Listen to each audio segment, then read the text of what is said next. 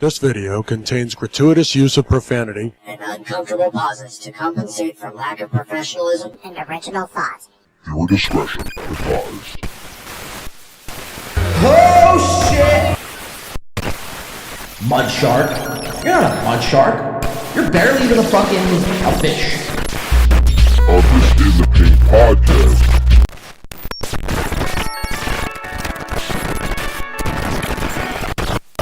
This is fucked up.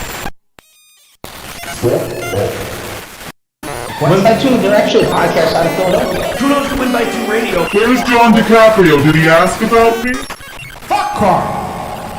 He's effectively done in this business. On his podcast, catching people like Dr. Mingo. So I'm a dumb guy. I'm hoping John Di Caprio is, but... Take your fucking bra off, Barry! Like, let me guess, does he attack everyone? I'm gonna be yelling at him the whole time tonight.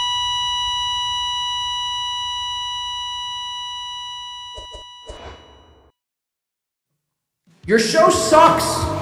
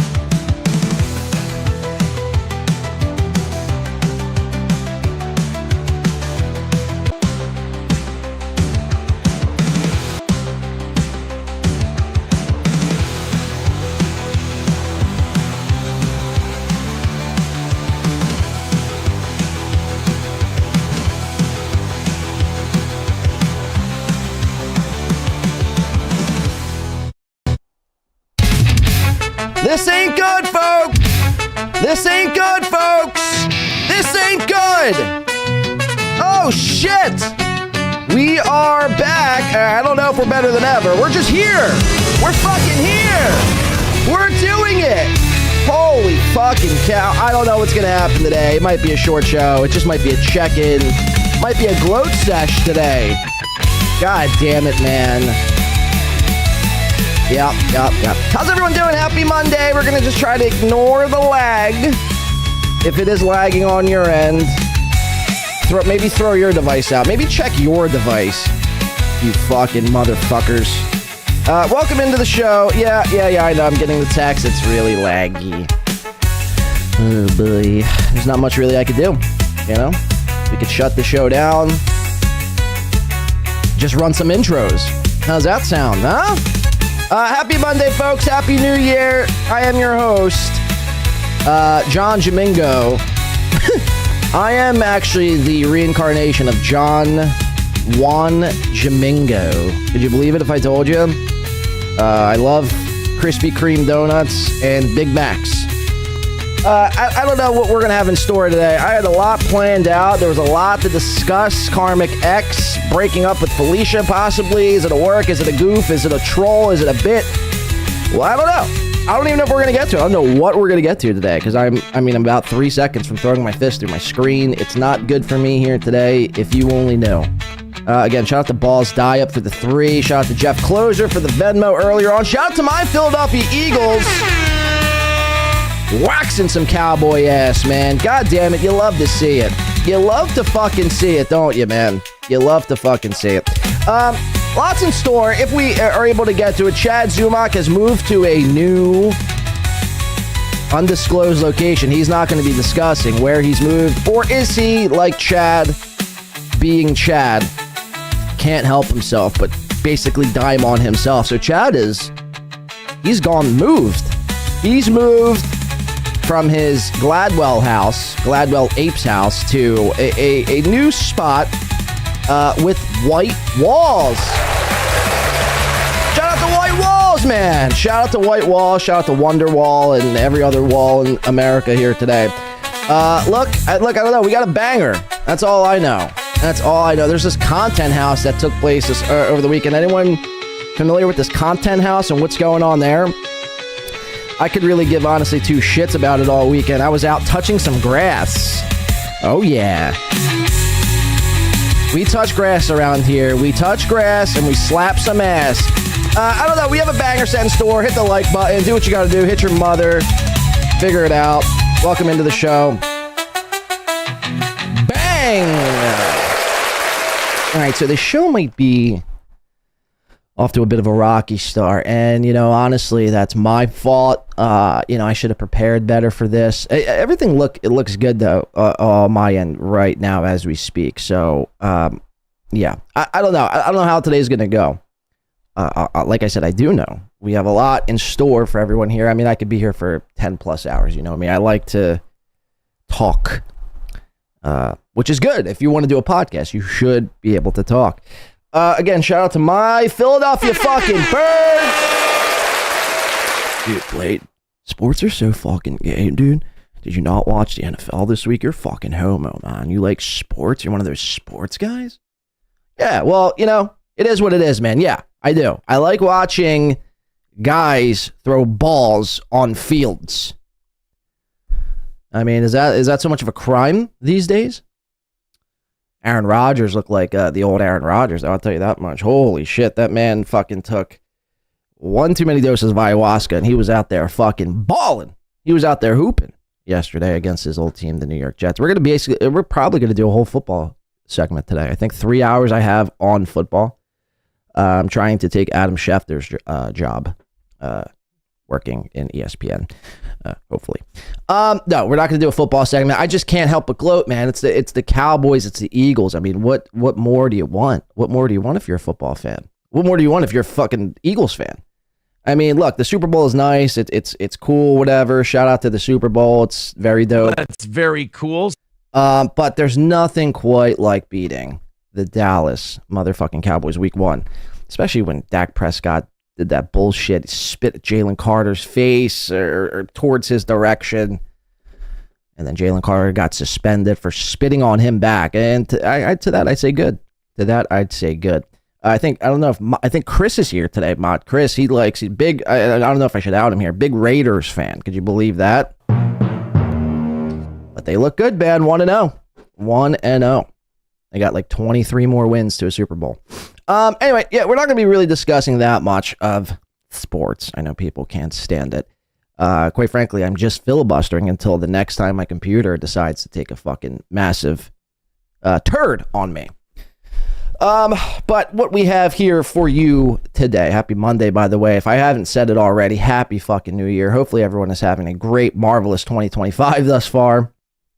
Like myself, it has been fantastic, I do have to say. So there's this content house happening. Chrissy Mayr, you guys familiar with Chrissy Mayr? Who, I think she's pretty dope. She's basically a journalist.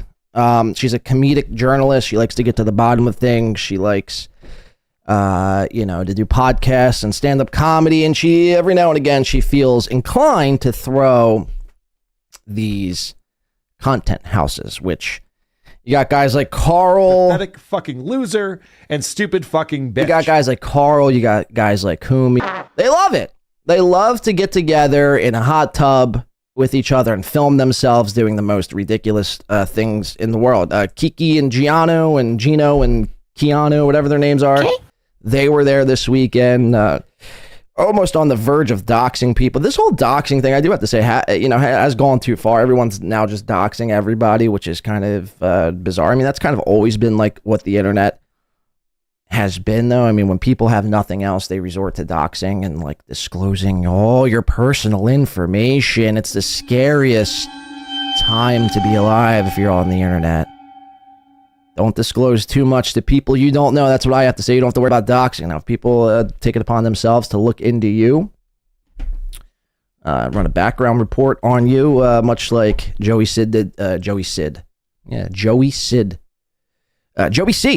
did to me. Presidential nominee, possibly, or candidate. in 2020, Joey C, out there running background checks. Well, then there's really not too much you could do. There's really not too much else you could do, and you're kind of just fucked, and just hopefully you're not a criminal, and you got really nothing to worry about. But this whole doxing thing, I mean, it really started a couple weeks ago with Aaron doxing this Citizen M character. I'm not going to refer to him by his first name. I feel that to be very disrespectful. I know him as Citizen M, and that's how you should know him too. But again, Aaron had nothing else. He was a rat in a cage. Shout out to Smashing Pumpkins. And he had too much rage. And instead of... I mean, Citizen M has basically been, one of the biggest thorns on the side of, or in Aaron's ass, as it were, for the better part of, I'd say, probably 3-4 years. I mean, dating back before me, before, anyone was on the Steeltoe hate train, or whatever you want to call it. And finally, Aaron, a couple weeks ago, had enough, and he decides to dox Citizen M.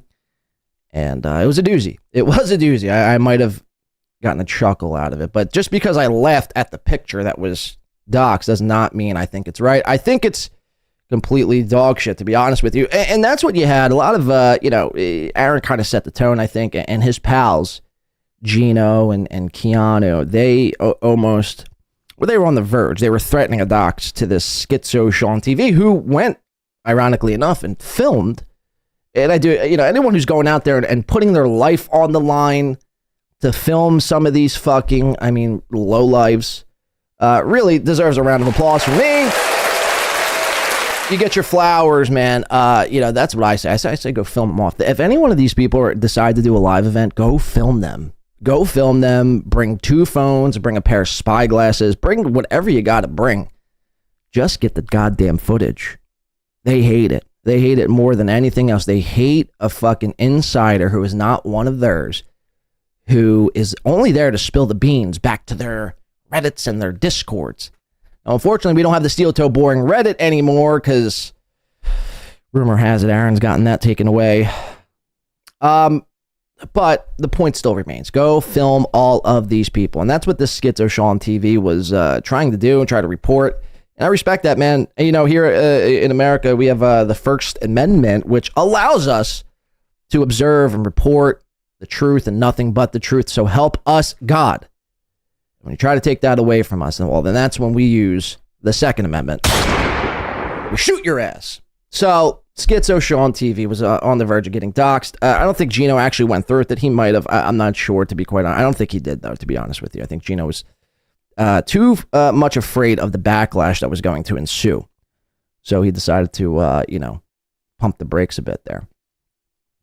So we're going to review some of this Content House. We have some fallouts from Content House, like Mersh. Shout out to Win by 2 Radio. Appreciate that, Mersh. Thank you very much. Mersh and Carl, they used to be pals. And turns out, after reviewing some footage this past week, courtesy of Misery Loves Clips, the clips were flying this weekend. The clips were flying this week. Shout out to all the Clippers, really. And if Karmic X doesn't like Clippers anymore, he's declared war on the Clippers. Yikes. So this is basically Keanu part 2. Remember Keanu did this? How well did that work out for Keanu, Karmic? Yeah, you should really think about it. You should really have somebody consulting you before you act. Before you go and act on your impulse and think you're, some manly man and you're going to stick it to the Clippers. Anyone who's arguing with Clippers are really out of their mind. Clippers serve a vital role. They have, a purpose here. Again, without the Clippers, you wouldn't even know what the fuck is going on. Not everyone likes to sit around and watch a 7-hour program. You know what I mean? So without the Clippers delivering you, little 15-minute or less snippets of the most interesting part of a 7-hour stream, you'd have nothing. And on the flip side of that, too, Clippers are, I don't need to go over what the Clippers' roles are, but we know this.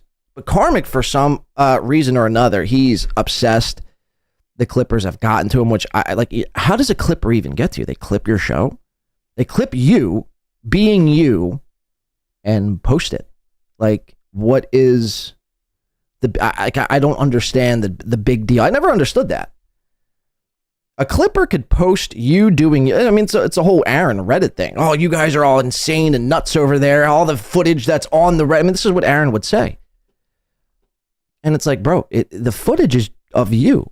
The footage is of you. It's your show. We're just reposting your show and discussing. That's basically all a Reddit is. That's basically what any forum is. Discussing what you're doing. It's just incredible because some people, like, you know, find such a problem with, I guess it's themselves. I mean, I don't know. Why else would you freak out of a clip of you? It's just so bizarre. Then this is Karmic's new big take, or not his big take, but his big declaration. His big declaration of war on the Clippers. So Clippers, beware. You got Karmic X breathing down your neck. And, you know, who knows? I was watching this clip again of Misery Loves Clips over the weekend. Let's pull it up right here.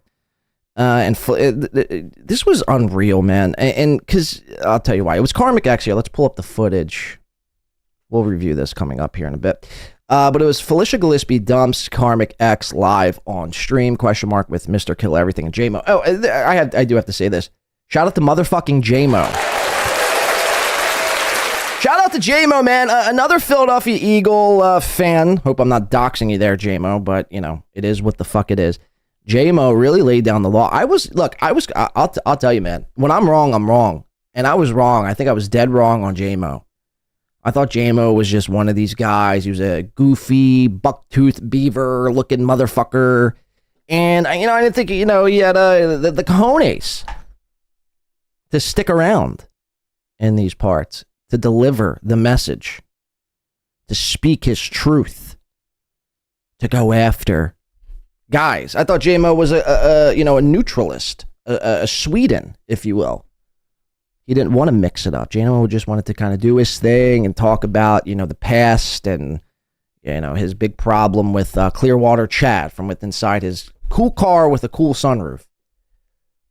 I thought it was very tame at first, J-Mo. I did. And I think I told you that too. But you ignored all the bullshit. You ignored all the haters. And, you know, you powered through. And you delivered some brilliance over the weekend. I guess Mr. Kill Everything was doing a stream over the weekend. And he decides to have on J-Mo, Tart Hunter's old co-host, Dr. Chow, who is another guy who, you know, people are mixed on. People don't really know how to read Dr. Chow, to be quite honest with you. And obviously J-Mo, and you had Felicia Gillespie. And when the three, basically just J-Mo, Mr. Kill Everything was, I mean, drunk out of his mind. Shocker, I know. Dr. Chow, you know, he plays this in the middle kind of guy, like devil's advocate. He never wants to pile on, which, you know, whatever, you could respect that, I guess. But J-Mo was hounding this Felicia Gillespie, this whore of a woman, Felicia Gillespie. She is a whore. Trust me when I say it. I'm kidding. I don't know. Let me rephrase. Maybe she's not a whore, but she's definitely just sickeningly, crazily obsessed with Pat Dixon. I think that's fair to say. So I take back the whore, but you are obsessed. I think I'd rather be a whore than obsessed, to be quite honest with you. I mean, everything out of this chick's mouth is something Pat Dixon did to her 7 years ago. It really is some wild shit. It's like, you definitely, I don't suggest therapy often. Felicia Gillespie needs therapy. She's in dire need of a therapist. Again, sorcerer, where you at? What the fuck are you doing? I mean, could you pull your head out of your ass for just 5 seconds and then just, you know, see what you got going on here? You'd be stumbling on a gold mine, sorcerer. And he's too busy, you know, playing fucking patty cake with, you know, Kevin Brennan, I guess. I mean, it's just really unbelievable to me. But J-Mo was sitting there pressing Felicia Gillespie, and Felicia, I mean, really acted like a weird, basically a weirdo. She acted like a fucking weirdo. Shocker. So we'll get into all of that, the karmic stuff, the karmic fallout. Felicia, are they even broken up? Is this whole thing a work? Is it a troll? Is it a goof? Is it a bit? Or are we all the bad? You know, it would progress to the boyfriend-girlfriend level, but Felicia did not want to commit, at least not on this Mr. Kill Everything show. But then she goes on MLC the very next day with Karmic, and everything seems all fine and good. So I don't know what the hell's going on. I plan on getting into and hopefully uncovering some secrets here on today's episode. If we can't come to any conclusions, well, then I don't know. Maybe I shouldn't be doing this sort of thing. Shout out to Dan. Nice podcast. Stupid. Thank you for the 2. Wow. $2. J-Mo is him. He is the one who was prophesized. J-Mo is him. And him is J-Mo. J-Mo is like the all-seeing, all-knowing, you know, when you get to like the final destination of your life, I picture J-Mo sitting there, like with some sort of like wizard hat and some sort of staff like Moses had, and a tablet of probably like the 10 commandments with one extra commandment. You know, whatever he decides to put on as his 11th commandment. I mean, it's J-Mo's world. We're basically just living in it. If you guys haven't gotten that picture already, J-Mo is the puppet master, pulling all these strings. Again, I was dead wrong on J-Mo. I thought he was a, you know, big clown, a buffoon, a weird guy, you know, Bucky Beaver, whatever, you know, whatever, the names go on and on and on. But the second he, maybe this might be a little biased thing, but Aaron the Rat. Aaron the Rat sent $5 on YouTube. That is a big MF couch, bro. Let me get brain from Ebony on there. That is a big motherfucking couch, bro. And these are the words. That is a big motherfucking couch. Oh, in the back. In the back of me, of course. Come on, Aaron the Rat. We got female. I was like, what couch? I'm like, is my couch in the shot here? My studio couch? No, look, the couch behind it, it's free to use for rats and all other you know, mammals like mice and anything else to use. Hop up on the couch. I have lady rats. Yeah, you can get some brain. Are people still using that phrase? I want to get some brain. I mean, I guess, you know, if you're Aaron the Rat, you are, but I want to get some brain. Dome. I want to get some dome. I want to get some brain. It's incredible. Aaron the Rat. This couch, free to use anytime, anywhere you say the place. I will not be the one, you know, delivering said brain. Again, we have female rats to handle that, but nonetheless, free couch, free to use all day, every day. Aaron the Rat, shout out. Thank you very much for the $5. Thank you to Dan as well. So again, this whole karmic thing and this whole Felicia thing, I mean, it's really rubbed me the wrong way this week, and I was very anxious to get on here today.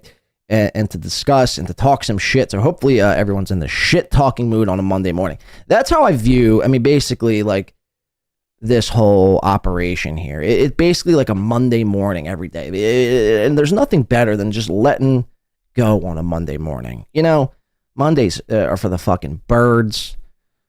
They suck. You got to see your boss for the next 5 fucking days. You hate it. It's hot or it's cold wherever you're at. If you're karmic, it's probably freezing. And you just don't feel like doing anything. Fuck you. Who the fuck are you? But you do it. You do it anyway. You pick yourself up by the bootstraps, the steel-toe bootstraps, and you just fucking do it. But you want to motherfuck everyone, and hopefully this show is that for you. So we will be motherfucking a lot of people on your behalf. And look, if you have a manager or boss you want me to review on this podcast, winby2radio@gmail.com. We will make fun of your manager or boss and put him on notice. Bunch of other shit that I would jump into. Like I mentioned, Chad, Anthony, Zumock. You're not good. Thanks, Chad. Just quit. No, I won't. You should just quit. Okay, well, if you insist. You're not good. So Chad has moved, allegedly. Now, there's a lot of speculation on Chad's move and whether or not he actually did. The last we left Chad, there was a rumor circulating, I think Melton may have even started it, that Chad was moving back with his auntie in Bel Air. Or sorry, that's the wrong show. His auntie in Ohio. And the more we reviewed a tape, I think it was whenever we did the show on Wednesday, where Chad and his aunt, basically, Chad wanted to move in during to his aunt's house during COVID, and his aunt said, no, I'm not going to have you doing your shenanigans, drinking your booze, being a rat brain under my roof.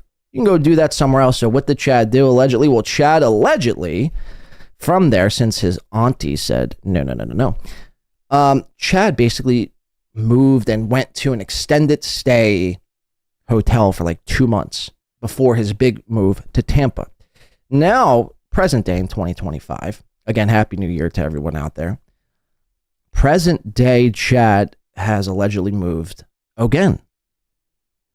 He's moved again. Now, again, the first rumor was he moved back with his aunt, but I don't think that to be the case. Chad worked side splitters all weekend. And side splitters, for everyone who doesn't know, is in the Tampa area. I think is actually in Tampa Bay. So again, he hasn't moved out of state. I think Chad Zumock was on the report on the show when on this show, my program, Win by Two. Kudos to me. Kudos to Win by Two Radio. On Wednesday, stating that he had some inside, he had an inside source, a scoop, outing that Chad basically just moved around the corner to like a Section 8 housing setup. So we'll get into that because Chad, he debuted his new podcast. I could put this on up on the screen here. This is Chad's new look here. We're not going to get into it now, but we'll get into this coming up here on the program. This is his cool new setup. His cool new white walled fucking again setup. Very dope. That's very cool. It's very dope. Very, very cool stuff, Chad. Where's the posters? How hard is it to thumbtack a poster? I mean, through drywall. So you have to start asking yourself, where is Chad? What is he doing? Is he being held hostage somewhere?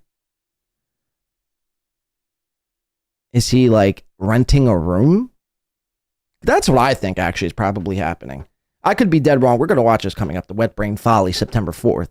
Again, courtesy of the great, legendary Chad Zumock. But I believe Chad maybe is renting a room somewhere for like $600 a month in the greater Tampa region. Because I mean, again, how hard is it to post a poster, to thumbtack a poster behind you? And he couldn't even do that. And he's been on, I think, 2 or 3 times now since his big move. No, nothing. It's just a white wall. So we'll get into that. We'll crack the Chad code, whether or not he's here, whether or not he's queer, or what the fuck is going on with the wet-brained man himself, Chad Zumock. And then, like I mentioned, Content House. We're going to review that as well. We're going to see, again, all the fallouts, and we got Karl's, and then the Steeltoe. We have so much here to do today, so strap the fuck in. I mean, we have a legendary show set in store for you. Hopefully, if I've begun to lag, again, maybe check your device, but we look good. I think we're good. I think we are good. You're not good. Well, there goes that. All right, so let's get into some shit, shall we? I saw this on Twitter. We were talking about Citizen M earlier here today. I saw this last night, and I wanted to review this because I think it's disgusting. No, Theo Von. Theo Von's not much of a guy who's going to push back or is not going to make any... he's going to play pretty close to the vest and just kind of yes and just kind of riff. He's very, milquetoast, as they say. He's basically like Tim Pool. Like if Tim Pool was a comedic podcaster, basically would be the, reincarnation of Theo Von. Very yes Andy. This behavior from Jim Norton, it got to be too much for Theo Von. So that should tell you everything right there. So Jim Norton, allegedly what he's going to be doing is just, I guess, showing a picture of his man wife, Nikki Norton, and her fucking schlong. I mean, hello? That's fucking disgusting. Let's check this out. Theo Von's this past weekend with Jim Norton. I'll show you my wife's penis if you want, but she wouldn't care. Yeah, she wouldn't care. Oh, dude, maybe just do a drawing of it for me. Okay, all right. You think? All right, just show it. I'll kind of go like this a little. All right. I won't show it on camera just because. No, just show it to me. I don't want to see all of it at once. Oh, yeah. I can't show it all on camera because she's a lady. She wouldn't care for that. No lady wants their penis shown completely on camera. Oh, for sure. Dude, I don't even want to fucking look at it. I won't show it to you if you don't want to look at it. No, I'm okay. Okay. So he's willingly just out of nowhere decided this was going to be a great segment. It's all hopped up on fucking Starbucks and White Claws, it looks like. Or no, I'm sorry, Celsius. The drink of an M-Holt. Starbucks and Celsius. Thinks it's a great idea, Jim Norton does, to go ahead, just, out of nowhere. Let me show you my wife's cock. Let me see here. Hold on. And Theo Von, he's already mortified. He doesn't want to see a cock. He doesn't have to. That's not his. But yet here he is, asking himself, how the hell did I get here? I'm Theo fucking Von. Good friends with Joe Rogan. In the comedy circuit. Rubbing elbows with the best. Yet here I am, 7 seconds away from encountering a throbbing, a man's wife's throbbing penis. Fuck. You can. I won't just hit you with it. Yeah, this won't surprise you. Don't be like. Let me find an acceptable photo that she would be proud of. All right, you want to see? Yeah, hold on. Okay. Yeah. Whoa, bro! And really, shame on him for looking, because you didn't have to look. You could have just said, "Nah, I'm not into this sort of thing. I'm not into whatever sick games you're into doing, like this some sort of humiliation ritual you're trying to perform here, whether it be on yourself or your man wife Nikki. I'm just not into that. So can we pass, or can we edit this out and post?" But Theo, I mean, again, shame on him for not choosing either. Yeah. Whoa, brother! What the heck? Jim's all happy. I mean, look, this is, some sad, pathetic shit here. I mean, this is what you're doing. This is what you're doing on your time, powwowing around Texas. I'm sorry, I think Theo may be in Tennessee. He didn't move to Texas. But, I mean, the point still remains. Oh, my God, Jim. Your wife has that? That's my lady. That's my best gal. Wow. That is a tall pussy. She's brother. a tall lady. Yikes. She's a tall lady. Oh, that thing's in 4-H, huh? Yeah. Oh, you got to spray some Roundup on that. Yeah. God, yeah, you got to get back home. Yeah, I mean, sometimes I need a break. You know what I mean? Your body collects, and you're like, I'll take a little break. I'll go back home. You know, bro, you could freaking scratch. You could file your nails down on that thing. Yeah. So alluding to her erect penis. I mean, it's just too disgusting. I can't believe Jim Norton would do such a thing. I can't believe Theo would want to see such a thing. Now, just imagine that image is burned into Theo's fucking memory for the rest of time. Anytime he closes his eyes, he's going to see Nicky Norton's throbbing erect penis. I mean, that's incredible. Good for you, Jim Norton, I guess. I mean, you sick son of a bitch. Outing your wife like that on national television. You sick fuck. You sick fuck. Again, where's like Anthony Cumia and Geno Bisconti and all these people that are like, part of the, they hate the trans people, but they accept Jim Norton. I never got that one. Dan maybe can answer that one for me. These people hate the trans, but, when it comes to Jim Norton, well, they'll turn a blind eye. It's sickening. It's sickening, folks.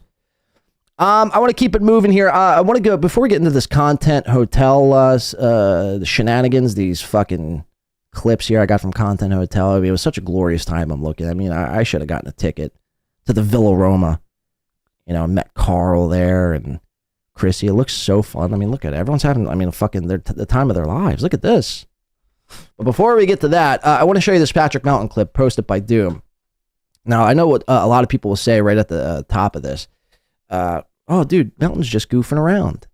He's just goofing around, and he's not really that serious, and he's just, playing it up for the bit.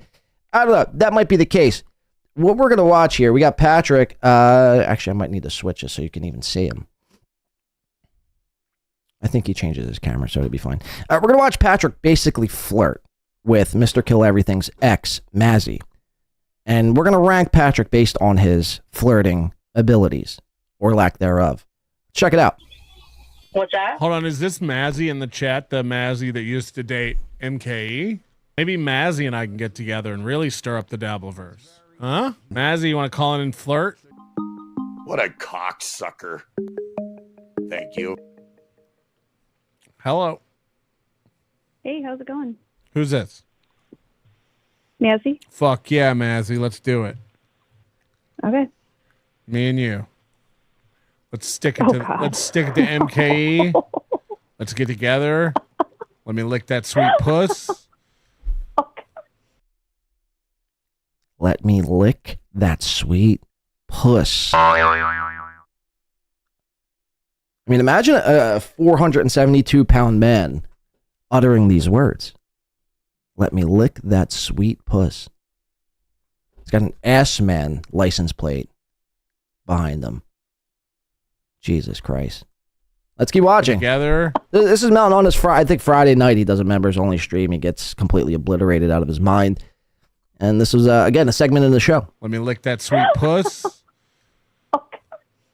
I want to make you tremble with my touch. I want you to get all sweaty, and then I'll lick the beads of sweat off your little hairs. I want you to get all sweaty from my touch. He goes on to say, and I'm going to lick the sweat off your hair, the beads of sweat off your... I mean, this is insane. Tremble with my touch. I want you to get all sweaty, and then I'll lick the beads of sweat off your little hairs. Oh my gosh. She's blushing. Oh gosh. No, I'm not blushing. Come on. No. Melton thinks he's hot shit right now. He thinks he's the fucking, king of flirting. I mean, this is embarrassing, man. No. This whole Felicia thing, karmic thing, is just insane. I mean, solid take. You called in to say that. You could watch Chad Zumock's first, minute of his show and pretty much get the same synopsis. Good job, Mazzy. Karmic thing is just insane. No, I'm more interested in what happened to you and MKE. Like, how did he not treat you right? There's a lot of backstory to that. A lot of backstory. Mm-hmm. Put it that way. But you said he was bad in bed? Yeah. Wow. Now that's pretty insane. Mr. Kill Everything confirmed out of Mazzy's mouth, his ex. Now look, she could be a vindictive ex. She could be one of these, basically singing her man's praises in person while they're together. But the second they, break up, she's out there saying he's bad in bed. He's got a small schlong. Every other bad thing in the book that, why did you stay with him then? If he was that bad in bed, why did you stay with him? And basically he was the love of your life for so long. You'd go on Kevin Brennan's show. You'd make fun of Chad Zumock. You guys were inseparable, kissing on stream. Trust me, I watched. It grossed me out. I think I was violently ill with a stomach bug for the next 7 days after I watched Mazzy and Mr. Kill Everything have a makeout sesh on Misery Loves Company. You fucking hack. But now, since the breakup, Mr. Kill is bad in bed. And if so, Mr. Kill, if that is true, then holy shit. Get it together. Read a book. I don't know. Take a sex ed course. Do something. A lot of backstory. Mm-hmm. Put it that way. But you said he was bad in bed? Yeah. Wow. Mm-hmm. What made him so bad? Was it his tiny penis? I mean, there's lots of different things. Lots of it. Just put a combination of them all into a pile. There you go. Mm-hmm. And he's just like an alcoholic dullard, right? Mm-hmm. Mm-hmm. Yep. So what are you wearing? Just want to call him. Oh my God. So what are you wearing? I got to get to bed. Just want to call him and say hi for a minute. You shouldn't go to bed alone. You should really. Oh my God. Oh yeah. Oh my God. Okay. Yeah, Good Moody, night. Moody makes a good point. Enough backstory. Let's get to that front story. You know what I'm saying? I mean, guys, come on, guys. That's fucking cringe. That's fucking cringe. Moody chimes in, says, enough with the backstory. Let's get to the front story. To which Melton repeats and then licks his fucking lips. Licks those chops. Where, probably countless Egg McMuffins have been stored down in this fucking gullet of his. How disgusting. And if this is his Mazzy chick, if she's all turned on by this, then shame on her too. Her thing's 500-pound men. That's bizarre. Is there a thing for, isn't there's something, what is the term when you're into fat men? You're just into fat men, I guess? I don't know. Moody makes a good point. Enough backstory. Let's get to that front story. You know what I'm saying? Jesus Christ. He's chewing his gum. He's acting all hot shit. Look at me. I'm Patrick fucking Melton. I'm over here flirting. I'm a king. Alrighty, good night. Now, I don't know if he's thinking that, but the flirting is a bit egregious to me, and it's lukewarm at best. Go try this in real life. Now I sound like Aaron Emholt. Go to a bar and say these words to a real life woman. She'd probably laugh you away. Oh wow. I think we're close. Why is he chewing gum, by the way? That's the worst thing I think you could do besides eat. It's basically eating on a podcast. If you're going to chew gum, like just store it in the back of your mouth and every now and again maybe mute your microphone. But again, Melton possesses a mute button on his mixing board, just like I do, just like the rest of us podcasters. We have these mute buttons at our disposal, at our fingertips. But I mean, he can't be bothered. He's always coughing into the microphone. He's always sneezing into the microphone. He's always farting into the microphone. I mean, just fucking chewing gum into the microphone. I mean, do you hear this? It's completely disrespectful for the listener and the viewer at home. I mean, imagine like you're on a bike ride somewhere, and all of a sudden you hear this fat fucking man-child of a man just, I mean, you know, flapping his fucking gums together, chewing this gum. Listen to this. It's disrespect. Mute your fucking mic, dog. Oh wow. I think we're close. That's all I hear. Mute it. Mute the mic. Listen. Oh, wow. I think we're close. Mazzy, don't feel ashamed to... It's disgusting. It makes me nauseous. Yourself thinking about me while you lay down. I know that's what I'm going to be doing later. Mazzy. Mazzy. Holy shit, man. Mazzy. And I know a lot. Oh, it's just a bitch, just a goof, man. He's just playing it. I mean, maybe. I mean, probably is, but it's just disgusting. I couldn't imagine. 500-pound people shouldn't be able to flirt. There should be a law outlawing if you're 350 plus, you shouldn't be able to flirt.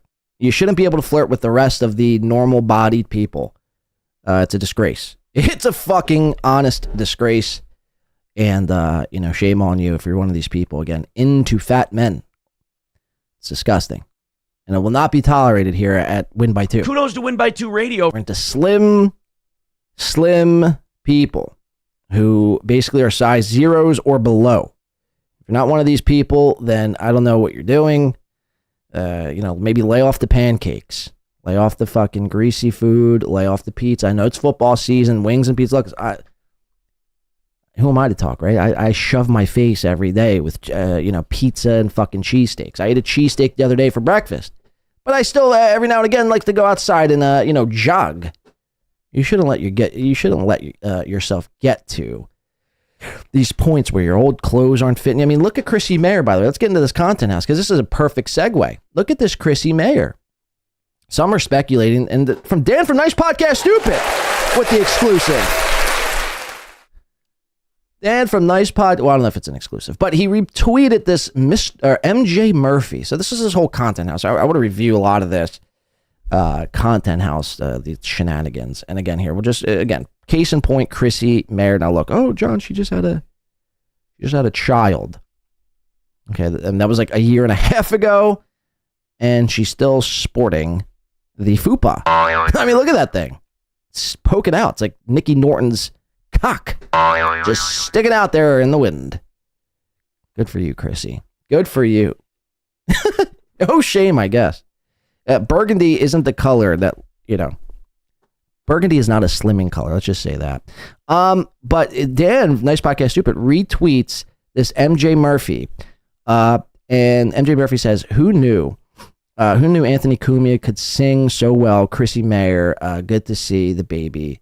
Wait, rolling right off. Okay, let's check this out up on the big screen here. 1 second. 1 second. Actually, we'll do it this way. Let's check it out. Chrissy Mayr. Shout out to Dan. Nice podcast. Stupid. I believe they never could. Oh, sweet Caroline.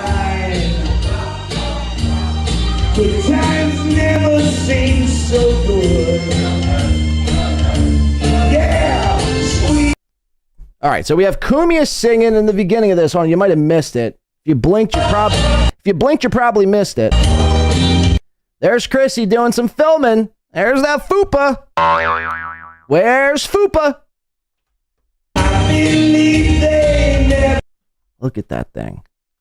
Now, some are speculating after this weekend that Chrissy actually, and if this is the case, I don't apologize, but I understand. So some respect that Chrissy is actually still pregnant. She actually never had the child. She's like still holding child, or that she's pregnant again, whichever one. Let's watch it unfold here. Kumia doing some karaoke, Chrissy doing some filming, and she's got this nice wire hanging from her fucking pants. This is great. I mean, what are you charging? Your ass? It's not a compound live event. It's not a Chrissy Mayr event without some Anthony Cumia karaoke. We're going to get to some more Cumia karaoke. He does like the same fucking 3 songs too. Creep from Radiohead, Sweet Caroline, and he does one other one. Like every single time you tune in to Cumia doing karaoke. Oh, it's that Rooster song, I think, from Alice in Chains. He's always doing the same fucking 3. It's like, we get it. You could sing those songs. He's pretty decent at singing those tunes. But it's like, can you do something else? Could you do something else for us? There's like 7 people there, possibly. Yeah, I mean, you got 3 over here. You got 3 up here. Yeah, another 2 people over here. All right, so there you have it. I mean, Cumia crushing the karaoke, doing Sweet Carol. It's very, to me, it's very hack. You fucking hack! To be doing Sweet Caroline as your karaoke song. I mean, how about like Creed or Nickelback or I mean, I don't know. Change it up a little bit. Do some Post Malone. I don't know, what are you, fucking Steeltoe? Just do anything else. Kiss, Metallica, Queen. Could you do both? I'd be impressed if Anthony Cumia can nail Bohemian Rhapsody. Then and only then would I be impressed. It's like, we get it. You could sing Radiohead's Creep pretty decently in key, better than some. Let's keep watching some shit here. Okay, yeah. Check this out. Ant singing The Rooster. Again, it's the same fucking 3 songs every time he does karaoke. It's the same 3.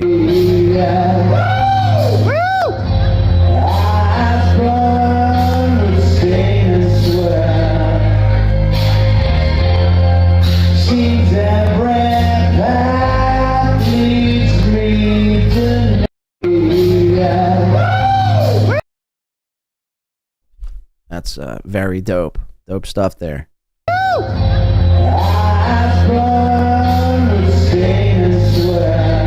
And if you're a guy, if you're one of these guys here, like rooting this on, like if you're a guy and you're at the Villa Roma watching Anthony Cumia do karaoke to The Rooster, which he's done, I'd say 1,000 times in the past, and you're wooing, again, sorcerer, where are you? Look into these people. These are some sick individuals amongst us here. Stop turning a blind eye.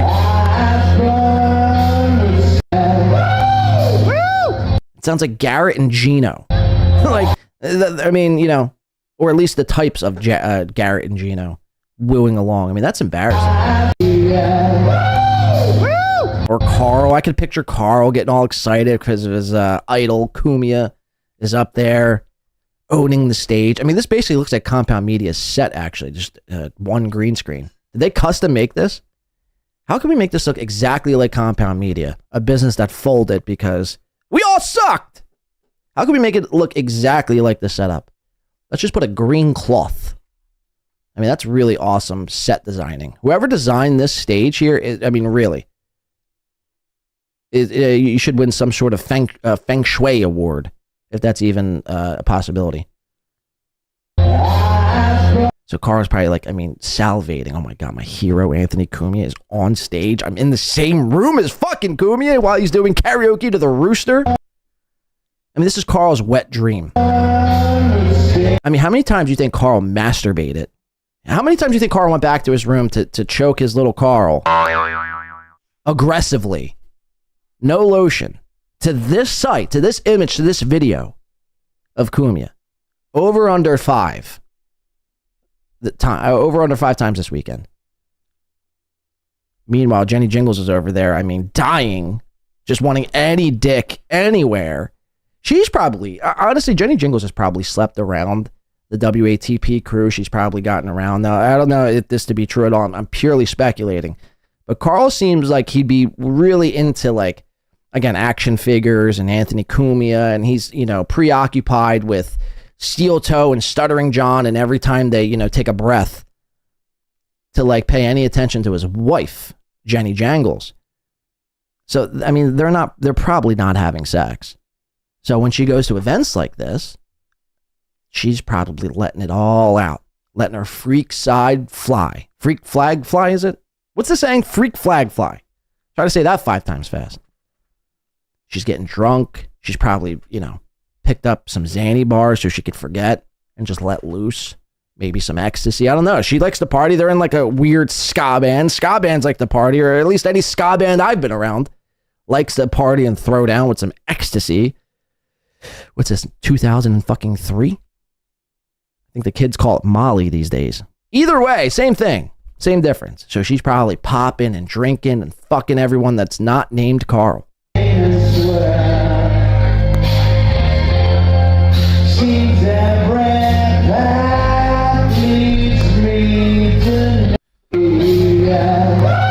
Cool karaoke. That's really cool. No, you killed it. Congrats, man. You could sing. Let's look at some more Cumia, though. Again, this is Chrissy Mayr's Boobs on Twitter. It's a great Twitter handle. Chrissy Mayr's Boobs posts this picture of, I guess, Garrett and Cumia. Here, let's just go to the thing here. To me, it's very jarring to see this. So again, if you have a young child in the room, if you've just eaten breakfast or thinking about eating breakfast, definitely hold off. If you have a weak stomach, this is your disclosure now. This image, what you're about to see here, is very jarring for many reasons. This basically looks like Harvey Dent. If you guys know who Harvey Dent is, Two-Face, it's Harvey Dent, Batman's own Harvey Dent. Anthony Cumia's face is, I mean, worse than ever before. He's obviously still drinking. Remember the doctor told him when he had like the heart surgery a year or so ago not to drink? He's drank every day since. So again, fast tracking his own demise. And then, but again, the biggest story here, the biggest takeaway here is that, I mean, what do you even call it? A chapped face? Again, this is the guy Karl worships. Karl loves Anthony Cumia. Loves him. Again, if given the opportunity, he'd probably suck his fucking brajul. You got good old Garrett here. Remember, Garrett doesn't like bits? All they do is bits. Chugging some wine. I mean, that's really manly. Anyone? I mean, is that wine? I can't really tell. Or is that Pepsi? Looks like wine. Looks like it's in a wine glass. So he's chugging some, Pinot Noir while I sit next to Anthony Cumia because he's so nervous. It's the first time he's been around Cumia since the firing. Just got to calm them nerves.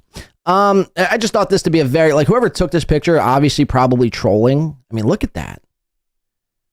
I mean, this looks like the moon. Like, the craters in the moon, it basically looks like Anthony Cumia's entire face and neck set up here. I mean, again, this guy has money. Wouldn't you think you'd spend some of that money in getting like a facelift or like a face, what do they get? The injections? Like some sort of plastic surgery. I mean, seriously, it's hard to look at. It's very hard to look at. And the fact that people allow this man to get on a stage really, it says a lot about them.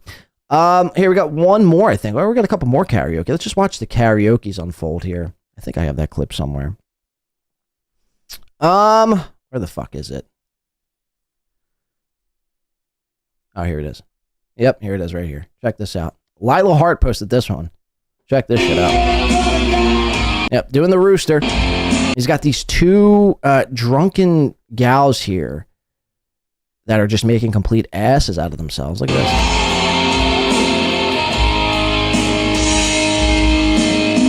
This girl doesn't know what she's doing. She has no clue what it is she's doing. She like wants to twerk, but like wants to rock out. So she's like in the middle of twerking and rocking. Trocking is this what this dance is called. Look at this. Like she starts with the twerk, but then she puts the devil horns up. I mean, unless she's a Satanist, and then this chick's just on her knees doing God knows what. I mean, what a sad fucking sight here. Again, the stage is all just tacky. Looks like the carpet of like any, Motel 6, lobby floor. Like this is the carpet they would have. Their throwaway carpet in the lobby. And again, just a nice green cloth behind them. Looks like Oz. This is what the last scene of Wizard of Oz, when they discover the wizard behind the curtain. This is the exact curtain, actually, the exact replica of the Oz. And then you got Kumi again, just rocking out with his Michelob Ultra. Imagine drinking Michelob Ultra. Ugh. And then again, Tweedledee and Tweedledum over here doing Lord knows what.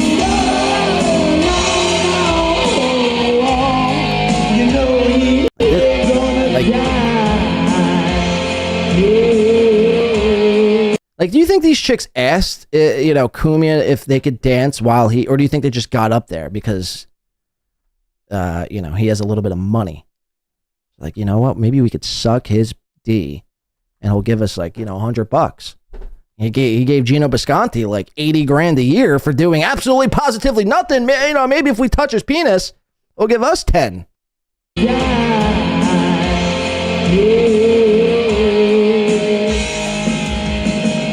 What the fuck is this? What is that little move? It's like a terrible excuse for a shimmy. Watch this unfold one more time. Watch this and the lady in the blue blouse. Holy shit. Guys, give it up. You're not sexy. Like, you guys are all in your 40s and 50s. In Kumia's case, he's like 117. I mean, your time under the spotlight is so far gone. Give it up. These are people just purely holding on to, they're trying desperately to hold on to their youth. Now, these ladies look a little bit younger, but I'd still say probably close to 40. Again, it's just very, very, very, very disgusting.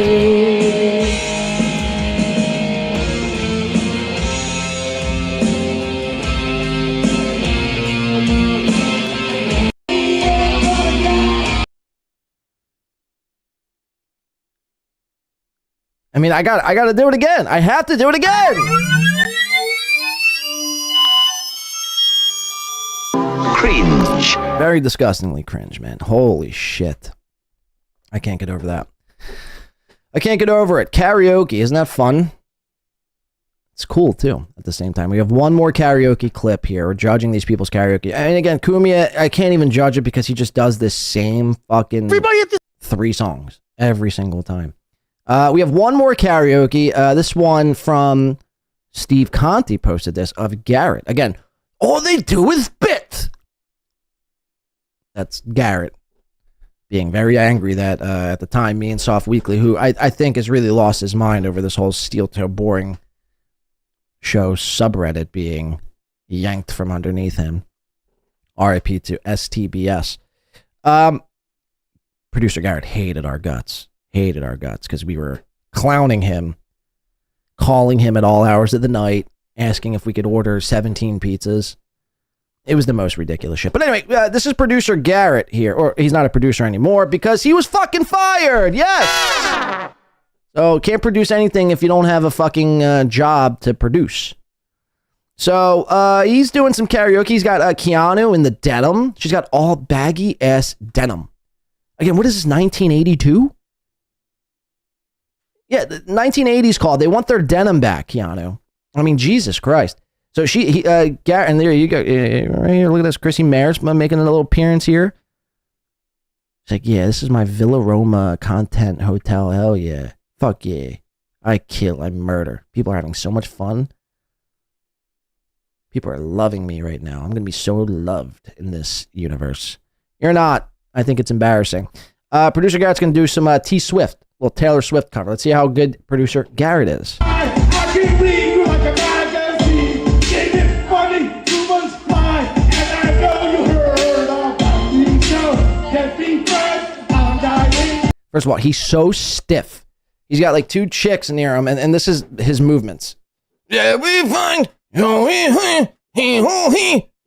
Very stiff. in the hips. Loosen up, Garrett. Have a beer or two. I saw you were chugging wine. I mean, you would think you'd be drunk, or maybe he is drunk. There's nothing more weirder than a guy or a gal who gets drunk and they get even more awkward and weird. It's like, give up the booze. The booze is supposed to do the opposite. They're supposed to let you loose a little bit, not tighten you up like this. Keanu, I mean, any chance Keanu gets to try to showcase her talents in hopes that maybe, just maybe, there's a Hollywood talent scout there, you know, scouting the next Leonardo DiCaprio movie, and she could be, you know, the lead gal in whatever role. Keanu, Martin Scorsese, Quentin Tarantino, they're not going to Villa Roma Content House. Sorry. I mean, you look ridiculous. Oh, he's just being silly. He's just mad. We're all having so much fun. This has been a very fun show. Yeah, trust me, I'm seething at the sight of this. I so wish I was there doing karaoke with people that are, I mean, basically, you know, 1 year away from either being in a grave or being, having to wear or rock a cane or a walker for the rest of their lives. I'm seething over here. Trust me. You got me. I can make you the bad guy just for a weekend.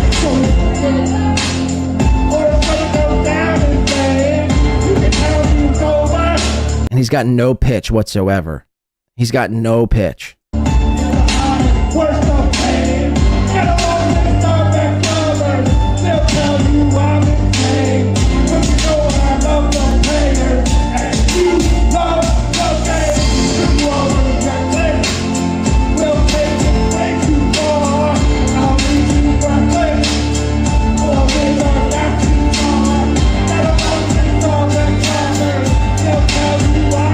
You said it, yeah, perfectly said, Karl. Finally, fuckingly, Karl says something worth noting.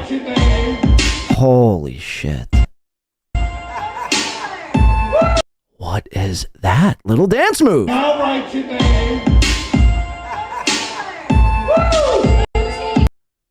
I mean, I gotta watch that again. I mean, that's the best part. And I'll write your name. He lets out a woo! He's feeling himself so much, he's letting out woos now. Garrett, I mean, seriously, give it up. Karaoke isn't for you, dog.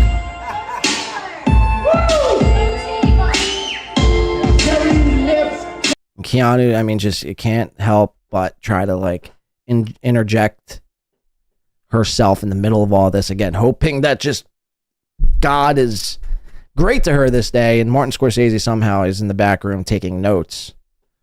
Yeah, I want to cast you in the next Titanic. It's not going to happen, Keanu. It's not going to happen. Stick to Keanu Cast, where you sell everyone out and read people's DMs on your show. Stick to that.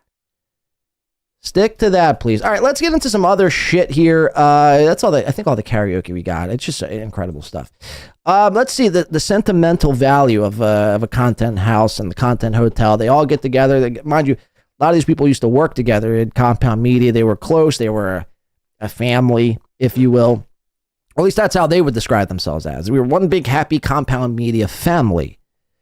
And again, since the firing, I mean, everyone's went their separate ways. Basically, I mean, Cumia shows up on some of these people's shows every now and again, but he's too busy fucking trying to get back on Joe Rogan, which Joe Rogan would never allow him even near his studio. He's doing Compound Censored with Gavin. He don't got time for the Compound Media rejects such as Geno and Chrissy and some of these other people. Keanu, he actually despises some of them. But they, you know, when they get together like this, they got to put on this fake facade that everything's so, great. And without you, man, everything would be so different. We wouldn't be here now. So it's one big jerk off sesh. And to me, it's just disgusting. Thompson nudes. I believe they're still there. I'm not sure. You have to go see for yourself. Go spank it on your own time. Don't do it while you're watching this show, though. I swear to Christ. I will not have any spankers watching my show doing that to her. Disgusting. You would think Geno and Keanu, they would go up to Karl and at least like have a few words with him, but I don't think that even happened. Again, it was just all one big dick sucking fest. It just, to me, it's very gross. So, I mean, you would think they would put people in these positions. They would put people in these situations where, you know, somebody had a problem with somebody, like, you know, invite Kevin Brennan up or something. Not that Kevin would even go. Chad, I mean, you know, somebody with, you know, a little bit of, you know, somebody who doesn't like Anthony Cumia or somebody who doesn't like you guys, invite them up. Then it'd be a show. Nobody really gives a shit about a dick sucking jerk off sesh. Everything's all sentimental. We love you. Oh my God. So great to see you. So again, this clip coming from How the Mood Striking You Now. Wait, how is the mood striking you now? Sorry. Wires got crossed there. Life is precious, it goes on to say. Life is precious. They took away... Okay, so this is where I get infuriated. They took away comedy. Who? The trans? Who's they? Who is they? They took away comedies, locked us up, and threatened free speech. Who? Who out of this bunch was threatened, was locked up, got their comedy taken away? Now, there's a difference between, you know, people getting canceled and people not able to like make a living doing comedy if that's your main thing, and Geno Bisconte. There's a huge difference. There's a big difference in those two things. Geno, like nobody, who's getting comedy taken away? Goes on to say, Compound helped us get through it. Now back to boring gay boxes. Meaning, I guess, StreamYard and shit. Let's check this out. This is, again, the sentimental. Everyone's around the microphone. They all want to touch Cumia's fucking head. They all want to look at his fucking scars on his face. They want to be next to Chrissy Mayr. This is their big break. Here's Jenny Jangles. Here's Karl with a nice beer. Wearing a shirt that says, Comedy! Karl did a WATP at this Villa Rome. I think we're going to watch a clip coming up. Well, we are. I don't think. I know. My show. He did a show and it was just Steeltoe. He was watching Steeltoe at the Villa Roma. Mind you, these are the same people that are like, you know, we go out, we have fun. It's like, if I go out, I would never watch Steeltoe on like my vacation. Now I get it, this is like a content hotel, but you couldn't do anything else. You couldn't think of anything else. You had to do a Steeltoe segment at the Villa Roma. You couldn't do anything else? You do Steeltoe every fucking day of your life. You couldn't think of doing... I mean, did the Isotopes perform? Probably not. I mean, anything else. No, we'll just do what we always do. Steeltoe and Stuttering John. If it ain't broke, don't fix it. I know the boss will like that. I know the boss will really like me if I keep talking about Stuttering John. Karl, there should be no reason why your penis is 6 inches away from fucking Anthony Cumia's head. There should be no reason. I mean, swap places with Jenny Jingles. Why is Karl right next to the man? He should be next to the girl. But he's got to be right behind Cumia. Yep, that's my boss. That's my boss. That's my idol. I love him. Suck his dick already. I mean, get it over with. What else we got here in the crowd? Is this Lila Hart? This is an imposter. This is an imposter midget, folks! There will be no imposter midgets here in my frame. I will call all you imposter midgets out. You better not be a midget and me reviewing the tape of you being a midget. Here's that chick who is not knowing how to dance. Sweetheart, I don't know what your deal is. Dancing isn't your cup of tea. Anything else but dancing. Anyway, Chrissy, everyone else doing some sentimental talking and everything so fun and comedy. It was taken away from us. And now we're so grateful that we're here and have this opportunity to speak. So let's listen. Chrissy, you put together an amazing event. It's been so much fun. I've been a part of these things from the beginning, and every single one of them is better than the last. And you're just there's Lila Hart. I miss her. Good hostess. How the fuck did I miss Lila Hart? Maybe because she's fucking very small? I mean, literally, I scanned the entire room and I did not see Lila Hart until just now. There she is. Basically, that's what guys, you might think I'm bullshitting. I am dead honest when I'm saying this. Chad Zumock is the same height as Lila Hart.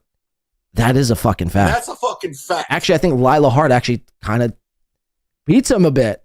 I think Lila Hart kind of towers over him a little bit.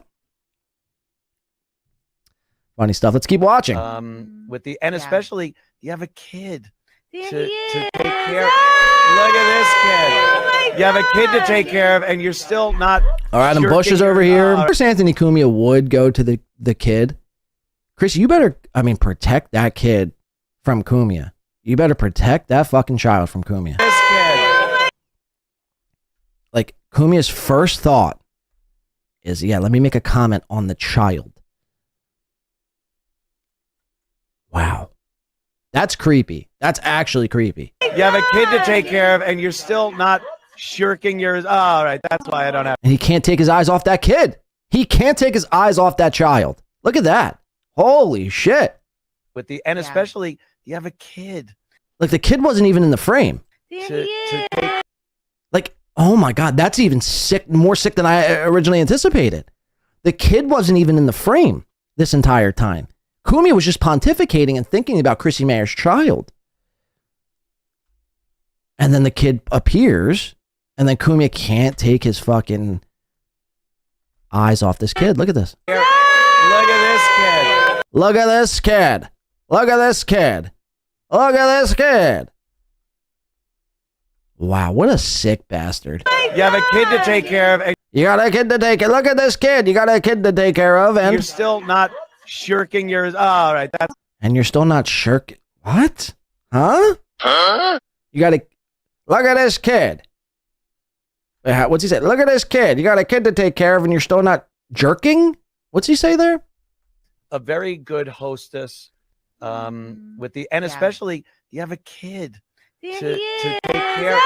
Look at this kid. You have a kid to take care of, and you're still not shirking yours. Oh, all right. That's why I don't have kids.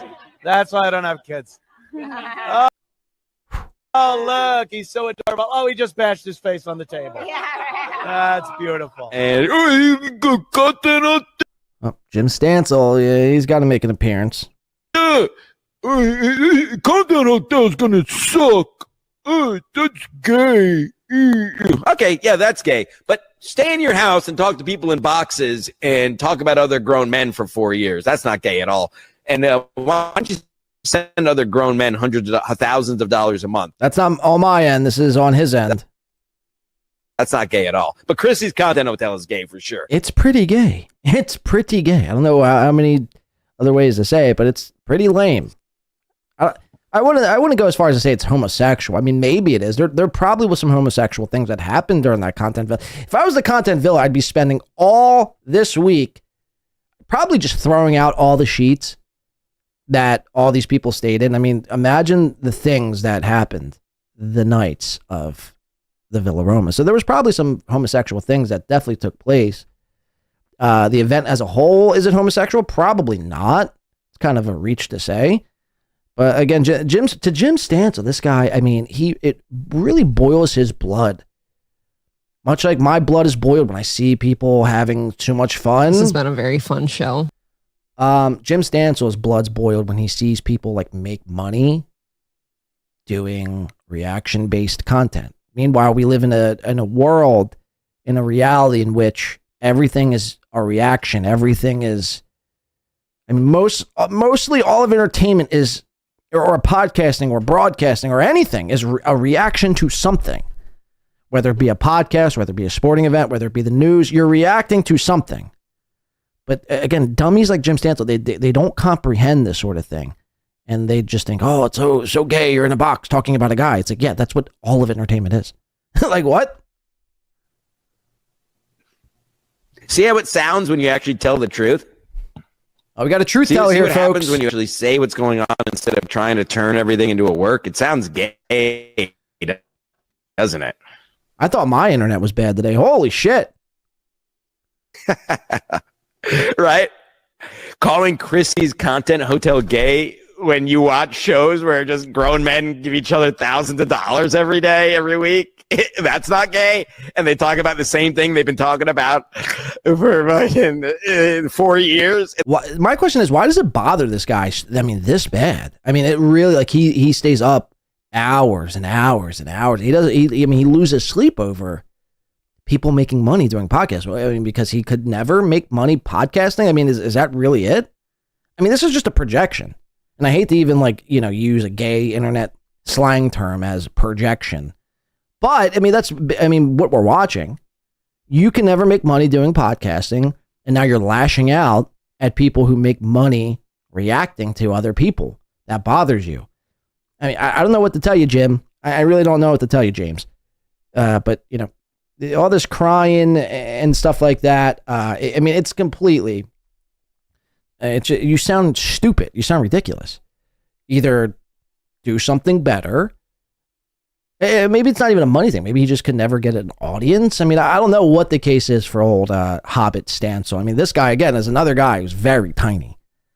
Maybe that's it. Maybe it's his. They always say short people have what's it called? SMS, short man syndrome.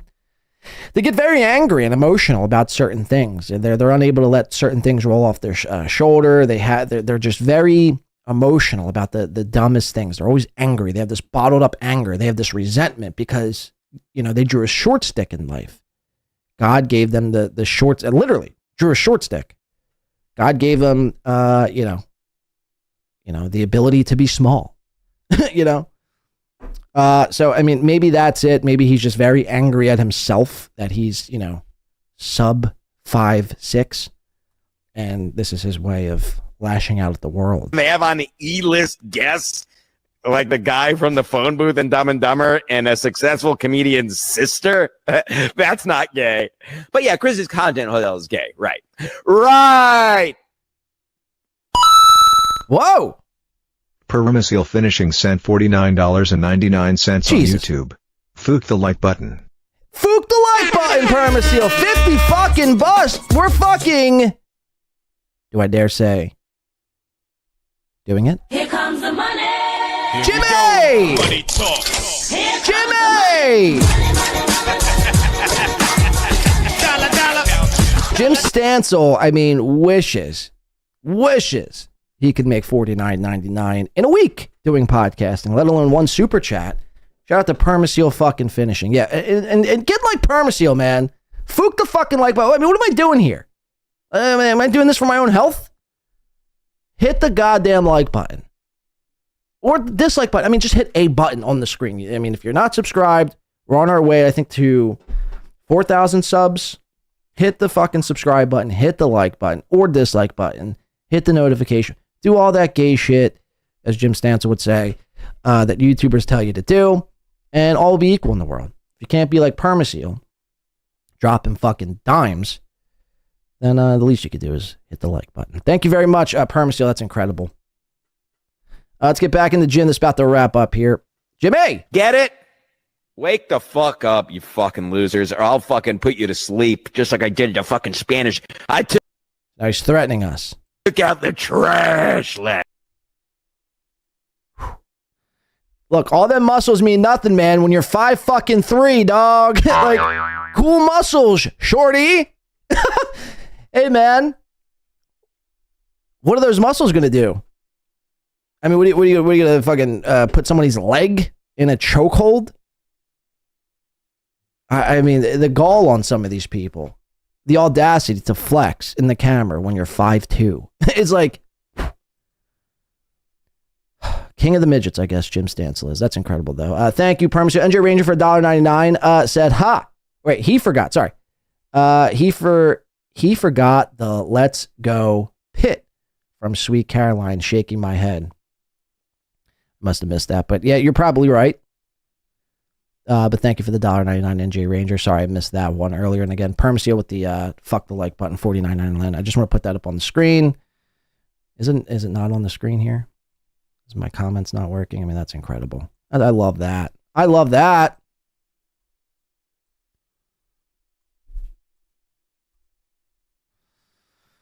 One of these days, I'll get my show right and be able to do a good show for everybody at home. One day I'll be a good podcaster. Now nothing is working. Oh, there we go. All right. I want to keep it on the content hotel, but we're going to kind of transition, kind of like Nikki Norton did to her body. We're going to do that into this show.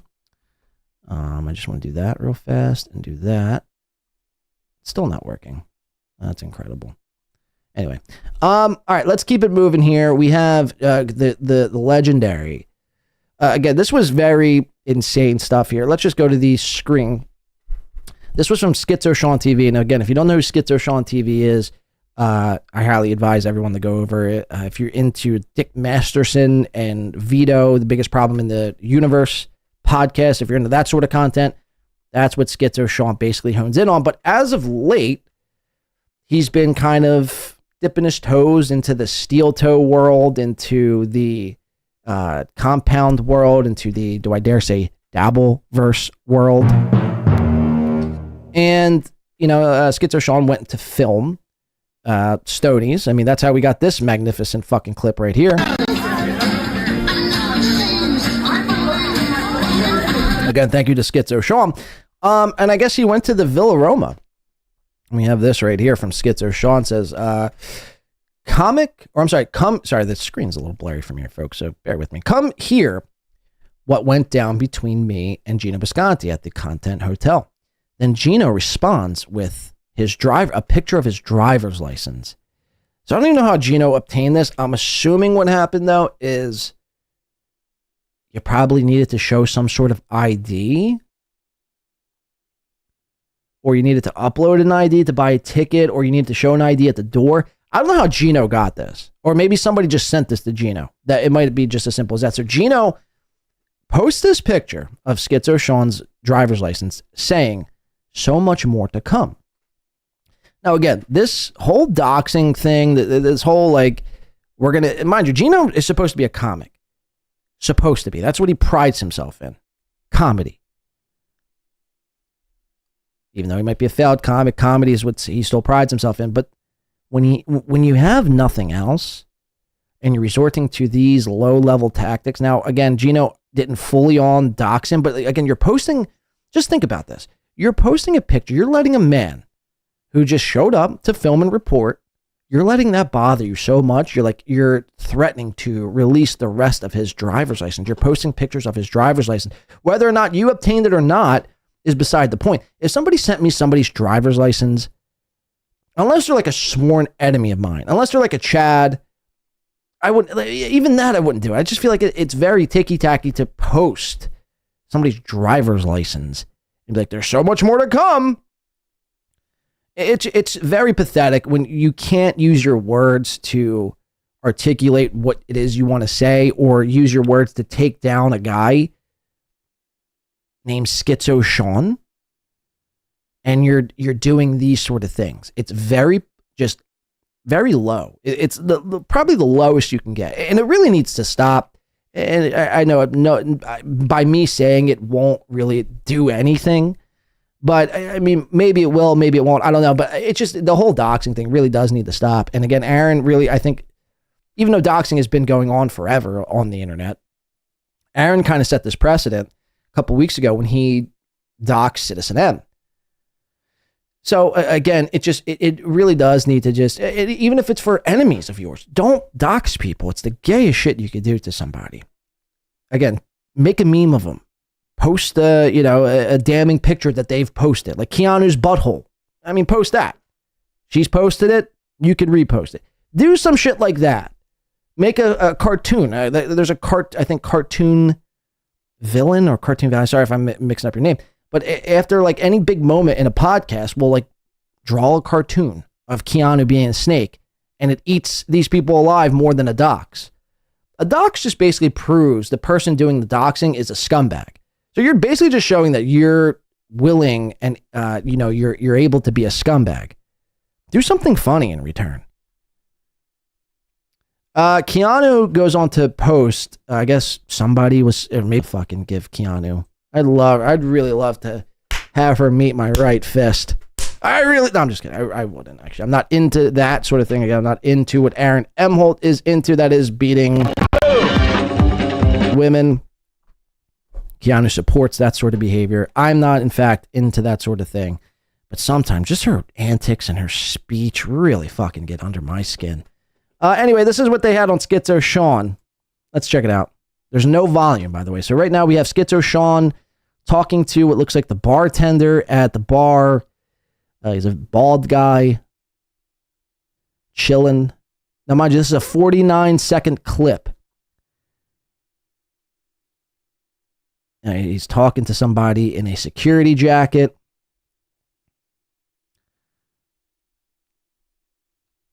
Now, what Keanu wants you to believe is that based on this less than 1 minute clip, this 49-second clip, Skitzo Sean is friendless. He's sad. He's depressed. He's a seether. He's a coper. He's all the internet buzzwords mixed into one based on 49 seconds. I mean, Skitzo Sean probably had the time of his life. Again, when I go film these people, when I do my solo acts of filming, I have the time of my life. It's a rush. Let me tell you this. This is the untold secret. This is why I encourage everyone to go film. It's such a rush to know I'm there collecting footage for my show. Nobody knows I'm here. I'm getting you in something to which you claim, by the way, whether it be a Chad, Keanu, Geno, whoever it is, while, the Shuley, when I broke the whole Pottstown footage, filmed on a cell phone, by the way. I'm getting these people in their quote unquote element. This is something that they're supposed to be good at, doing comedy, being on a stage. Turns out all of them fucking suck at it. And that's why they don't want the footage to come out. And that's why they have to do this whole song and dance. Oh, look at Skitzo Sean. Look how embarrassed and depressed he is. It's again, he probably had the time of his life. He's at the Villa Roma. I mean, I don't know what the fuck that is. Sounds fun, I guess. He's at the Villa Roma. He's chilling. He's getting, his drink on. He probably brought some Colorado fucking weed. That dank shit's probably high on edibles. He's probably having the time of his life. Probably, fucked Jenny Jingles once or twice this weekend because Karl couldn't finish the job because he was too preoccupied with trying to sniff Anthony Cumia's fucking cologne. Skitzo Sean probably had a great time, but Keanu, what she wants us to believe is that Skitzo Sean, again, this entire weekend was depressed and friendless based on 49 seconds of an entire weekend. Let's watch.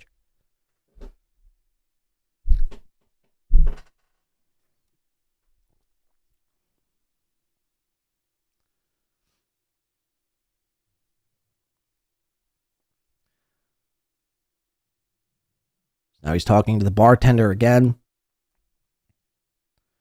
And that's basically where it concludes. So I don't know what Keanu's, big slam dunk was there. Look at this guy buying a drink. And there you go right here. Geno reposting his Twitter. The typical at P-Melt fan. And again, these guys let Patrick Melton really control their fucking brain. It's kind of alarming the way Geno and Keanu and Aaron, like these guys, allow Patrick Melton, a 500-pound gum-chewing man, how much they allow him to control. Everything is, did Melton this, Melton that. Look what Melton did on, you're tagging him on everything on Twitter. It's, guys, let it go. Let it go. By the way, it's always good when you see a trending hashtag on Twitter that says stabbing. I could go for a stabbing. Geno goes on to say, definitely worth the drive from Colorado. What an absolute joke. I hope you impressed all that nobodies in the Dabbleverse. I don't even think this guy's in the Dabbleverse. What? Geno, you're broken, dude. You're seriously a broken fool.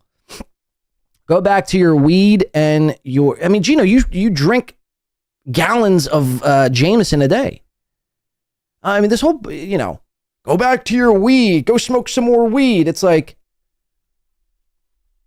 yeah, you're coming from you're an alcoholic. I'd rather smoke 27,000 pounds of weed than drink, a handle of anything.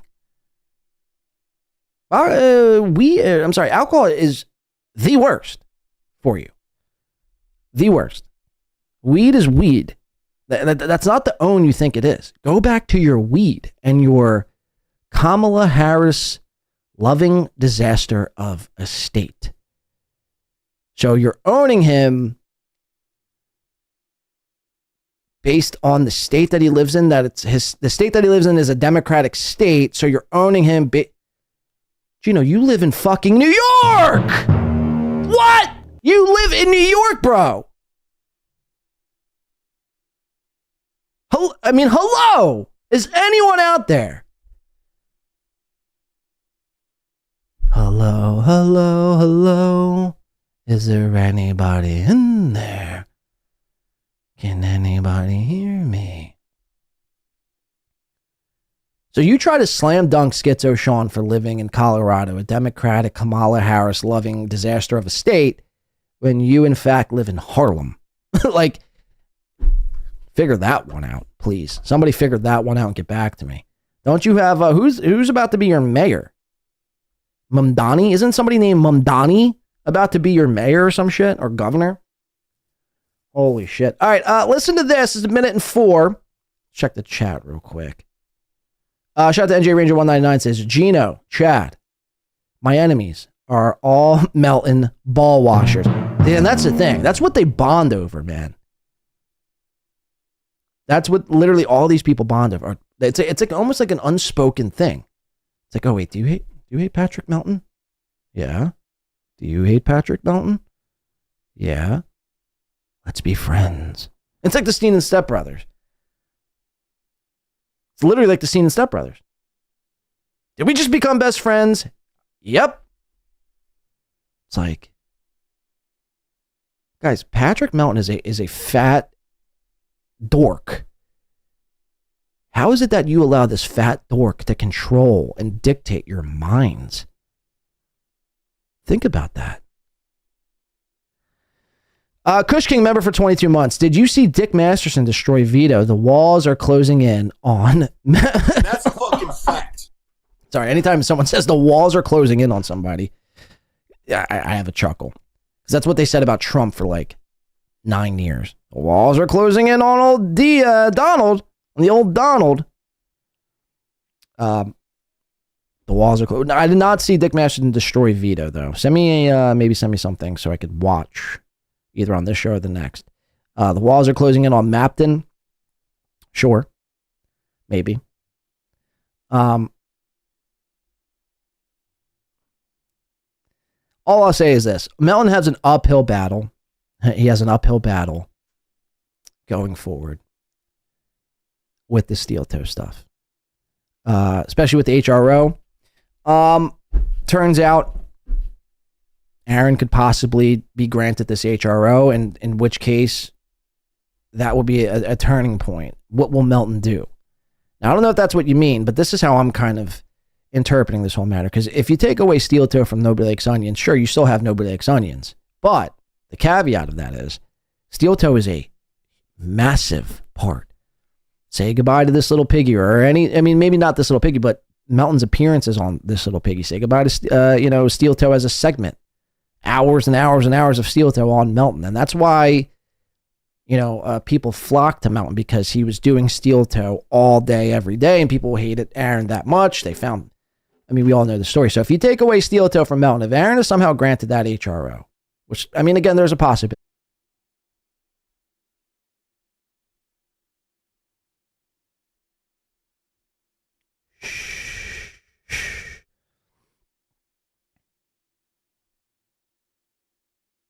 And we're back, just like that.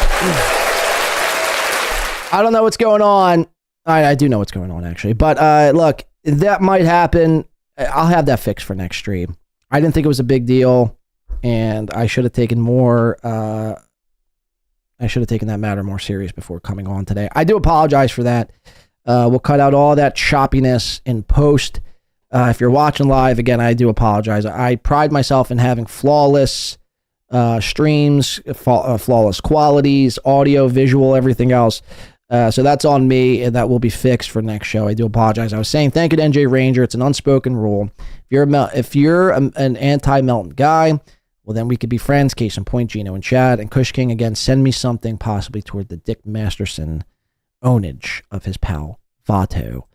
Let's keep it moving. Let's go to, this is from Doom. Says, wow, did Chrissy Mayr even stay at the content crack house? Sounds like one of her friends ratted her out. And it's added at CGS Scumped Ward. I don't know who that is. Exclusive, big if true. I don't know if this is true. Let's listen. I think this was Skitzo Sean reporting this. So let's hear him out. This fucking hotel is supposed to be a professional comedian, YouTuber, broadcaster, something like that. It's a content thing, right? But earlier, after finding out about this, I tune in to the content stream and I see 3 people that aren't anyone that are advertised. And trust me, there's a lot of people advertised. It's like just 3 people there. And I overhear them saying to each other that none of them are actively making content right now. Like these 3 people don't have like an active channel or anything. They're not doing anything right now. They're just here to hang out with Chrissy. And then one of them reveals, and I'm Streisanding it, that Chrissy Mayr's not even staying at the fucking content hotel. That she has a place nearby. She's basically staying here. This girl the guy sitting next. Well, in fairness, I think the reports are that Chrissy was staying like with her parents because she has a child. So I don't know if this is like a huge own that they think it is. I don't think this is the own that they think it is. Again, because Chrissy, I believe, was taking care of her child at an Airbnb nearby. Actually, this bitch is like, well, you shouldn't tell like Chrissy's stuff on air. And she's like, oh, well, she's like she's like basically here. And it's like, so she has like a nice Airbnb somewhere or a nice hotel. And you guys all have to pay for her friends to hang out with her. That is so fucked, dude. Oh, wait, is this? I can't tell. Which one is this? Skitzo Sean? I think this is Skitzo Sean, actually. I can't tell. They kind of look alike. Are they brothers? Is this Skitzo Tom? Skitzo Tom and Skitzo Sean in the morning. 2 brothers. Skitzing out. So they has seemed to crack some sort of code that Chrissy wasn't staying at the Villa Room. Again, I don't think that's really that big of a deal. Again, if Chrissy was dealing with a child nearby, and I believe she stayed with her parents at some Airbnb. But we're going to listen. We're going to listen to the reports and take them all and try to judge them accordingly. Again, from Doom says, further comments from Chrissy Mayr suggesting she did not stay at the content hotel and it was just a grift. She stayed at her parents' place. Let's listen to this. Training. It hasn't. We're not. Yeah. We haven't. We got to work on that. Yeah. Take it from me. You know, I've raised a lot of kids. Haven't done that at all. We bought like a toddler piece that goes on his crib. I feel bad. Like friends of ours bought him this beautiful crib that he has not slept one night in. Now he's about to be 17 months. But we bought like I hope they're not watching. There's almost 2,900 people watching right now. I hope that your friends who bought you this crib are not like, what the fuck? What a bitch. They know. They're here this weekend. Oh, okay, I saw them. It's Don and Emer. Oh, okay. They're very cool. And I bought this like toddler wall thing. It covers like 3/4 of the side of the crib. What I mean, my first thing is, what's with the buzzing? All the buzzing in the background. Sounds like there's like a hive of locusts surrounding their microphones. You guys hear that? I mean, imagine trying to do a podcast with a swarm of locusts nearby.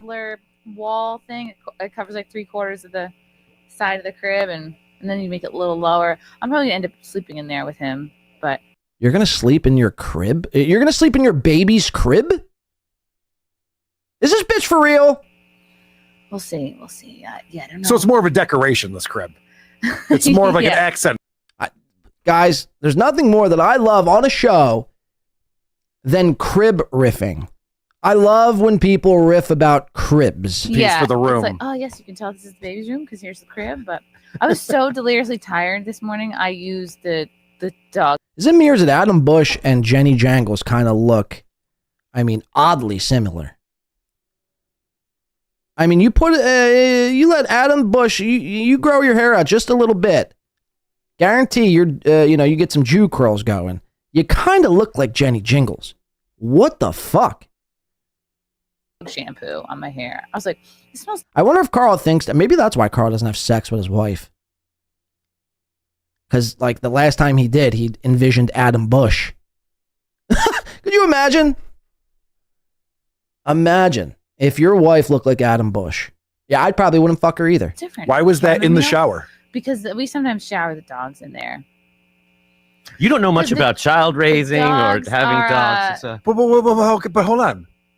We're up here with Frank's parents and the dogs because they watched the baby when we were doing this.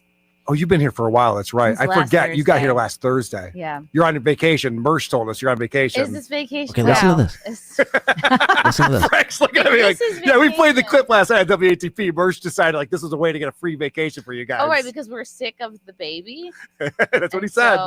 So, there's no baby. what They're a on horrible vacation. First of all, we brought the baby. Well, Mersh is a loser. He doesn't understand how. Whoa! That's probably part of it. Anyway. Okay, Mersh is a loser. That's a fucking fact. Now, again, Mersh, this is where this all ties in with Mersh. Again, I'm not really concerned whether or not Chrissy stayed or didn't stay at the Villa Roma. I mean, as long as she was there performing as advertised, it's not really that big of a deal.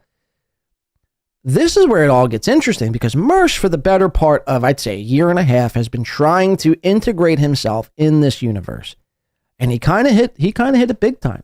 Mersh kind of hit it big time over the last 6 months, especially more recently over the last really 3 or 4 months, since Patrick kind of had to take a backseat to his own Steeltoe coverage. Mersh, the king of the night, I will say, he's on every goddamn day, every night. So we will anoint Mersh the king of the night. But just because you're a king of the night, Mersh, doesn't mean what it is I'm about to say is false. So Mersh, again, has been trying to integrate himself into this universe and has been making friends.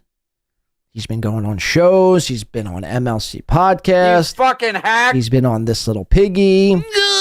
He's been everywhere. Karl, WATP. He's done WATP live events. He's been on the Mr. Kill Everything stream. He's been on Dr. Chow and Little Mirror. He's been on every single goddamn show this universe has to provide. He was going to do a roast with Chad Zumock. So Mersh feels like, okay, it's almost like an unspoken rule, almost like the unspoken rule on Jay Ranger was speaking about earlier, how Geno and Chad are pals because they shared this hatred over Melton ball washers and Patrick Melton as an entity. Mersh, it's kind of like an unspoken rule, and he thought, just because I'm making fun of Steeltoe, these guys and everyone will like me. They'll really, really like me. And Mersh, I guess, was in the Cups, or he was on 7 Tabs, a.k.a. he was on Kratom, probably over the weekend, talking some shit on Chrissy, because he doesn't like Chrissy. Karl loves Chrissy. And this is where we find a bit of a stalemate here. And you hear Karl in that clip call Mersh a loser. Now let's get to this Mersh clip, because Mersh is going to be reacting to Karl calling him a loser. How will this affect their relationship moving forward? Let's go to the big screen here for, yep, boom. All right, Mersh reacting. Again, courtesy of Misery Loves Clips, Mersh versus Karl from WATP and Chrissy Mayr's content hotel debacle. How will Mersh react? I was like, it smells different. Why was that in the shower? Because we sometimes shower the dogs in there. You don't know much about child raising or having dogs. But hold on. We're up here with Frank's parents and the dogs because they watched the baby when we were doing this. Oh, you've been here for a while. That's right. Since I forget. You got here last Thursday. Yeah. You're on vacation. Mersh told us you're on vacation. Is this vacation? Yeah. Wow. Frank's looking at me like, yeah, we played the clip last night at WATP. Mersh decided like this was a way to get a free vacation for you guys. Oh, right, because we're sick of the baby. That's what he said. So there's no baby. What a horrible vacation. First of all, we brought the baby. Well, Mersh is a loser. He doesn't understand how life works, so that's probably part of it. Anyway, like out of nowhere, Karl's calling me a fucking loser, and I'm a basement dweller, and I'm like, oh, I thought we had a great show together. You thought wrong, Mersh. Karl is a fucking rat weasel. Every chance Karl has to stab his quote-unquote friends in the back, he's basically like Keanu. Every chance Keanu has to stab a friend in the back, she'll take it for clout, views, and for people to like her. She'll say what needs to be said in the moment for somebody else to like her. She doesn't care. She doesn't stand on principle. She doesn't give a fuck about you. She goes where the money's at, and she goes where she thinks people will or people would like better. Karl is the same fucking way. Every chance he gets, he claims to be friends with, Keanu and Geno. Goes on This Little Piggy, and again, basically stood idly by as Patrick Melton was doing what Patrick Melton does. I'm not saying what he did was wrong. I actually thought that was pretty funny. But Karl, again, just stood there laughing. And you call Geno and Keanu your friend. Furthermore, you and Mersh, Karl, have not only shared This Little Piggy, the stage, you shared live events together. And Mersh, had some shit to say about Chrissy, which was probably valid, I'd go on to say. and then you're going to sit there and call Mersh a loser. Now, this hurts Mersh's feelings. Because, again, Mersh thought he was a part of the in crowd. He thought he was a part of this, universe. He thought he was, him and Karl were pals and friends and buds. Turns out that's not what Karl thinks. Karl thinks, and this is Karl's true colors, Mersh. Karl thinks you are a loser. What are you going to do about it? That's the question. Are you going to sit idly by and just be called a loser? Or are you going to raise havoc and go after Karl? Why won't you go after Karl?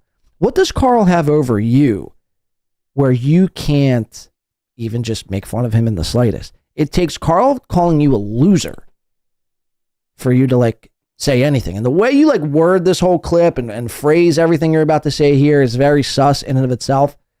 It's like if somebody was calling me a loser, I'd be fuck you, dog. Gloves are off now at this point. Let's watch Merch. Let's see how he reacts to this. Because again, he thought him, Karl and him were best buds. I thought we did a lot of good things together. We were on each other's shows. We did each other's things. I don't know what the problem. And you could tell this is bothering him by his accent. He's shifting accents. So this is actually really bothering him. But earlier, after finding out about this, I tune in to the content stream and I see 3 people that aren't anyone that are advertised. And trust me, there's a lot of people advertised. It's just 3 people there. And I overhear them saying to each other that none of them are actively making content right now. These 3 people don't have an active channel or anything. They're not doing anything right now. They're just here. Eva says Mersh doesn't care. Maybe he does. Maybe he doesn't. I think he does in the sense that, again, how I basically just set this up, is because he thought he was a part of this in crowd. He thought he was a part of the anti-Steeltoe crowd. If you hate Steeltoe, I hate Steeltoe. We're, best pals. So I think he does. Maybe he might not show it. Maybe he, it doesn't, he's not losing sleep over it. But I will say the part of this does bother him. Because again, he thought him and Karl were fucking cool. Hang out with Chrissy. And then one of them reveals, and I'm Streisanding it, that Chrissy Mayr's not even staying at the fucking Content Hotel. That she has a place nearby. She's basically staying here. This girl the guy sitting next to this bitch is like, well, you shouldn't tell Chrissy stuff on air. And she's like, oh, well, she's she's basically here. And it's so she has a nice Airbnb. Basically. So she has a nice Airbnb that's not even. So again, if it's such a nice place, all they did was call Chrissy Mayr's Content Hotel what it was. A chance to get other people to chip in money for you to get a little vacation and hang out and drink a couple White Claws with the boys and hang out. And have the baby somewhere safe, which I didn't guess the in-law thing, but that's genius. While they were trying to counteract thing or try to, retort to things that. So he's tightrope. This is what's called tightrope walking right now. It's tightrope walking. The way he's phrasing this, it's not genius. It really, to stay at your in-laws, how's that genius? Did she crack some sort of math equation? Did she break, Newton's 4th law of gravity or whatever? No. She decided to get an Airbnb or whatever and not stay at the Villa Roma. How's that genius? I guess they thought I allegedly said, but I never said she's a bad mom. She goes, no, the in-laws are here. And he's like, oh, that's right. You're staying over at that. I'd go as far as to say Chrissy Mayr is a bad mom. That is a fact. That's a fucking fact. She allowed her child within arm's reach of Anthony Cumia. Anybody who lets their child willingly around Anthony Cumia is probably a bad parent. Would probably, well, I'm not going to say it, but they'd probably do some bad shit. Let's just say that. Yeah, I'd go as far as to say Chrissy Mayr is, in fact, a bad parent. The Airbnb, not the Villa. K-Murph says he's gargling on Karl's sack. Instead of just going full force, again, he tightropes this whole thing. Just let loose, Mersh. Again, you have to understand something. And maybe you do, maybe you don't, I don't know. But there's a part of you when you're doing this, when you're doing people's shows and you're doing all this and you share this common hatred for somebody, in this case, Aaron, and you made a couple acquaintances along the way, you think some of these people, you start to be blinded by almost your own mini success or whatever it is. I don't even know. It's this fake notion of friendship. And sometimes you even start to believe it. But, Mersh, again, and I'm sure you're smart enough to know this. Hopefully. Maybe not. I don't know. But none of these people respect you. None of these people give a shit about you. It's what you could do for them. Can they make $1 off you? If they do a live show, could you sell tickets to make them money? If we bring you on a live stream, will you bring in viewers? Will you bring in money? That's it. Karl does think you're a loser. He does. He does. You might be a loser who could sell tickets. Again, but Karl thinks you're a joke. And again, Karl stands for absolutely, positively nothing. And he's siding with Chrissy. You see where his bread's buttered.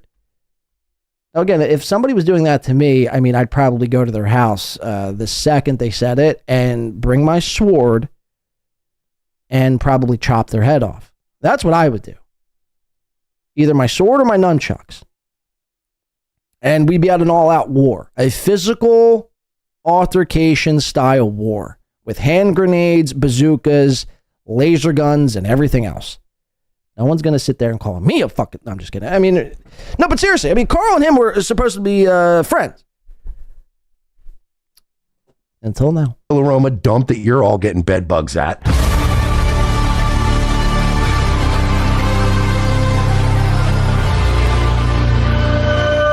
I was so tired. How's it going with the crib training? We're not. Yeah. Haven't. We gotta work on that. Yeah. Take it from me. I've raised a lot of kids. Haven't done that at all. We bought like a toddler piece that goes on his crib. I feel bad. Like friends of ours bought him this beautiful crib that he has not slept one night in. Now he's about to be 17 months. But we bought like a. I hope they're not watching. There's almost 2,900 people watching right now. I hope that your friends who bought you this crib are not like, what the fuck? What a bitch. They know. They're here this weekend. Oh, I okay, saw them. It's Don and Emer. Oh, okay. They're very cool. And I bought this like toddler. Oh, by the way, you'll hear Karl. You'll hear Karl keep bringing up like there's 2,900 people watching, as if Chrissy Mayr's content hotel is like the successful thing. No, there's 2,900 people watching because Who Are These Podcasts is live. It's on Who Are These Podcasts channel. Like, it's not a reflection of the success of Chrissy Mayr's content hotel. If you went to Chrissy Mayr's channel where the content nonstop stream in the banquet room was 24/7, if you went to that thing, there was never, and they had a poker stream with like all of Kumia's reject friends that he had to leave there because he had some radio gig in Manhattan for ABC. He had to leave. So like, it was like Joe Curry and like fucking Anthony's poker pals on one stream. And then it was like some, who knows, man, some porn girls and a couple people on another channel. It was maybe with both running, maybe 200, 300, 400 watching. So Karl's going to do this whole thing throughout this, 2,900 people watching live. That's, what a big failure, huh, Chrissy? And it's like, no, they're all watching on Who Are These Podcasts channel. Yeah, Karl, you're a success. Wow.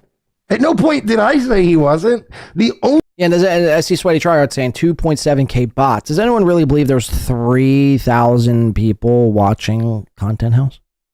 I mean, give me a break.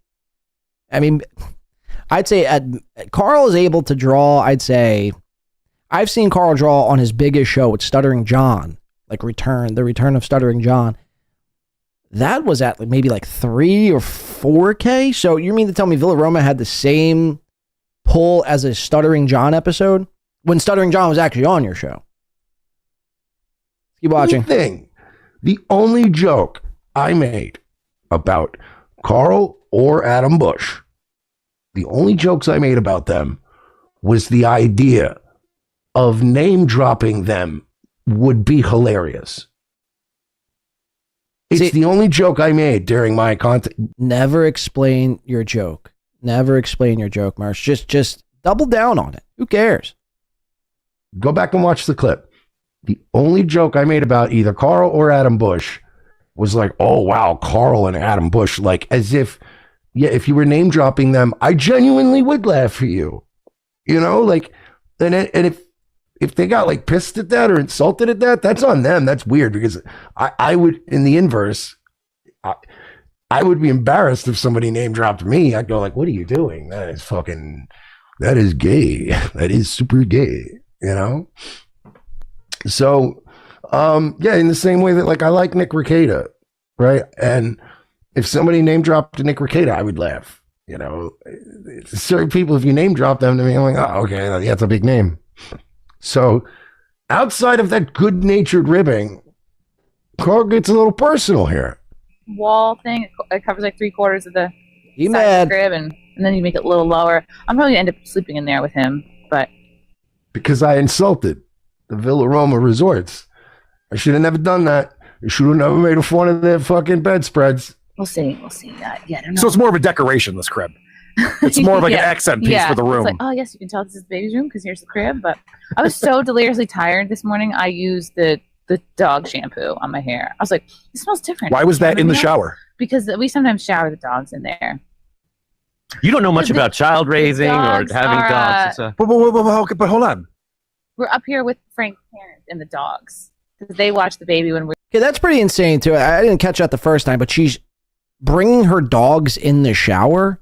You can't wash your dogs outside. That's disgusting. Imagine the hair cleanup and just everything else. I mean, the fleas, the bugs, the drool, the dog drool. You want that in your shower? And she used the dog shampoo on her head.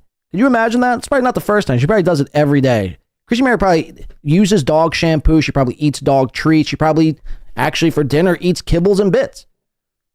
I mean, Chrissy is a disgusting disgrace of a human being, in my opinion. We're doing this.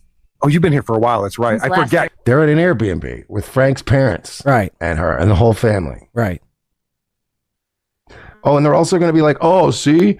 And Mersh said this was all about getting away from the baby. And this was all about... By the way, shout out to Misery Loves Clips for green screen and his logo behind. That's some pretty gangster shit.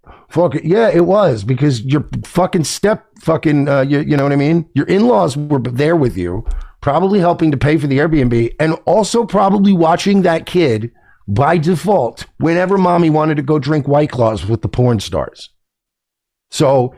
let's not do this fucking, actually, the baby is Airbnb 2 blocks away. Chrissy's mom of the year. Shut up. And I'm not even saying she didn't deserve a fucking break. But I made a joke about her wanting to take a break, and she deserves a break. I said it on the show. Wow. 18 months to 2 years, that's that time where it's like, all right, you do need a fucking break. You are going to strangle the baby if you don't get a fucking getaway. I didn't say it as some kind of mean-spirited thing, and I didn't say that the baby would be, you know, left at home with an automatic feeder, you know, and nobody to watch it. Don't do this, Mersh. Don't do this. Come on. It's Chrissy Mayr. Who cares? It still counts as a vacation if your in-laws come with you to a farmhouse in goddamn upstate New York in the mountains, and yeah, and you and your fucking husband can leave at any time and go, oh, we got to go to the fabulous Villa Roma Motor Lodge, powered by Cisco Food Systems, and do some streaming with these bums so that people will send a few super chats. Everything I said was accurate. He's caring, way too much about this, man. Who gives a rat's ass? We're going to try to spin it. You got here last Thursday. Yeah. You're on vacation. Mersh told us you're on vacation. Is this vacation? Yeah. Wow. Yes, you're staying in a fucking Airbnb with your in-laws. And you're hanging with your pals, eating fucking Uncrustables, and drinking White Claws at the goddamn Villa Roma. That sounds like a vacation. If it's not a vacation, then what? Sounds like a Tuesday night to me, but who's counting? Fuck is it? Frank's looking at me like, yeah, we played the clip last night at WATP. Mersh decided like this was a way to get a free vacation for you guys. Oh, right, because we're sick of the baby. That's what he said. I stand by that. Okay. How much more time have you gotten away from the baby during this week? Just because I didn't try to say that you were going to throw the baby in a fucking dumpster and then go on vacation. You probably should have said that. That would have been hilarious. I had a feeling the baby would be somewhere, whatever, doing whatever. But why is he talking somewhere, whatever? Why does he like talk like Guido from Staten Island? Yeah, you actually just backed up my point. You actually are reinforcing my point by going, oh yeah, my in-laws are all with us at the big Airbnb where we have this nice place. We've been up here for a few weeks. Yeah. Fucking exactly, Tolkien. It's a goddamn, you're working a tax write-in. That's what I'm saying, NJ Ranger. To knock Uncrustables is like sacrilege almost. I could live off of, and I can't live off of many things. Uncrustables is one thing I could probably live off of for the rest of my life. Uncrustables is one of the best goddamn inventions. Whoever made Uncrustables, I mean, seriously, bravo to them. I'd say between Uncrustables and bottled water are the two greatest human inventions ever. Fuck the car, fuck the airplane, fuck vapes, fuck TVs, fuck live streaming. Uncrustables and water, bottled water. I mean, seriously, you can't get much better than that. Cartoonish, the cartoonish villainy. There it is. I said your name earlier. I couldn't think of the name. All right, yeah, you're goddamn right. You're goddamn right, NJ Ranger. Uncrustables, can't knock them until you try them. To me, I'm more of a strawberry jam kind of guy, as opposed to the grape jelly. I will eat the grape jelly though. Grape jelly is for me, but if I had my choice, I'd rather go strawberry jam with my peanut butter. It's got to be. And by the way, it's this whole debate with creamy and crunchy peanut butter. It's got to be creamy. If you're one of these weird psychopaths who eat crunchy peanut butter, you probably need to get your head checked. You probably need to get some sort of electric shock therapy to bring you back to home base. Okay? Shouldn't be eating crunchy anything. I know what it is. I've been to Vegas. Duh.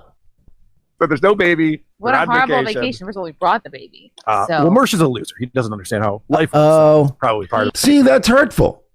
Hurtful. Very hurtful. Now, this is what anyway. Well, you actually said earlier, we were talking about John, and Karl was asking, why does John always have some kind of drunken explosion before one of these events that we're throwing? It always happens. Because he has FOMO. That's exactly right. I think it Mersh too. I think all of these people. Was I drunk? I was just making fun of the thing.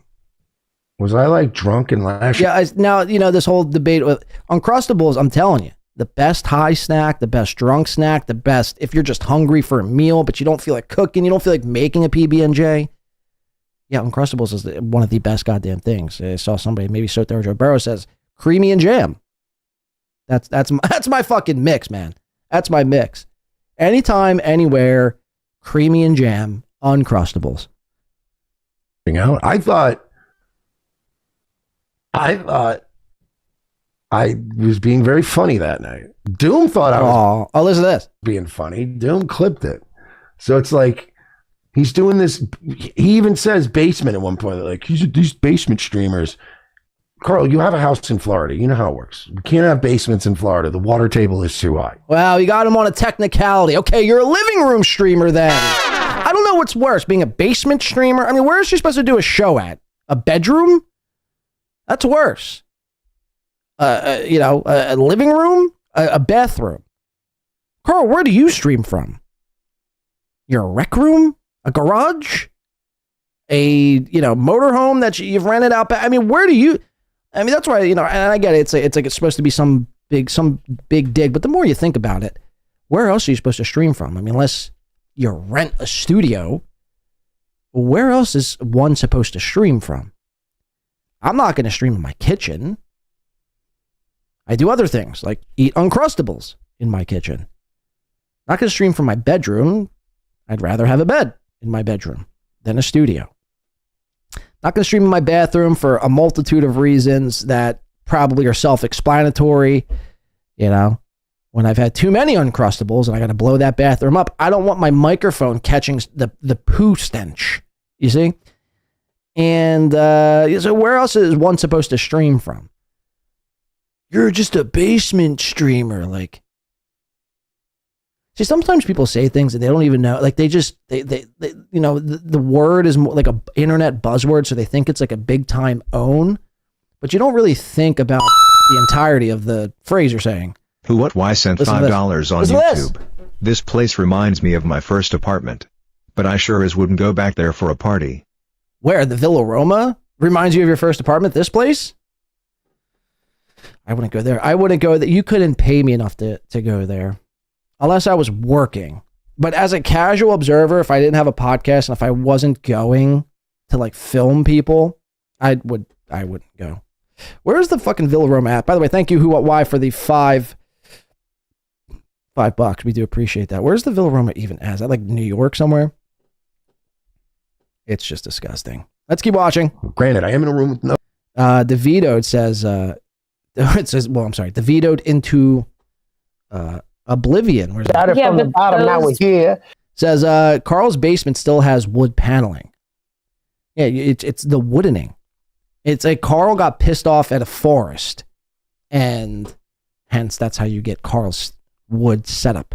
Windows, what I mean, yeah, but that's not fair. And what is this? What is this like fucking these guys, they don't go out and party with guys like Dr. Steve and fucking Joe Curry. They don't travel miles to hang out in a fucking, literally, I am a chain smoker. And I guarantee you that hotel probably smells too smoky even for me. It probably smells like a... And again, this whole, everyone, like with this own, like, you hear Aaron doing this own all the time. Yeah, guys, you got to go outside. You got to go experience life. It's like, do you understand?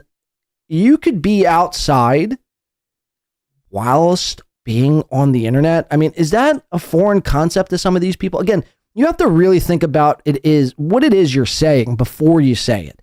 Because it doesn't even make sense half the time. Now, granted, look, are there some people that are homebodies that stay online all day, every day? They don't leave their computer seat. They're probably trading meme coins and, drop shipping some product from Amazon or whatever, doing some wild shit, maybe arms deal. Who knows what they're doing?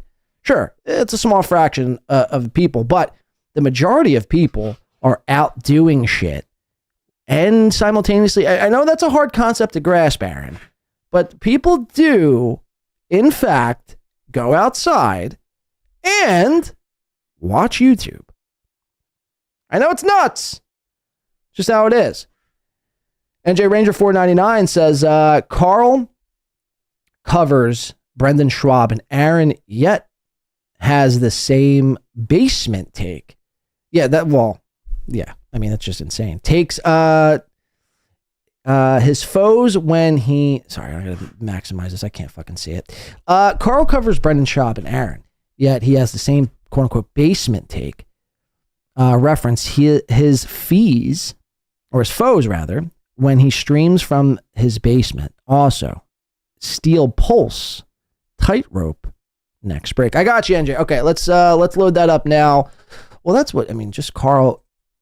That's the irony in this. I don't understand how Karl is like, a guy, like a seriously taken guy. Like people look at Karl and they're like, you know what, man, that Karl, he does a fucking marvelous show. It's like Karl is no different than Aaron in a lot of ways. I'd almost rather have Aaron as a host. Like if every show blew up, if YouTube went down and YouTube was like, hey, we can only give you one show for the rest of time.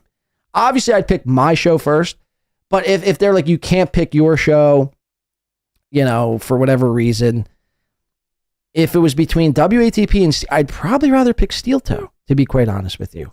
Karl sucks. I mean, I hate to take a Chad quote there, but I mean, Karl really is just god awful. It's really bad shit. And somehow he's taken seriously. Steel Pulse for a break. Yeah, we're going to go on break right after this Mersh clip if I can ever fucking get through it. Steel Pulse, Tightrope. And we have a Jeff Closer song too, so we'll do 2 songs on this break. You're not going to want to go anywhere though, because we're going to do Chad's new setup. We have some Karl on the other side of this break. And there's a lot of other shit we got to get into. And then hold on, let me pull up Jeff Closer song while we're on the topic here. We'll go back into the Mersh. Thank you for the $4.99.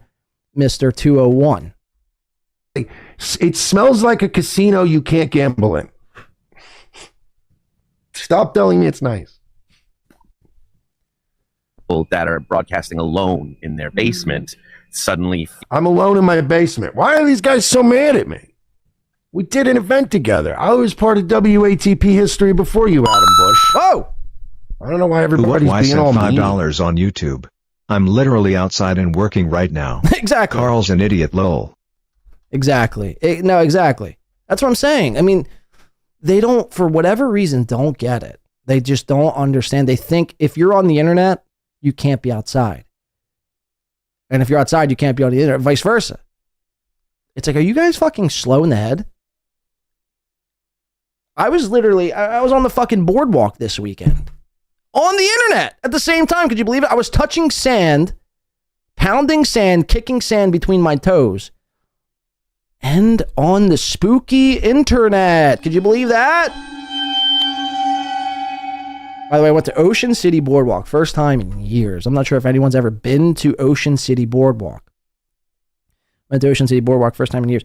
And I thought for whatever reason or another, Ocean City was like happening and it had rides and it was fucking dope. And Ocean City is not what I remember it as. I think Wildwood has Ocean City Beach, but for the longest time, for whatever reason, I thought Ocean City, New Jersey was the better of the boardwalks, the king of the walks, if you will. Got this pretty dope cup from Frenchie's. By the way, if you want banging fries, Frenchie's on Ocean City. Manco and Manco pizza, obviously. I don't got to tell anyone. If you're in the Ocean City area, you're on the boardwalk, you want a great slice of pizza. If you want good fries, try Frenchie's. They really blew my socks off. But if you want a good slice of pizza, you're in the Ocean City, New Jersey area on the boardwalk, you find yourself, smack dead in the middle of my neck of the woods. Manco and Manco's Pizza. I'm telling you, you will not be disappointed. You will not be disappointed. I mean, they take pizza. I don't even know I think they sprinkle crack cocaine in it. It's just so goddamn good. It's so good. All right, let's keep watching. Thank you for that. Who, what, why. Yeah, it's just ridiculous. I mean, people can be outside and on the internet at the same time. Newsflash!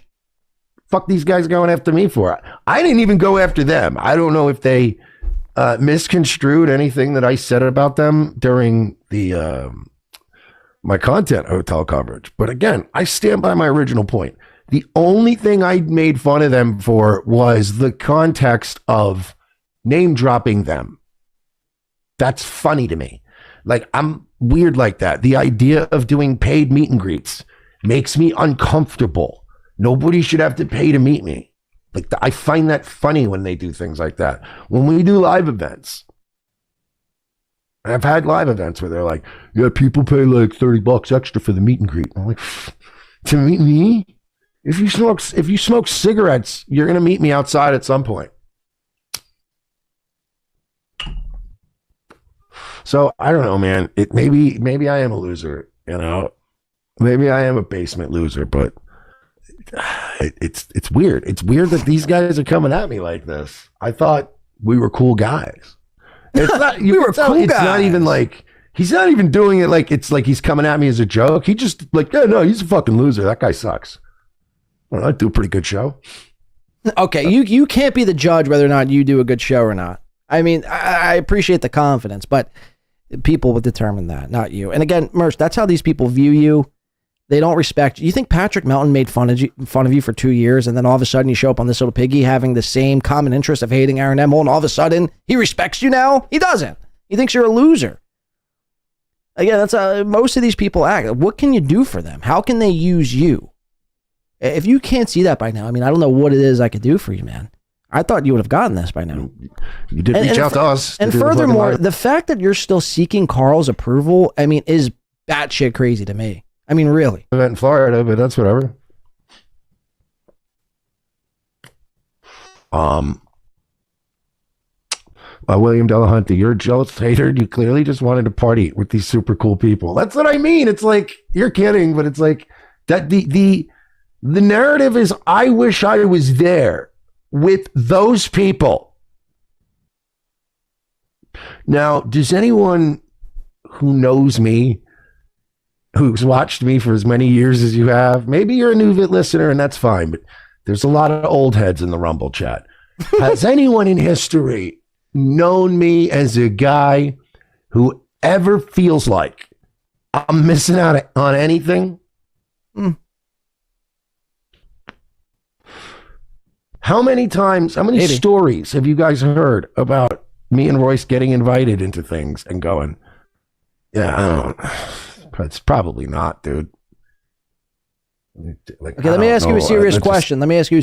Was it because you guys genuinely just didn't want to go and you didn't, you couldn't see yourselves there? It was beneath you? Or the latter, was it a financial issue? The lack of the money is the reason why you couldn't go. Let me ask you that question. Could you answer that one? All right, let's keep listening. Sounds gay. Gnostic Guru in the chat. You've turned down bigger and more connected events. I'm sorry. Yeah, no, this whole narrative that Mersh is just sitting here. Somebody's playing bragging. with my nips, being all sad, jacking off, thinking about the thought of hanging around a bunch of fucking, like, literally, I have nothing against these people. But like the idea that you're going to this, the place is a dump and you're going there to hang out with people who are mid, which is fine. Mid. Just call it what it is. And having fun. And no one's stopping these people from doing their own similar kind of event, right? Yeah, but nobody wants to. It's a pain in the ass. And if I did an event, it would probably be a disappointing shithole like this, and it would look stupid, and people would pick it apart, and it would be a pain in the ass. So no, thank you. But now we're finding out that Chrissy and her fucking in-laws had a vacation. This was revealing. Thank you, Steven, for $3 that is Karl. Okay, by the way, and it shouldn't be this revealing about Chrissy Mayr, like, basically crowdsourcing a vacation. She crowdsourced a studio, $5,000 to build basically, a studio worse than Chad Zumock's current studio. Chrissy, yes, does anything. She'll do anything for a penny. Is this somehow news to people? Don't you know this? Haven't you said this before? How is this shocking to you?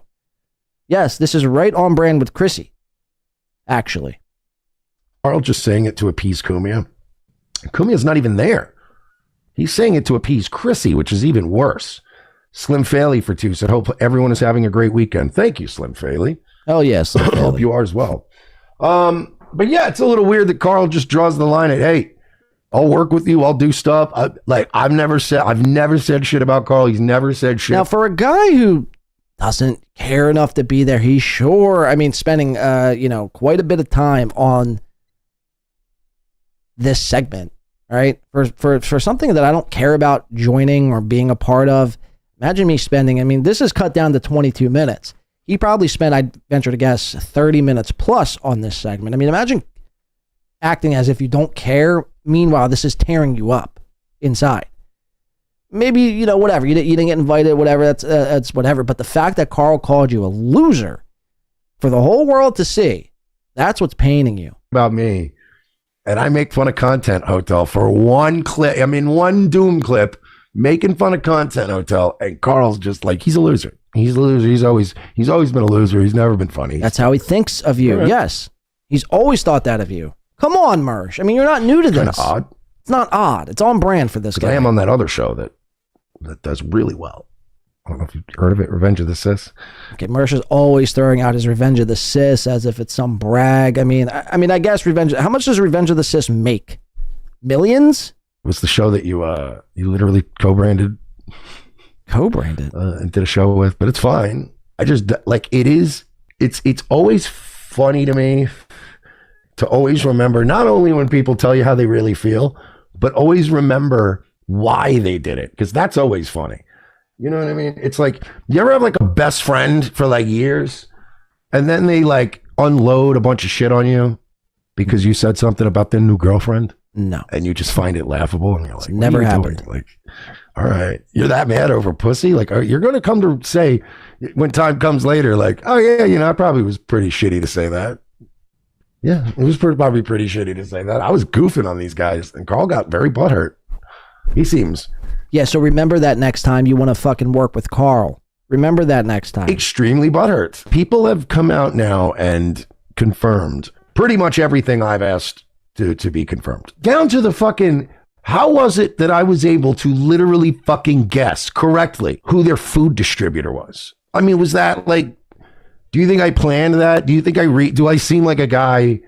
Do I really look like a guy who does homework? It's fucking Italian wedding soup. Maybe. It's the same Italian wedding soup that you can get at a fucking racetrack that they was it escarole soup? Only serve on Tuesday. By the way, don't talk shit on escarole soup until you try it. And Thursday. It's come on, man. Don't tell me I don't know my shit. And then when I nail it, I fucking nail it. Bullseye nail this whole fucking thing. Everybody, they all come out. Oh, he's a loser. He fucking sucks. He lives in a basement. All right, we're getting personal here. I called it. She wanted to get I'm standing by it when I said this was a vacation for Chrissy, And her fucking defense is, oh yeah, we and the in-laws. And then he goes, oh yeah, I forgot. You guys have been here for weeks. Yeah, on vacation. Yeah, but you said it was to get away with the baby. But the baby's there. Yeah, with the in-laws. That's vacation. I didn't get any of this wrong. Don't pretend like I'm fucking crazy here. I called it down to the food distributor. And these motherfuckers' only retort is, yeah, well, that guy's a loser anyway. That guy that I co-hosted and co-main evented the thing with. It doesn't matter, man. It doesn't matter. It's what. See, that's your mistake. That is your mistake. You thought Karl was your friend. You thought Karl Hamburger was your fucking friend. That is your mistake. Now you're getting, all up in arms about Karl calling. Again, newsflash, Mersh. That's how they think of you. I can't be the one. I don't want to be breaking the fourth wall for you here, but I mean, this is just how it is. Again, nobody, and it's nothing personal, Mersh. Again, I think you're the king of the night, or whatever. But this is what these people think of you. You're a fucking loser. Look, I know that's not trying. You are fucking, the Steeltoe Slayer, the Johnny Crutches Slayer. I don't get to fucking sleep. That was your doing. What's Karl ever done? Ask yourself, what's Karl ever done to make a dent in the Steeltoe narrative? What's Karl ever done? All Karl does is basically just sweep up what Melton has done the day before, 3 days prior. Karl doesn't do anything. He doesn't make Johnny Crutches cry. He doesn't make Steeltoe lose his mind. You do that, Mersh. So what are you going to do about it? You're going to sit there idly by and allow Karl Hamburger, a fucking clown dork, to talk to you that way? You're going to rise up with all your Nightwave army and your Mersh army, and you're going to go to war. That's what I'd go to full out war with Karl. Karl's time has come, and it's time to go to war. Okay? This can't fucking happen anymore. Again, think about the circumstance. You're Mersh, king of the night, Steeltoe Johnny Slayer, and you're allowing Karl to get under your skin this badly to the point where you're like melting down for 30 minutes plus.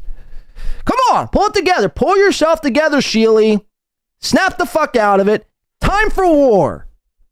I don't want this, you said this, and I said this, and who said this, and I said this. Eat your goddamn Uncrustable, jerk off once or twice, and go to war. Karl's time is now, Mersh. It's time to move in. Who knows who that guy is? What? That is psychotic. I mean, it's, if they had just been like, fucking what does Mersh know? And made fun of something, hey, Mersh is just pissed because there's not a fucking a sports book here. Or, there's no prostitutes or something. I would have laughed at that. Mersh is just mad that something. But they just were like, he's a loser. No, I've always not even doing punchlines. I've always thought that this guy's a fucking loser. It's like, oh, gee, that's not fun. That's not fun and whimsical. That's just hurtful. That's just trying to hurt a motherfucker's feelings. Holy shit. Your feelings are hurt? Eva, remember this? Remember you said Mersh doesn't care? His feelings got hurt over this. Isn't that one more time? That's not fun. That's not fun and whimsical. That's just hurtful. That's just trying to hurt a motherfucker's feelings. So, I don't know, man. It's a little odd. It's very odd that, again, his line in the sand was like, bro, if you're going to start insulting the chicken cutlets at the restaurant at the Villa Roma, we're going to have a problem. Meanwhile, I've been calling Anthony Cumia a pal for like 10 years, and that's fine. You'll co-main event shows with me. You'll let me come on your show, knowing I've written articles about Anthony Cumia and the self-cutting girl. Always been cool with me.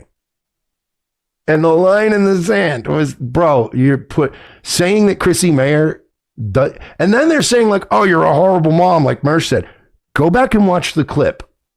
And please find a single moment where at any point I said or even implied that Chrissy Mayr was a bad mother.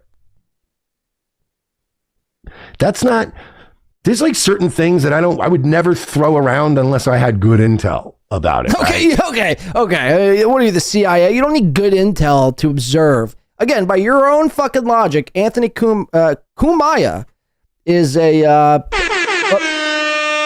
sorry, I didn't mean to hit the air horn. Is a, by your own logic, that same Anthony Cumia, who in your eyes, who you wrote an article about, but self-cutting girl being a PDF file, was an arm's length away from Chrissy Mayr's child. He could have reached out and stroked that baby's head if he really wanted to. And who's to say he didn't? So again, by your own logic, wouldn't that make Chrissy Mayr a bad mother? If I ever allowed my 7 black kids around Chrissy Mayr, I'd fully expect the entire internet, every person on the internet, whether they be outside or in their basements, to call me a bad father. If I allowed, like, you know what I mean? If I allowed my kids around not only Anthony Cumia or like Jerry Sandusky or, you know, Jeffrey Opstenstein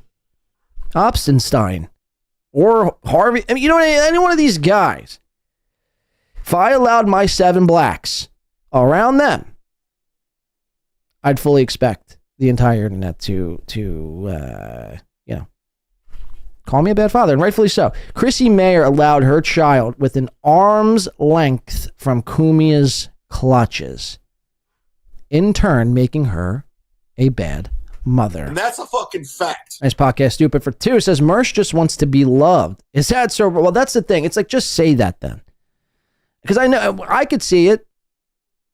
I many of you could probably see it too, but it's like, that's where this is coming from. He thought being anti-Steeltoe would allow him to be liked and loved universally all across the fucking Dabbleverse.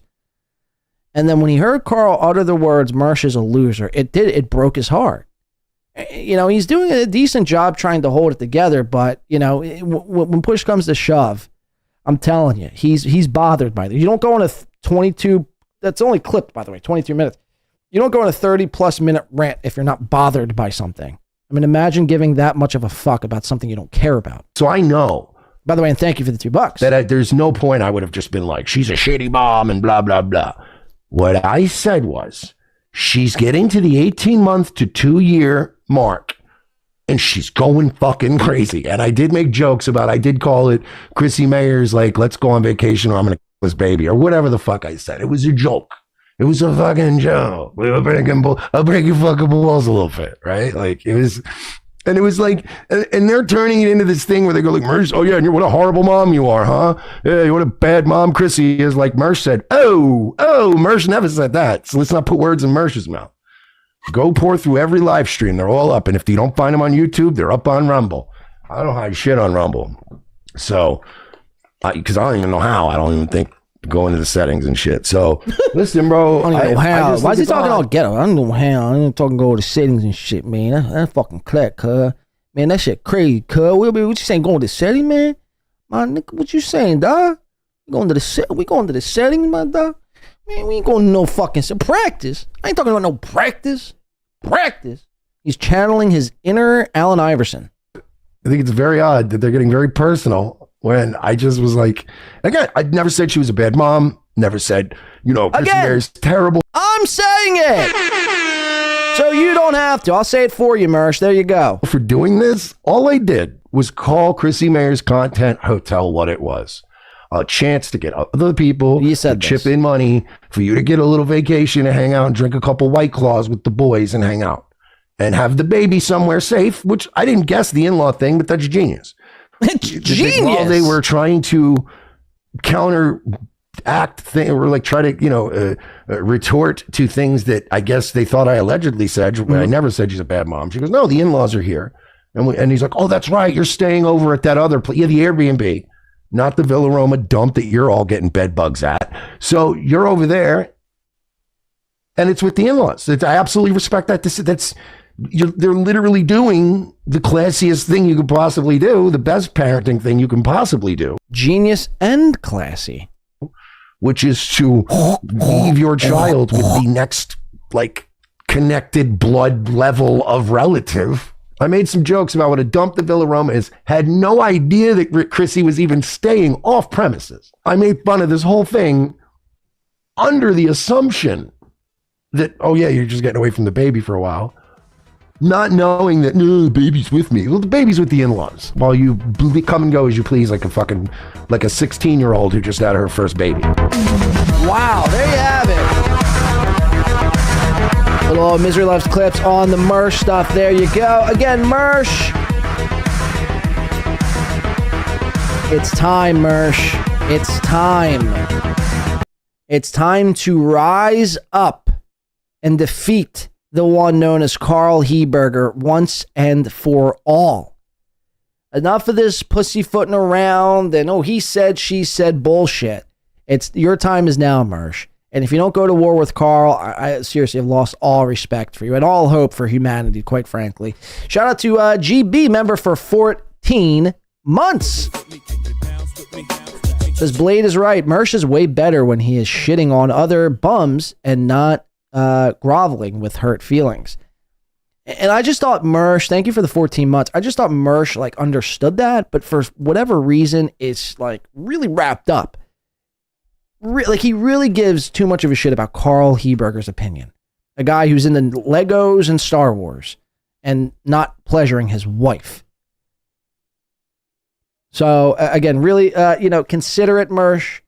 I think you and the Nightwave Army needs to, again, go full war, full tilt on WATP. Again, Karl is nothing. Karl is literally nothing. I deemed Karl dead in this business 2 years ago. 2 fucking years ago, I smelled the faint stench of rotten puss coming from Karl's fucking aura. And he's really not disappointed since. I mean, really has done everything you possibly could to be really just appalling, disgusting, deceitful, and a nerd, really, at the end of the day. All right, we're going to take a short little break here. By the way, I just thought of something, too. On the last show, for whatever reason, the comments were turned off. That wasn't by my doing. I must have changed something in the settings. I think, though, that will be fixed for this episode. If not, I'll have to go manually do it again, but I'm pretty sure it's fixed. So just in case on the last episode you wanted to leave a comment and you saw you weren't able to, no need to fear. Leave a comment on today's episode. If you're liking the episode, if you're disliking it, tell me the reasons why I've gotten things wrong or right. I don't get things wrong, though. I tend to really not nail things on the head. So for whatever that's worth, I just wanted to do a little PSA there. But okay, we're going to take a short little break. We got NJ Ranger requested a song and Jeff Closer. Don't touch the dial. Don't go anywhere. We'll be maybe, let's see, 4:13, and 4 will be about 8 minutes and 20 seconds. So set your clocks, and we'll meet back here in about 8 minutes and 20 seconds after these 2 songs, sponsored by NJ Ranger 201 and Jeff Closer. We do appreciate that, guys. Hit the like button while we're at it. Smoke them if you got them. Refill your beverages. Go make an omelet real quick. We'll be right back right after this short little break. Squire was, well, he was a real hoot, if I do say so myself. April! A real hoot.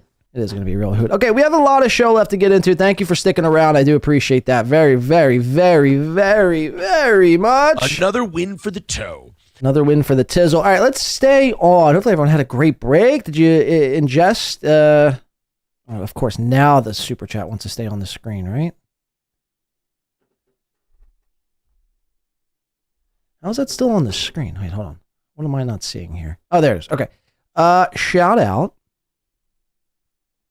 Shabing, shabam, shaboom, shabling. Boom. Thank you, Jeff. No. Thank you, Jeff.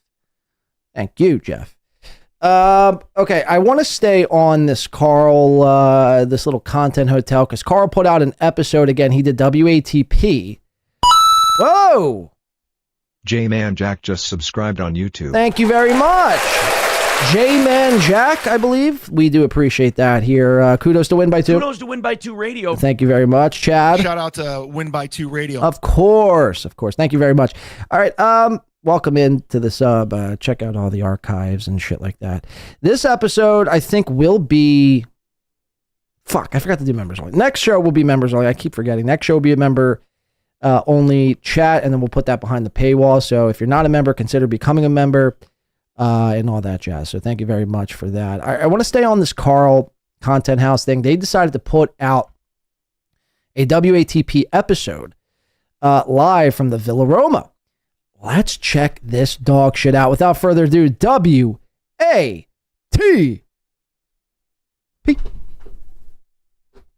WATP.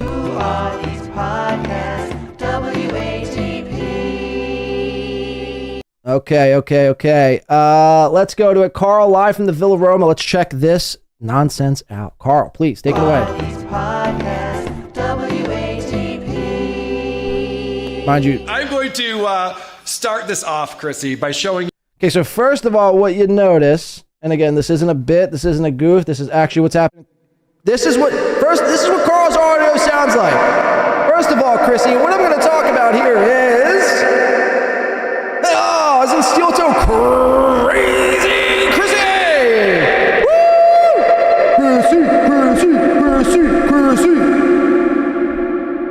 He sounds like he's speaking in a fucking hallway here.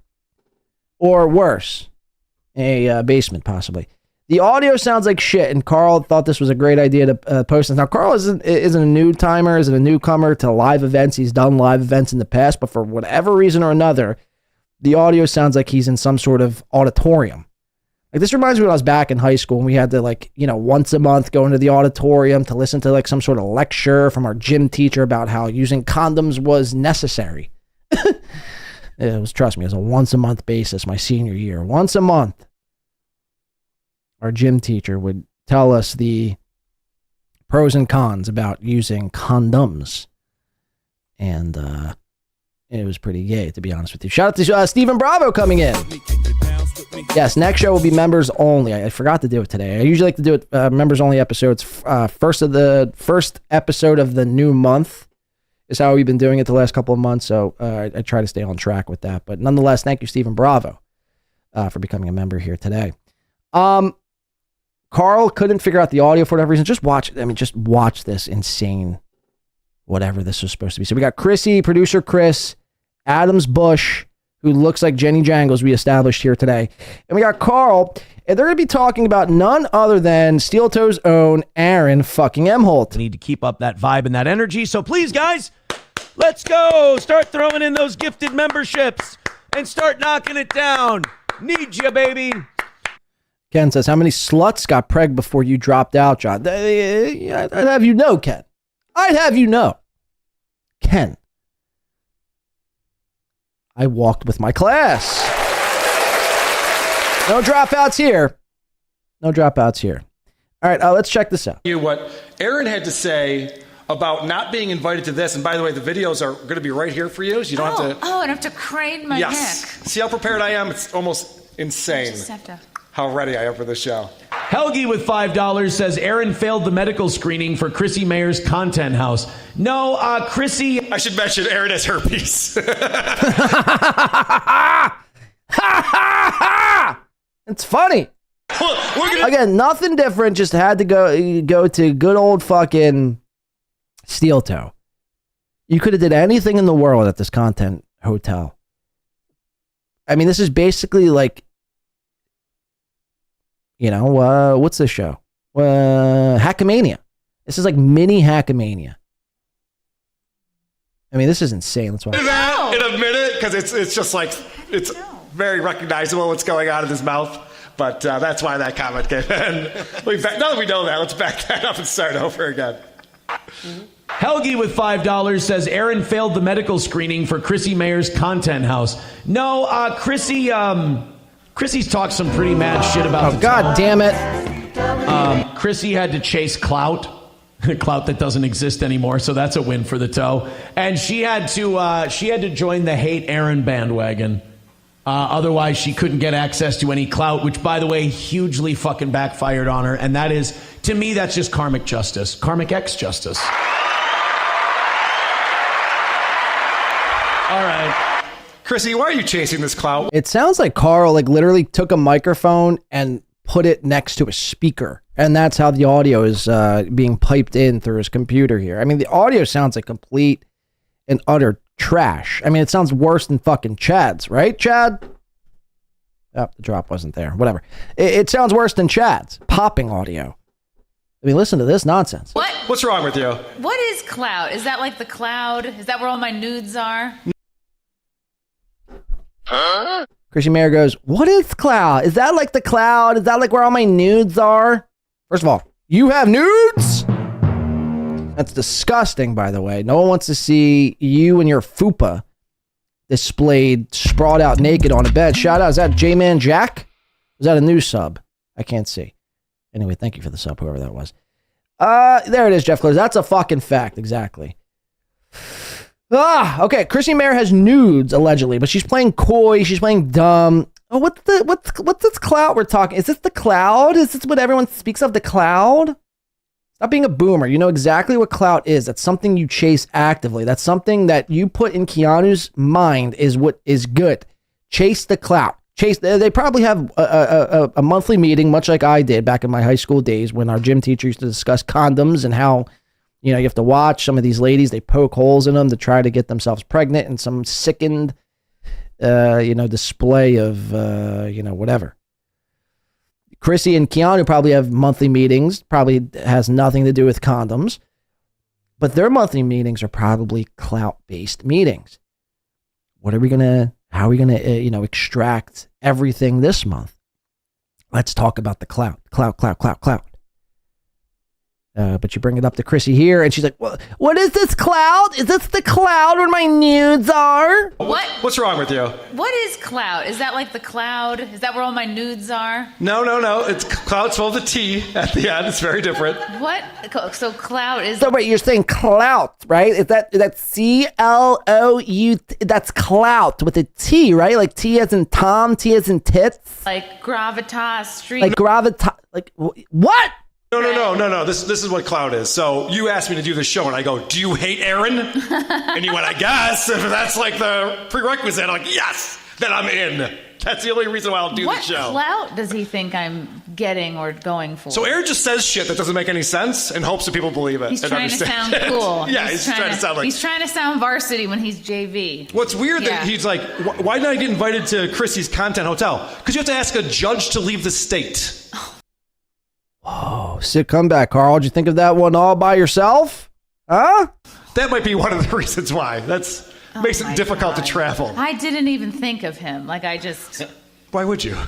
Yeah. Why does Adam Bush have two microphones here? Are they running a stereo, like some sort of stereo input here? Why does he have two mics? All right. Well, I guess we got the answer to that. So it wasn't about clout chasing. According to Chrissy, but... Look, we only were going to allow 2 people in that have herpes, so we, I appreciate you letting me in. guys have Thank to you. figure out who it is. You're full.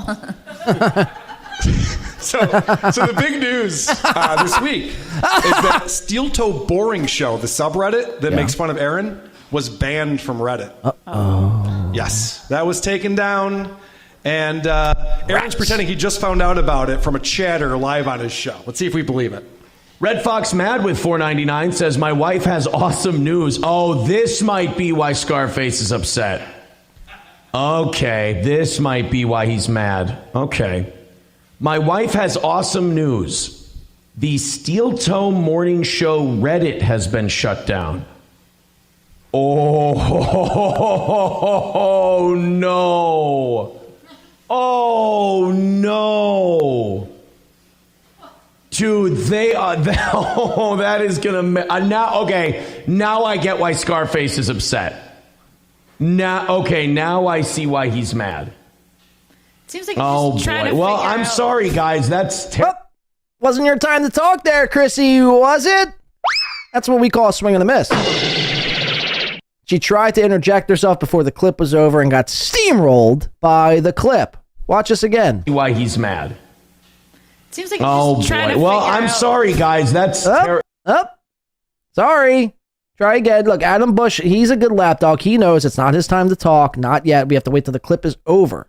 Surprised Karl didn't give you guys notes before the show. Don't talk until I hit pause. Don't talk. Is that for real? What'd they do? Yeah. Wow, I'm just learning about this now. This is how I'm reacting totally naturally. It just seems like he's trying to think of something to say. Yeah, wouldn't a better mood to be... Isn't anyone ever talking, always trying to think about what it is they're going to say? I mean, what? What kind of take was that? It just seems like he was just trying to think about what it is he wanted to say. Yeah. That's like anyone ever talking. What is this clot? Is it like C-L-O-T, clot? Like a blood clot? Is it clots or clouts or clouds where my nudes are? You disgust me, Mayor. You disgust me. I didn't even know there was a Reddit. Yeah. I don't know what that is. Like, I don't associate with the bottom feeders of the internet. Yeah, instead he's just like, oh, well, no wonder people are pissed. A subreddit's gone. What are they going to do? Go to YouTube and everywhere else? Fuck. Yeah, he's also looking around to no one. What mic is he speaking into? Yeah. Am I right? Am I right, stuffed animals? Yeah. It's a stuffed animal parade he's performing in front of. The voices in his head agree. They agree with him. Well, this is proof that Aaron has never even been to the subreddit. And I'll be honest, I never visited it. I've never watched anything on it. I don't know what they get up to there, but if it's like any other steel toe person or steel toe hate person, they probably got a massive criminal record and are not allowed to see their kids, drug use in their past, and a history of mental illness. So chances are they were probably up to some dastardly shit. That's too bad. It sounds like Brack says Soft Weekly's life is going to spiral out of control because of it has been. No, I spoke to actually Soft, and he was being committed into a insane asylum. Soft, he hasn't been dealing with this news too greatly. Like it's really been affecting Soft and his psyche. He's been going through a downward spiral as of late since the Reddit. I mean, that he built that with his own bare hands, brick by brick, stone by stone, dirt by dirt. And Aaron took it away from him. He took it away. You haven't seen Soft Weekly comment on Twitter. You haven't seen him, anywhere at all, ever in this chat room. He's not here anymore. He's gone, folks. I'm telling you, he's fucking lost it. He's like the movie One Flew Over the Cuckoo's Nest. He's just chain smoking Marlboro Reds and wanting Nurse Joy to medicate him so he could daydream about what it was in the glory days of the steel toe hate community. Yeah, no, it's not good, man. It's not good. RIP Soft Weekly, RIP to the STBS Reddit. Soft is no way to go through life. Well, try telling him that. He's just describing himself. Yeah, correct. Look at that, Brian and Coach Garrett F. You guys know what's up. You guys know what's up. Supposed to win by 2 radio. You guys know what's up. Every single thing he said, not being able to see his kids 50% of the time, drug use in the past, mental illness, like check all those boxes. Sweaty Tryhard wants me to get my cup out of the shot. This cup? Sorry, Sweaty. Get my cup out of the shot now. Thank you, Sweaty, for pointing that out. Fucking motherfucker. Can you believe this cocksucker? Tell me to get my cup out of the shot? Why don't you get your cup out of the shot? How's that, Sweaty? Just kidding. Thank you for the notes, Sweaty. Anyway, let's go. Iwa says, wow, poor Soft. Let's do a GoFundMe for him. Maybe one day. Soon. I don't know about a GoFundMe. I think we just maybe need to make what would you call them? Not like prayer cards, not like mass cards, but almost like thank you cards and like memory cards, like all your best memories of the Steeltoe Boring Reddit, and then just send a virtual card to Soft, and hopefully when he gets out of the loony bin, he could read them and it'll brighten his day just a little bit. I don't know about a GoFundMe though. I don't know if he needs money for this. You know what I mean? I don't know if cash. Well, cash does solve a lot of problems. I mean, who am I to say no one wants money? I'm just saying, I think it'd be more sentimental if we sent him like, hey, Soft, listen, best part of the Steeltoe Boring Reddit was seeing X, essentially. Corn Diff says, $1.99, I was enjoying the cup. You see that, Sweaty?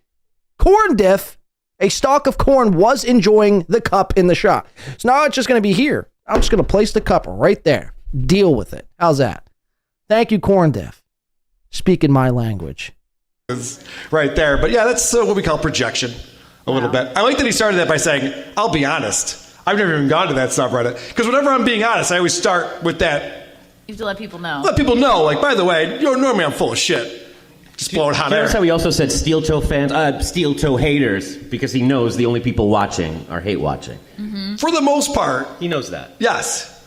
He does have, it was funny, I didn't pull the clip, but he's got like these whales that keep giving him money, and that's what keeps the show going. And he has those people change their screen names from time to time. No. So he's just like, wow, it's just all new people every week. I can't believe it. Yeah. What are the chances? We must have a huge following over here. And the other thing that Aaron does that's really funny is that he tells his audience not to watch any of the detractors because he doesn't want them to see the other side because he likes to gaslight his audience and he wants the narrative to be what his narrative is. And so he reinforces that. That's too bad. This is amazing news for Steeltoe and the fans. I have to be honest, one thing. Dang Lizard said, yes, Soft, the best part of the Steeltoe Boring Show subreddit was all the content. Too bad. That's gone now. All of it. Years worth of work. Gone. I feel bad for, the bubble poppers of the world. Who's the other clipper on there that always clipped? I use their clips sometimes. Bubble popper. I'm going to here. I got to look at this now. Son of a bitch. Don't tell me. I don't want the answer in the chat, so don't tell me. But Bubble Popper, and there was one other guy who clipped his little heart out. That's who I feel bad for. Now, look, I know there's a new Reddit that sprouted up. It's not quite the same. I'm going to forget your name. You know who you are. Maybe I do need it in the chat. Chat. Hey, chat. This is less watchable than Kiki's 30-minute beach running intro. I agree. I hope you're not meaning my show. I hope you're meaning this. Cartoonish. Our audience is really good at is they really don't give a shit about any of that really gay stuff. Like our audience is made. No, Eva says Toucan Sam. No, it wasn't Toucan Sam. There was another one. It was Bubble Popper. Toucan Sam also, but Toucan Sam I think was co-creator of the Boring Reddit. I'm talking about it was Bubble Popper and the number one pun. That's it. Ayla, thank you. The number one. That's the guys I truly feel bad for. It's the number one pun and Bubble Popper. Like, where would they go? Maybe they create a YouTube channel, but I don't think they wanted to create YouTube channels. Therefore, that's why they created so much content on the Reddit. Cartoonish says, no, WATP. Thank you. Okay, thank you, Christ. I was beginning to sweat there. Oh my God, it's Cartoonish talking about me? And my show being unwatchable? I must blow my head off now. My show is more unwatchable than Keanu's beach running show. If that were the case, I'd seriously, you probably would never hear from me again. All right, let's get back into this. There's only a couple more things. I want to show you Rich Voss makes an appearance. You guys know Rich Voss? Allegedly, he's Jewish. That's all I know about him. Everything he deserves money for. It's incredible. Even not talking, he deserves money for. Divorces are hard, Karl. I understand. He's gone through 2 of them. It must be a lot. Oof. Okay, so Karl throwing some shade at Chrissy. So they're trying to riff about Steeltoe, and then Karl mentions Chrissy's 2 divorces. It's incredible. Even not talking, he deserves money for. Divorces are hard, Karl. I understand. He's gone through 2 of them. It must be a lot. I love that no one's buying that he didn't know about the subreddit being banned. And as soon as someone's just like, Aaron, you're not doing a good job of selling that you just learned about this. Oh, I'm not doing a good job, am I? Like, yeah. Bro, you can't, when you sound like you're broadcasting from within inside a gym auditorium, you can't be yelling into the microphone. I mean, that sounds so fucking bad. Selling that you just learned about this. Oh, I'm not doing a good job, am I? Like, yeah, that's what. There was this guy, Chris Watts, who murdered his entire family, and they knew it. And they bring him in for questioning, and they're like, your children and your wife are missing. You haven't cried once. What do you think he does? Immediately he starts crying. Yeah, right. Yeah, immediately. You think I'm not upset about this? I'm so upset about this. Yeah, you're terrible at that. So Aaron's like Chris Watts. In conclusion, to summarize. All right, so this is one more clip about this subreddit going. God damn, these people are insufferable. Let's go to where Rich Voss jumps onto the stage here. I think it's right around here, maybe. wanted to come and say hi. Yeah, right here. Check this out. Really below me. Is that me or the show? 1 minute, 1 minute. Oh, there we go. Think about it. You're not on the show. Like a bunch of people who are doing that. And this whole idea that we would spend all this time making fun of him, he literally goes to Kiwi Farms. Moody mapped it out. Rich, don't even fucking think about it. You're not on the show, Rich. Rich, don't even think about it. I was invited. You were not invited. Chrissy does not represent me or the show. 1 minute, 1 minute. All right, have a seat. Rich Voss, everybody. That mic works right there, too, buddy. What's that? That mic works right there if you want to use that. Listen, I'm not staying. I'm not going to say who asked me to do this, all right? Because when they ask me, I go, look, this is really below me, but I'm trying to kill time before the big show tonight. Sure. So Stephen Bravo says he gets on there to save the event. I don't know if you could call this saving the event. I mean, this flops pretty hard. And I thought you were upstairs, so I rushed over here. I went upstairs, and I didn't see you, and I'm sitting talking to one of these fucking jamokes, and they go, the podcast is downstairs. So I just wanted to come and say hi because I'm a big fan of this podcast. That's all. I appreciate that. We're a huge fan of your wife, as I told you last night when we were playing cards, and I always have her ready on my board. It's boring as shit. What is this garbage? How do they have a podcast? This is bullshit.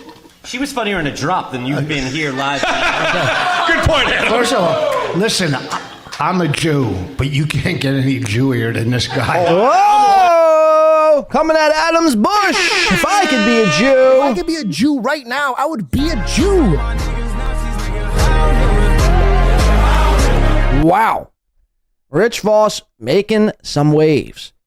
Anytime anyone calls, look, Rich Voss is a Jew, so he has, I guess, it's almost like the N, he's got the Jew pass, almost like the N-word pass. Like, if I were to call Adam a Jew, I mean, I can call Adam a Jew because it's a simple observation.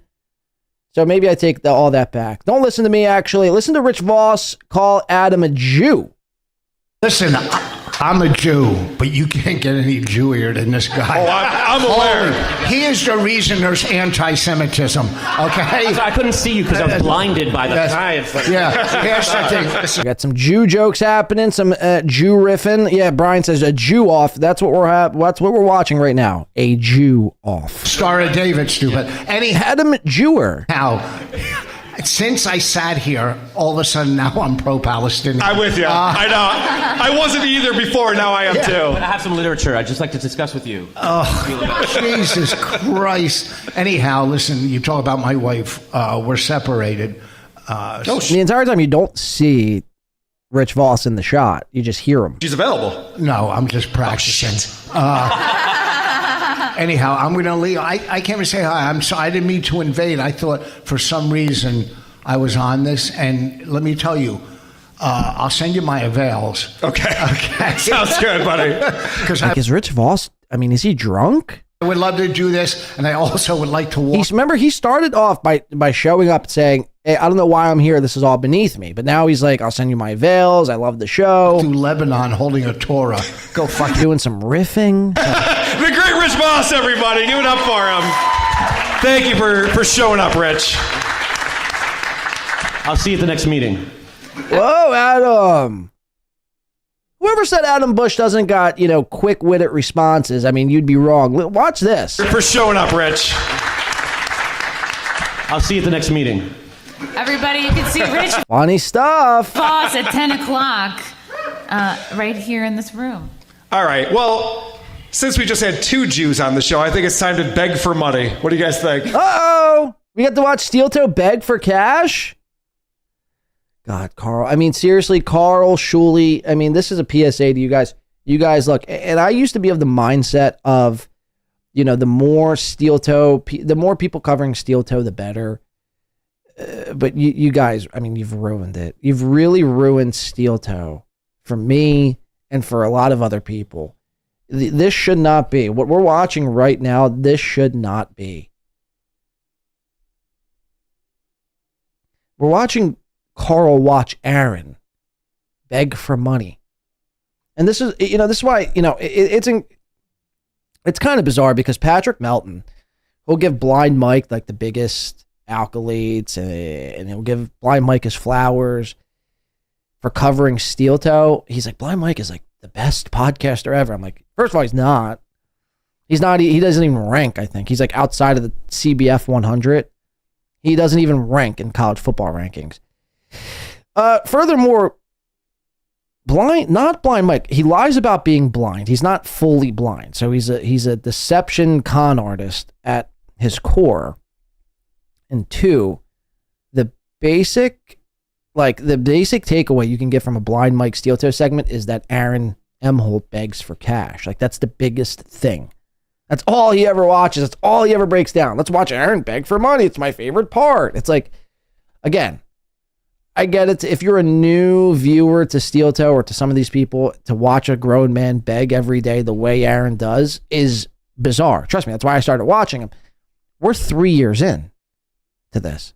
Some people not, but I understand that. But again, this is why I think a lot of these people, they've ruined Steeltoe coverage. Like, I do it now. I feel tacky. I feel dirty. I feel like I need a shower after I cover Steeltoe. I feel like it's just that's what everyone's doing. It used to be outlaw. It used to be cool. There used to be some sort of like mystique around covering the toe, you know? Now it's just like that's just what everyone does. And to me, it's obviously, look, there's a storyline in hand and we're watching it. But the fact of the matter is, I don't know for how much longer. And look, I don't want to be like chatting, like, oh, Steeltoe's boring. Because he's not. I mean, obviously, a guy who, and that's not what I'm trying to say. I'm just trying to say the people that cover him make me fucking sickened and make me not want to do it whatsoever at times. Because you got shit and segments like this. Watch this happen. Karl, please. One thing we do run on is your money. And one thing we are short of is 300 members on Rumble. So go ahead and gift those memberships or just click those links. Streamlabs, PayPal, and Venmo. Drop in a couple of bucks. We could always use some more memberships on YouTube too. Don't forget about them. And continue to support this wonderful show. Again, 180 is the number for tonight. All right, so Aaron has herpes, as I mentioned earlier, and he shows up on the show and explains why he has herpes. Good evening. It's the Steeltoe Evening Show, and look what happened. I put fucking chapstick. What did I fucking tell you guys? What did I tell you? That if I put chapstick on, I get a fucking herp lip. And what happened? I got a fucking herp lip. Is that on the packaging that chapstick can cause herpes? I feel like that'd be like a side effect they should let you know about. No, that is not how. It's terrifying, you know? People say, oh, if you use chapstick, your lips just get drier. No one said, like, you get an STD. Right, yeah. It's rarely do you get an STD when just applying chapstick. And, like, he mentioned God earlier, something about, like, oh, if this happens. Sign from God, yeah. Sign from God. This is a man who is getting divorced because he was swinging.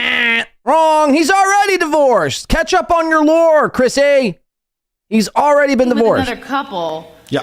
Having orgies, and that's another reason why he wasn't invited. There's a hot tub here at the Villa Roma, and this is a family resort. There's a lot of married couples that don't want to break up. Right. But the good news is, if you hear that audio, it sounds like, you know, I mean, somebody sharpening no pun intended, a blade in the background. Listen to that. It's piercing with feedback. There's a lot of married couples I don't want to break up.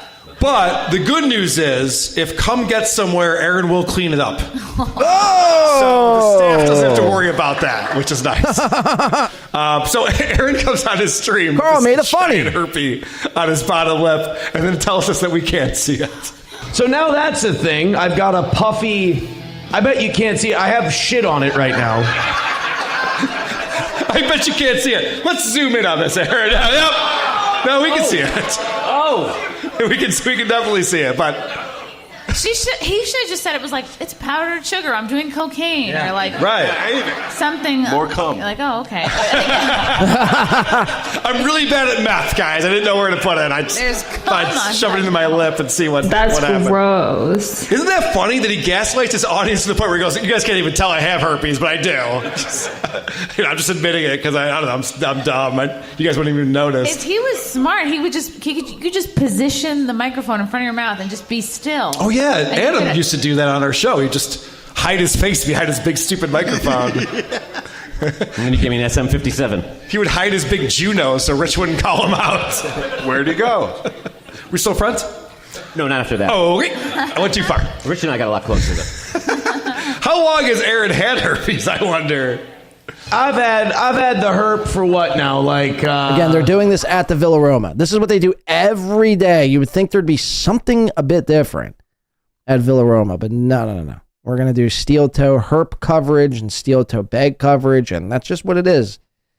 Shout out to my man from Delco Lou.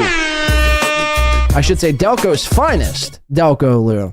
Says extremely late to the party today. Fuck steel toe, fly, Eagles, fly. Thank you.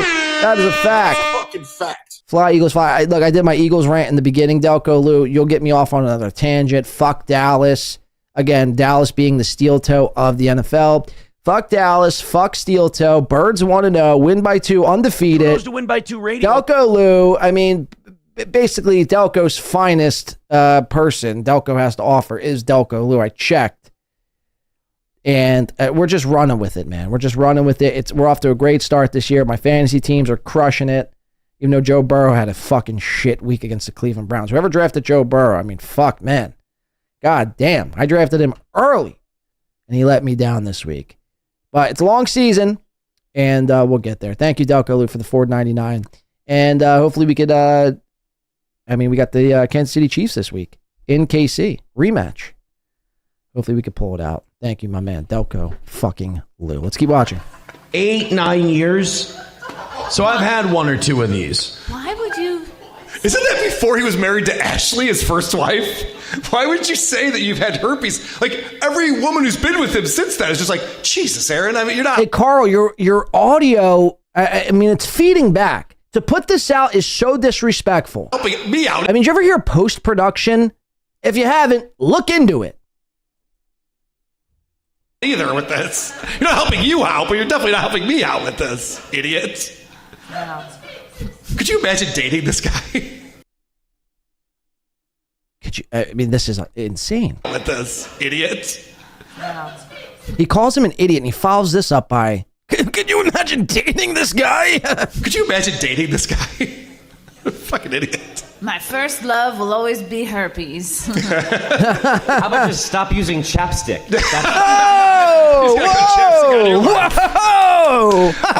So this comes in from Scrote Puncher. Scrote Puncher put this in one of the new subreddits. There's been like 3 or 4 new subreddits that have cropped up since the Steeltoe Boring Show was banned. And it was banned because there's a lot of doxing going on. Someone was trying to get it banned and they got it. So I recommend /Steeltoe. That's the one that won't have a mod try to dox people and get things taken down. But there's other ones too. And Scrote Puncher put together this song that I feel like is a masterpiece. Where he's like, quick, dude. I'm glad we got that. That is the wrong clip.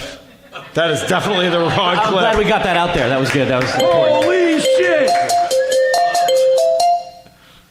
Go throw in a few bucks.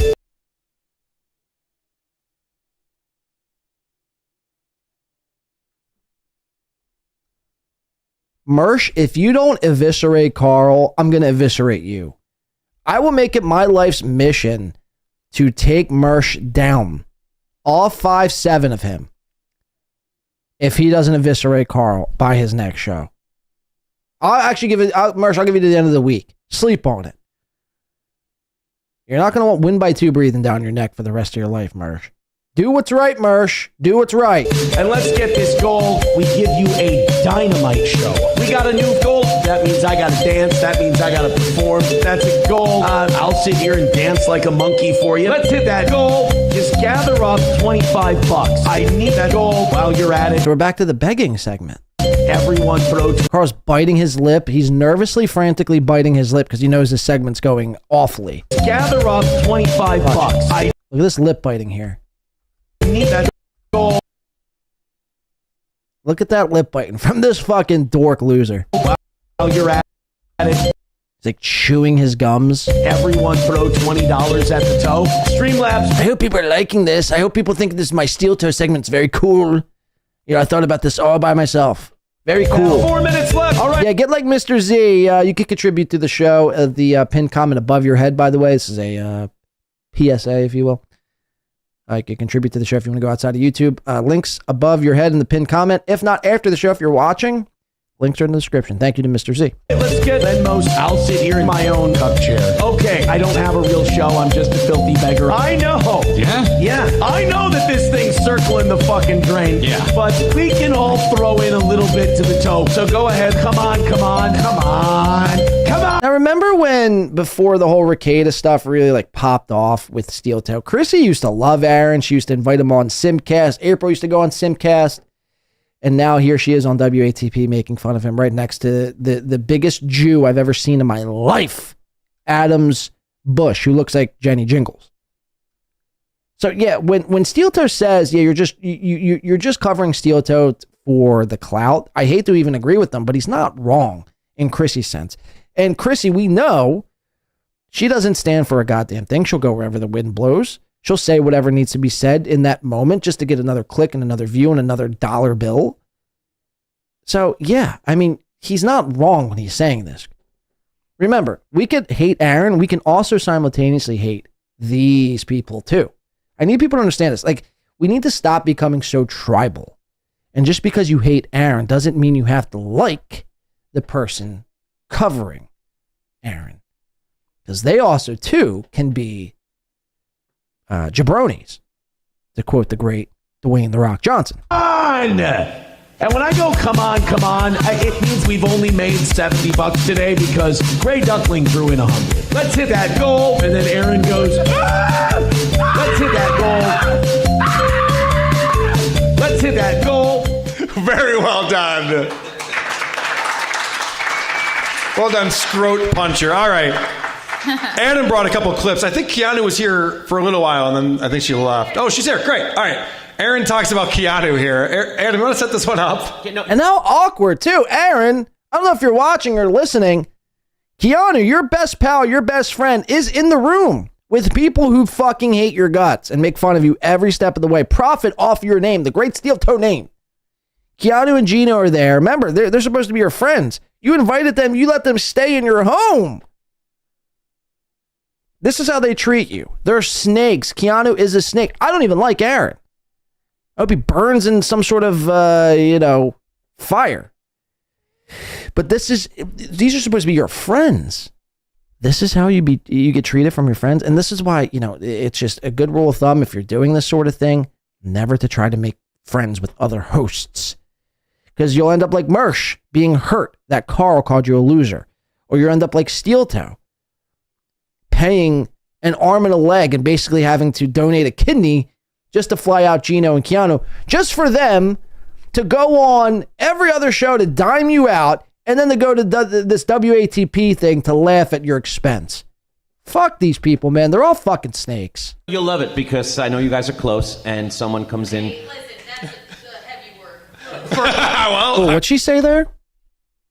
Adam's like, listen, I know you guys are close. What's Keanu say? Close and someone comes in. Hey, listen, that's a heavy word. She goes, hey, listen, that's a heavy word. I wouldn't say close. You stayed at his house.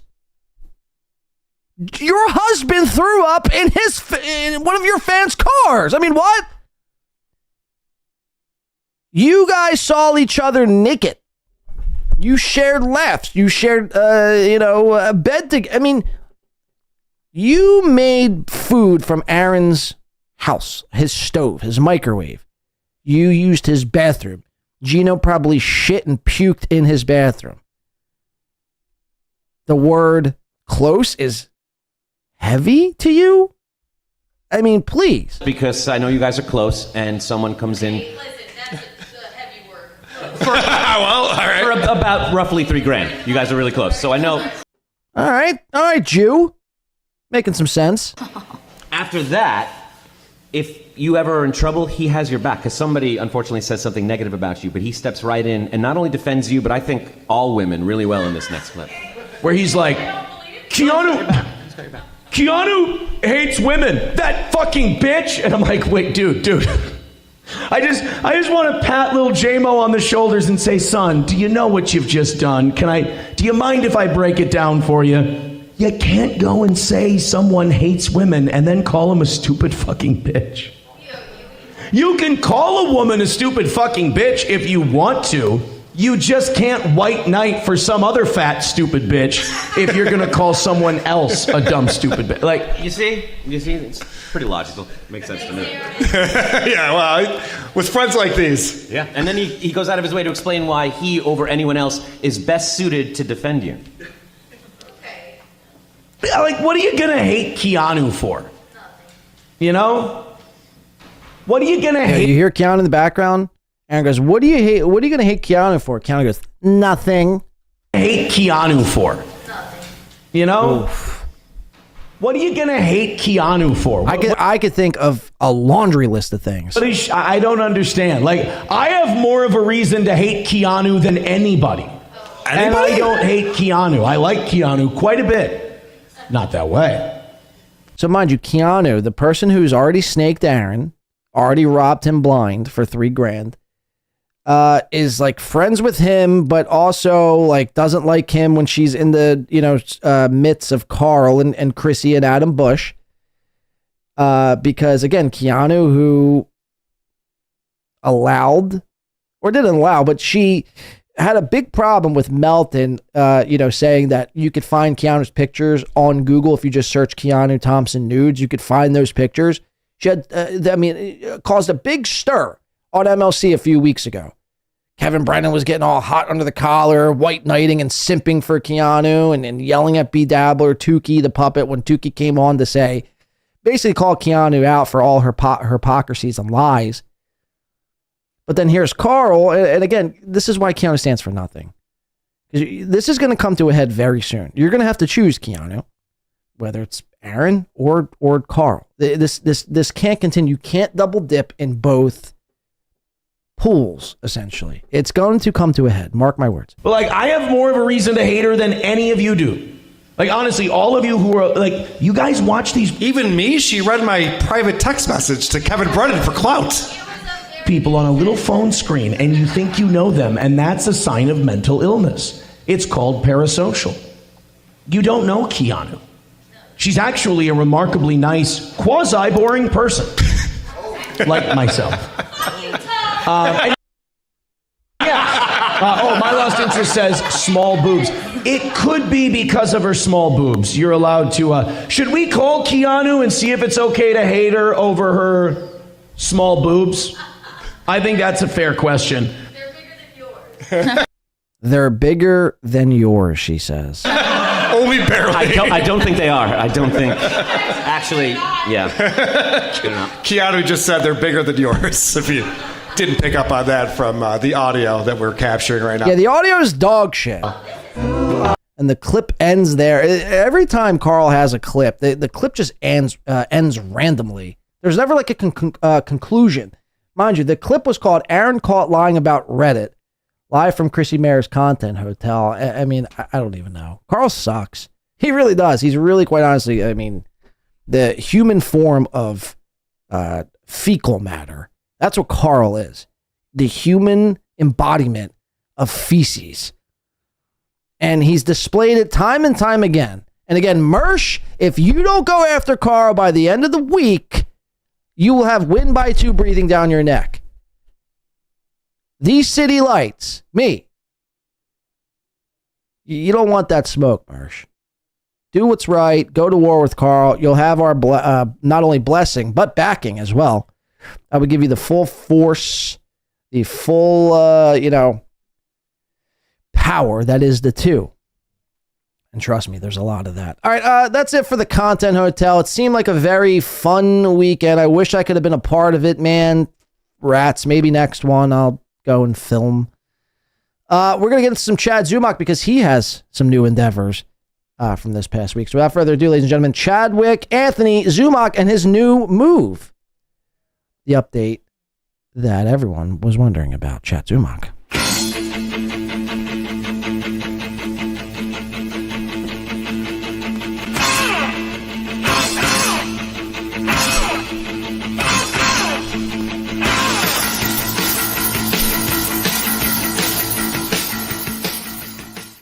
Bam! All right, Chad, let's go to it. Let's go to the tweet first, the now deleted tweet from Chad Zumock. We'll go to it here. Bang, bing, bing, bing, bing, bing, bing, bing. Chad Zumock, the Z-Man, posted this, and I think since deleted it. But it says, "Hey guys, I'll be back to my podcast routine very soon. With the move, doing stand-up and everything else, it's been pretty hectic. You'll I can't even read this guy in this fucking serious manner. You'll be pretty sick of me soon enough. Thanks for your generosity and patience." Now, I think Doom has uncovered something here. Shout out to Doom. Says he deleted the original. Does that mean he's not coming back soon? Let's see what this is. If you did it, fix the microphone. What's this going to? Nothing. Okay, so Chad, again, very busy letting us know that between all the pussy slaying and all the stand-up he's performing and all the, bike riding he's doing, well, he hasn't been on any sort of routine. Now, we're going to get into this clip from Chad Zumock, but before we do, Chad always claims he never watches anything. He never sees what's happening. He doesn't have time. He's above all this shit. Even though we're going to have evidence to the contrary here. Now, Chad's excuse, much like Aaron's, when they get caught watching something, is that somebody sent them something. Somebody sent me something, guys. Somebody sent me something the other day, and I was seeing like all these like Steeltoe haters like lose their minds. I didn't watch it. Somebody sent it to me. Chad does the same exact thing. And again, it's okay to watch things. That's your job, essentially. People pay you to watch things. But for whatever reason or another, Chad can't admit that he's watching Chad Zumock, who is the better of the Chads, by the way, and has our full backing here at the 2 from, forever. Chad Zumock says over on Twitter, "Thanks for watching, Chad Zumock. Next time, come chat with us. Pussy boy with a pussy." So this is what somebody sent Chad, allegedly. So allegedly, somebody took a screenshot of the Chad Zumock, and here are some of the greats right here. We got Riles, we got Ghost of Mr. P, we got Eva, we got Chadjectives, we got Kim Nicholson, Sam Dela. These are some of the best of the best Chad trolls. When some of these names pop up in a chat room, Chad gets, furious. He hates Kim Nicholson with a passion. He wishes Eva would die of some sort of wild, scabies disease. He wished the ghost of Mr. P would choke on an alcohol bottle. He wished Dela would go take a header off a bridge. He hates these people. Because they point out the truth. They point out the truth time and time and time again. And that's what Chad hates, because Chad runs from reality. Chad runs from the truth. Chad lives in a fantasy because he needs to. Chad needs to survive and exist in this fantasy where he does comedy and it's funny and it's hilarious and people love him and he's in with all the names in the business. Meanwhile, he's doing podcasts in front of a white wall. It looks like he's doing a podcast from prison, basically. We're going to show you here. But this is Chad's. Someone just sent me this screenshot of a chat room. There couldn't be bigger losers on the internet. Just miserable people with no lives. So again, now mind you, I tuned into this. Chad Zumock cleaned up the other day. There was nothing on. I think it was Saturday afternoon after Dabbler. Again, I was out doing, walking the boards. I went to Frenchie's, got some French fries. But guess what? I know, shocker. I was doing all that while watching Chad Zumock. You can do both. You can internet and you can be outside. Shocker, I know. So I saw this, and Zumock had more numbers than Chad Zumock, I think. Zumock, I think, had 100 or 115, 120, some wild number. He was making super chats. Good for Zumock. He deserves it. Works hard at this shit. But allegedly, somebody sent this to Chad. Somebody sent this. Chad wasn't on YouTube. They didn't see Zumock. They didn't see any of this shared. And, Bill from Jersey sent this to him. Now, it doesn't really tell you anything, doesn't prove anything. It's just people having a good time in a chat room. But again, Chad would have you believe somebody sent this to him. No, Chad's watching. He's watching it all. He's seething at every comment that Eva posts, that Kim Nicholson posts, that anybody posts. Beloved Chatter post for 27 months. Great show, little buddy. Gotta bounce. Getting my 10 speed. Getting my 10 speed detailed. NIV treatment. Oh, fuck me, man. Getting my 10 speed detailed, IV treatment, a message, and working out with my personal trainer. Hashtag Mudshark for life. So I could see Chad has really rubbed off on Beloved Chatter. Beloved Chatter now has gone full Mudshark living. He's getting his 10 speed. First of all, if you're saying that in a sentence, that's why it's so hilarious. And that's what Chad never gets. Like, who honestly in their right minds believe Chad actually got his 10 speed detailed? I mean, give me a fucking break. You sold your 10 speed, man. You sold your 10 speed. Because you had no room. You can't fit a 10 speed if you're renting a room. You can't fit it in your room. You see?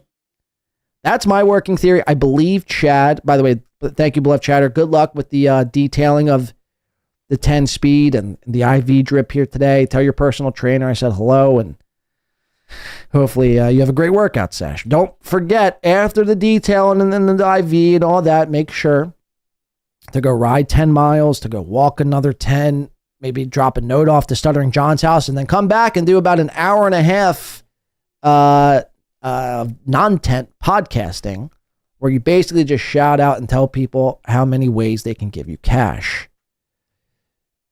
But thank you for the 27 months. That's incredible. Thank you, Beloved Chatter. But that's why it's so insane. So my working theory is that Chad had to have rented a room.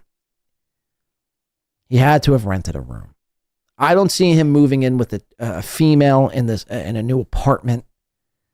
I don't see him. You know what I mean? It's just all of this seems far-fetched. I don't think he's moved back with his aunt. He's still in Florida. According to Beloved Chatter, according to Chad Zumock, he moved right down the street somewhere. Let's check out the clip together. This was Chad Zumock. This is from old. Friday. Move on. Where's this coming from? Timmy should not snipe us. Okay? Stop sniping us. Send the link. Hold on. Okay? Oh, he never paid Doodle, dude. Dude, where we this should is coming start a GoFundMe for Doodle. Service, and he kept the money. He said, "What am I supposed to do? Pay him out?" They said they didn't want. Johnny, this Dad, is come old on the news. show and defend yourself right Send now. me the link. Let's go back. Let's start from the beginning. Send me the link. Pay pigs are not going to put up with this, dude. Yeah, Pay pigs where's are this not coming gonna put from? on- Send me the link. All right, we're gonna do this. Okay? We're over it. Tom Myers is over there. I see Tom, where it's we coming know- from. I see where it's coming from. Sorry about that. Okay, so let's do. Sorry about that. This will be cut out in post. Pay no mind to this. Chad Zumock, ladies and gentlemen. Right here. Buzzinga. Peers, I believe in Chad Zumock. That was a wet brain. For sure. Probably make some fucking money with that song. Fucking hell. Everybody. Chad's new setup, everyone. They call him White Wall Chad.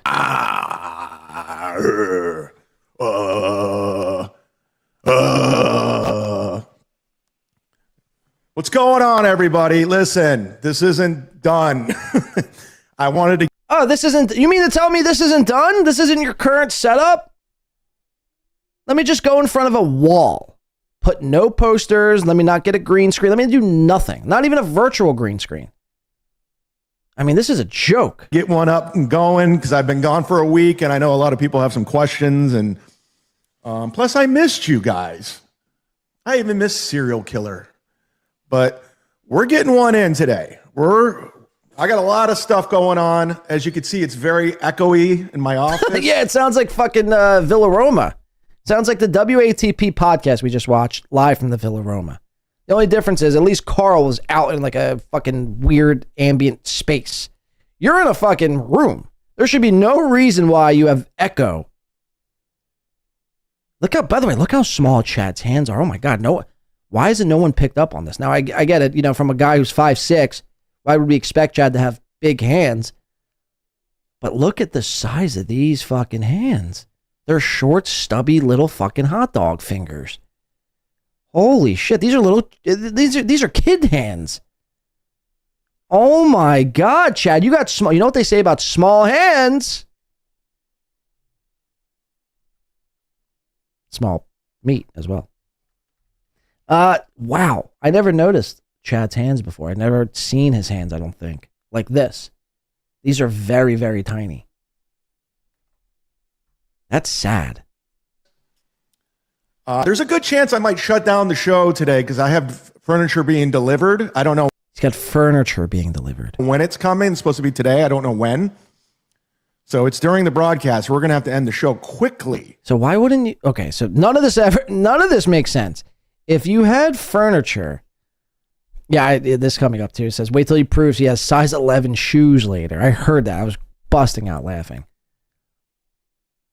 Listen to this though. Wouldn't you? First of all, if a furniture company's coming, normally any normal furniture company, unless you're hiring like crackheads off the street to move your furniture, they're going to tell you a time. Hey, look, we'll be there between 9 and 1. Or we'll be there between 1 and 5. So what would a smart person do in this situation? Okay, whatever the time the furniture people are going to come, I'll do my podcast 2 hours before. Not Chad. And wait till the furniture actually comes. It's insane. It's very echoey. I know. We have some work to do. It's going to take some time. But in the meantime, stay with me. Bear with me. Anything else with me? Work in progress.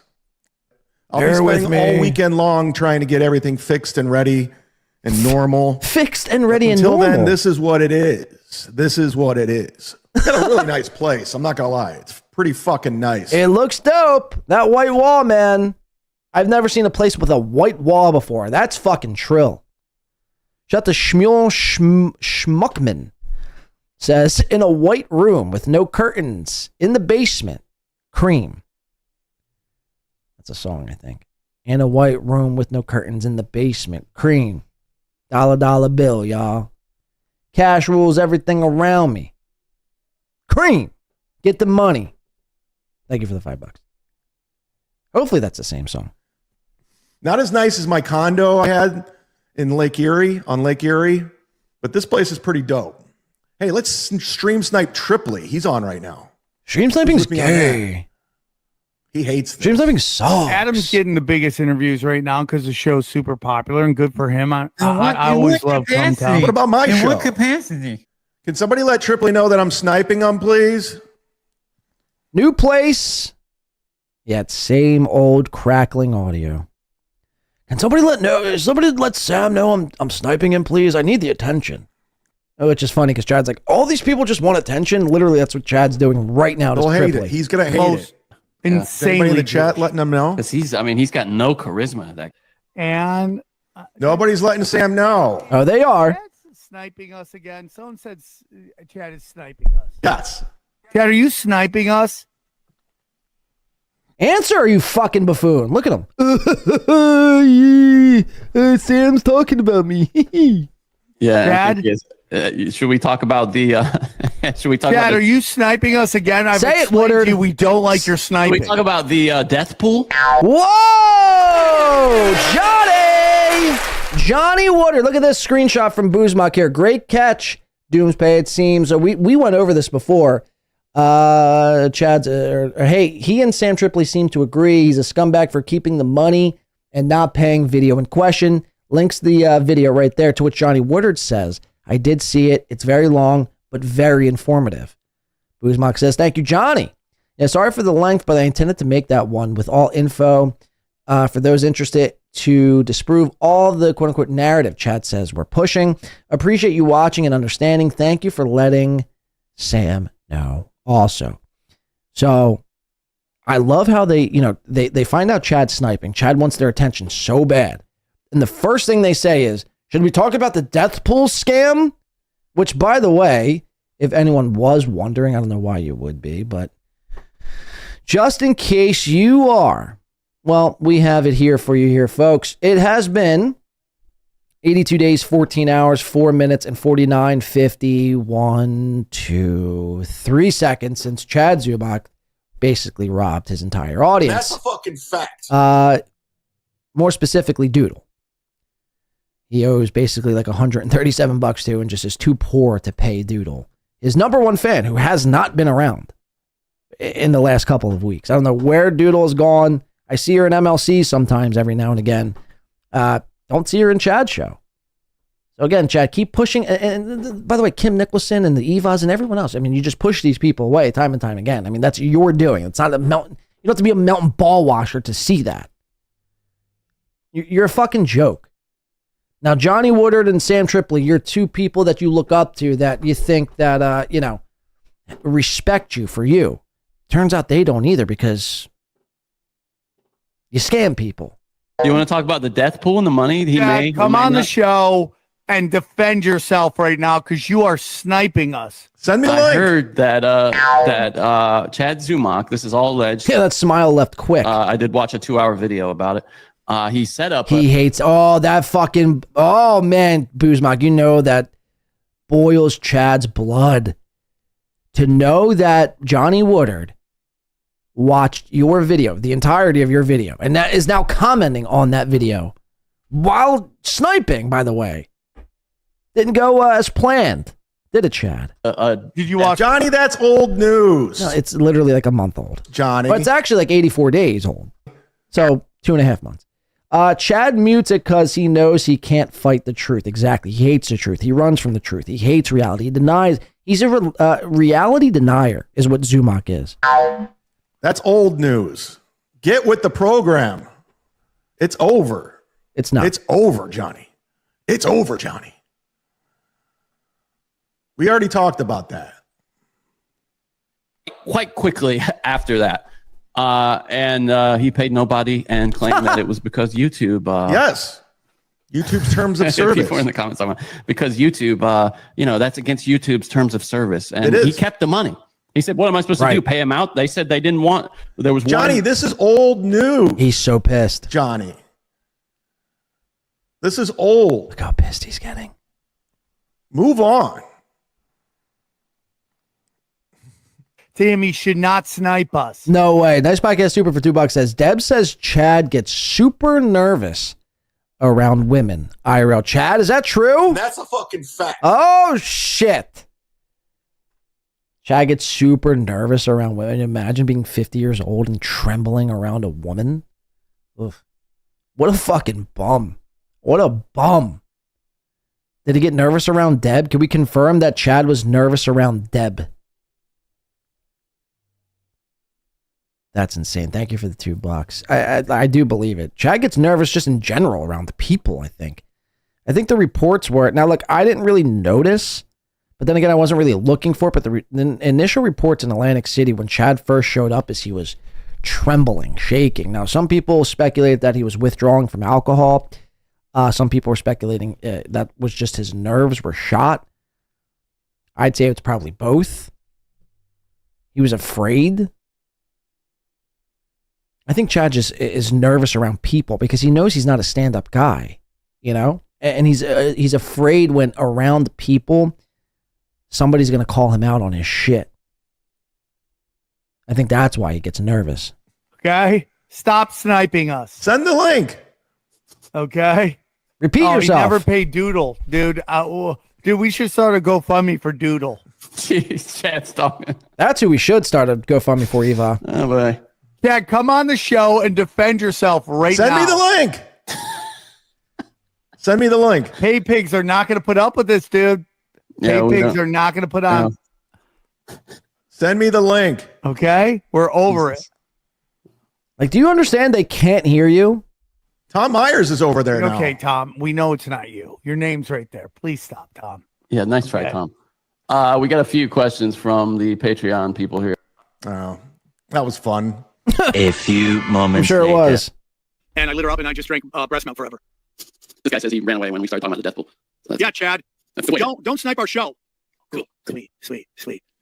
And yeah, goodbye, Chad. Now it's just called bye, Chad. We don't even give him goodbye. Just bye. As in Chad is bye. And this is how my friends were talking about me before I started sniping. Made to be the fool O'Gain. Has he texted you or called or anything? Just nothing. Nothing. I think we all know Nada. people like that, right? Who just disappear. I've never had a friend like that. The closest thing I had to on again, off again was Chad, the Z-Man Zumock. Yeah, he's good for that too. But Should typically, we ask Z-Man to come on? Should we ask the Z-Man to come on? as long as he doesn't bring all his sound effects. Why? We love it. Well, No, As long as he doesn't bring all his sound effects. No, I don't do sound effects. Nobody does sound effects. This is not a sound effects show. We're not zany. This is not Morning Zoo. This is Morning Zoo. No, but yeah, Chad. I mean, if he disappears, it's because he's sleeping off a drunk. You know, I mean, it's like he's in a. Wow. Remember that time we found him just in the gutter? Do you remember that? Is Johnny Woodard a Melton ball washer? Huh? I mean, this is what your peers think of you, Chad. This is what everyone views you as, is what everyone sees you as, is what everyone thinks about you. I venture guess Johnny Woodard has never heard of Nobody Likes Onions or Win by Two or Cardiff Electric or B Dabbler. This is how, again, you don't have to be a hater to observe what Chad does. And that's the thing, again, that's the bullshit whole fucking shovel onto his audience, because a lot of people believe, oh, they're just a hater, they're just jealous. Nobody's jealous of Chad Zumach's white wall. I can assure you, his small hands, small feet, white wall, and echo room, nobody's jealous of whatsoever. This is how we all view you. Even your peers who have nothing to do with the Dabbleverse, God forbid.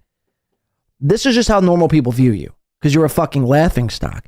You're a drunk idiot who basically shows up and says nothing, and all you do is hit sound effects. Whoa, wasn't that cool? Am I doing a cool show now? Well, remember, Chad was just like missing, and he was in bad shape, and so we were worried about him at the Comedy Store. So we went looking for him. Do you remember driving around going, Chad? Oh yeah, he ran off because he was a drunk monkey. And then we looked, and we were like, wait a minute, is that somebody face down in the gutter? Literally. No. Yeah, it was crazy, dude. It was crazy. I had a bunch. But Chad got so drunk one night at the Comedy Store, he just ran away from everybody. And then Sam Tripoli and Johnny Woodard out of the Kindness of their Heart goes driving around looking for Chad. They go, Chad, where are you, Chad? And then they see a guy who they probably thought at first was a bum, an LA bum. And they pull up a little closer. They shine a light on him. And it turns out to be Chad Zumock, face down in a pile of his own piss. Small hands and all. Beloved Chatter for $2 says the death pool was expunged from my record, Chad. Yeah, much like his stalking charges and then the DUI. It never happened because it was expunged. Get the fuck out of here. It still happened, man. Again, if you shoot somebody and kill somebody, you murdered them, right? Just because it gets pled down to manslaughter doesn't mean you didn't murder the person. You still did the act. Fucking ridiculous, man. Thank you for the $2. I mean, that's what Chad will use. The death pool was expunged, so actually, because it was against YouTube terms of service, so therefore, I'm not culpable of handing out any money. Sure. I'm getting a text from Rocco Burl. Word. I'm getting a text from Rocco Burl. Yeah, nobody knows the situation. He can't talk about Steeltoe right now, so he has to lie about me and my situation. Here's the thing, Melton. Yeah. I'm better than you. Across the board. I'm a funnier comedian. I'm better looking. I'm more athletic. I'm glad you didn't put the X there, Boozma, because that would have. I'm like, dude, that's kind of gay. So good call, no X there. I'm a funnier comedian. I'm better looking. Like you're leaving that up for interpretation, right? Like that's debatable. It's up to the viewer. I'm more athletic. I have you beat in every category. I'm more athletic. Melton's 500 pounds, and I think he's probably more athletic than you. I'm not buying it.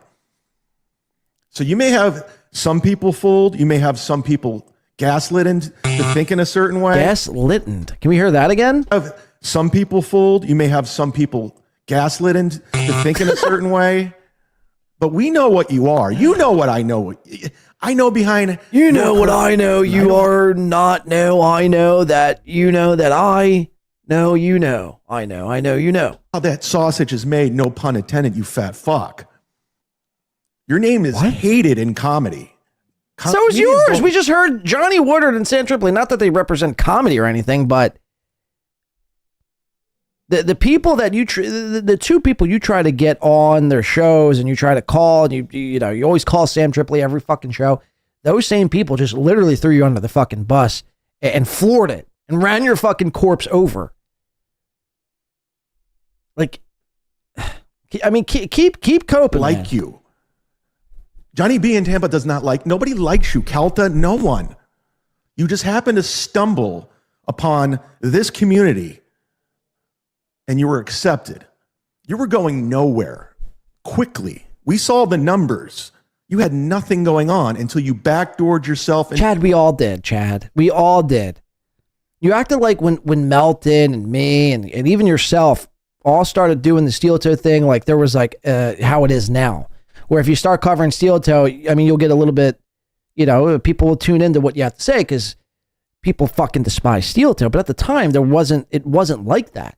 Again, I didn't, my view, I mean, I was struggling to crack like 25.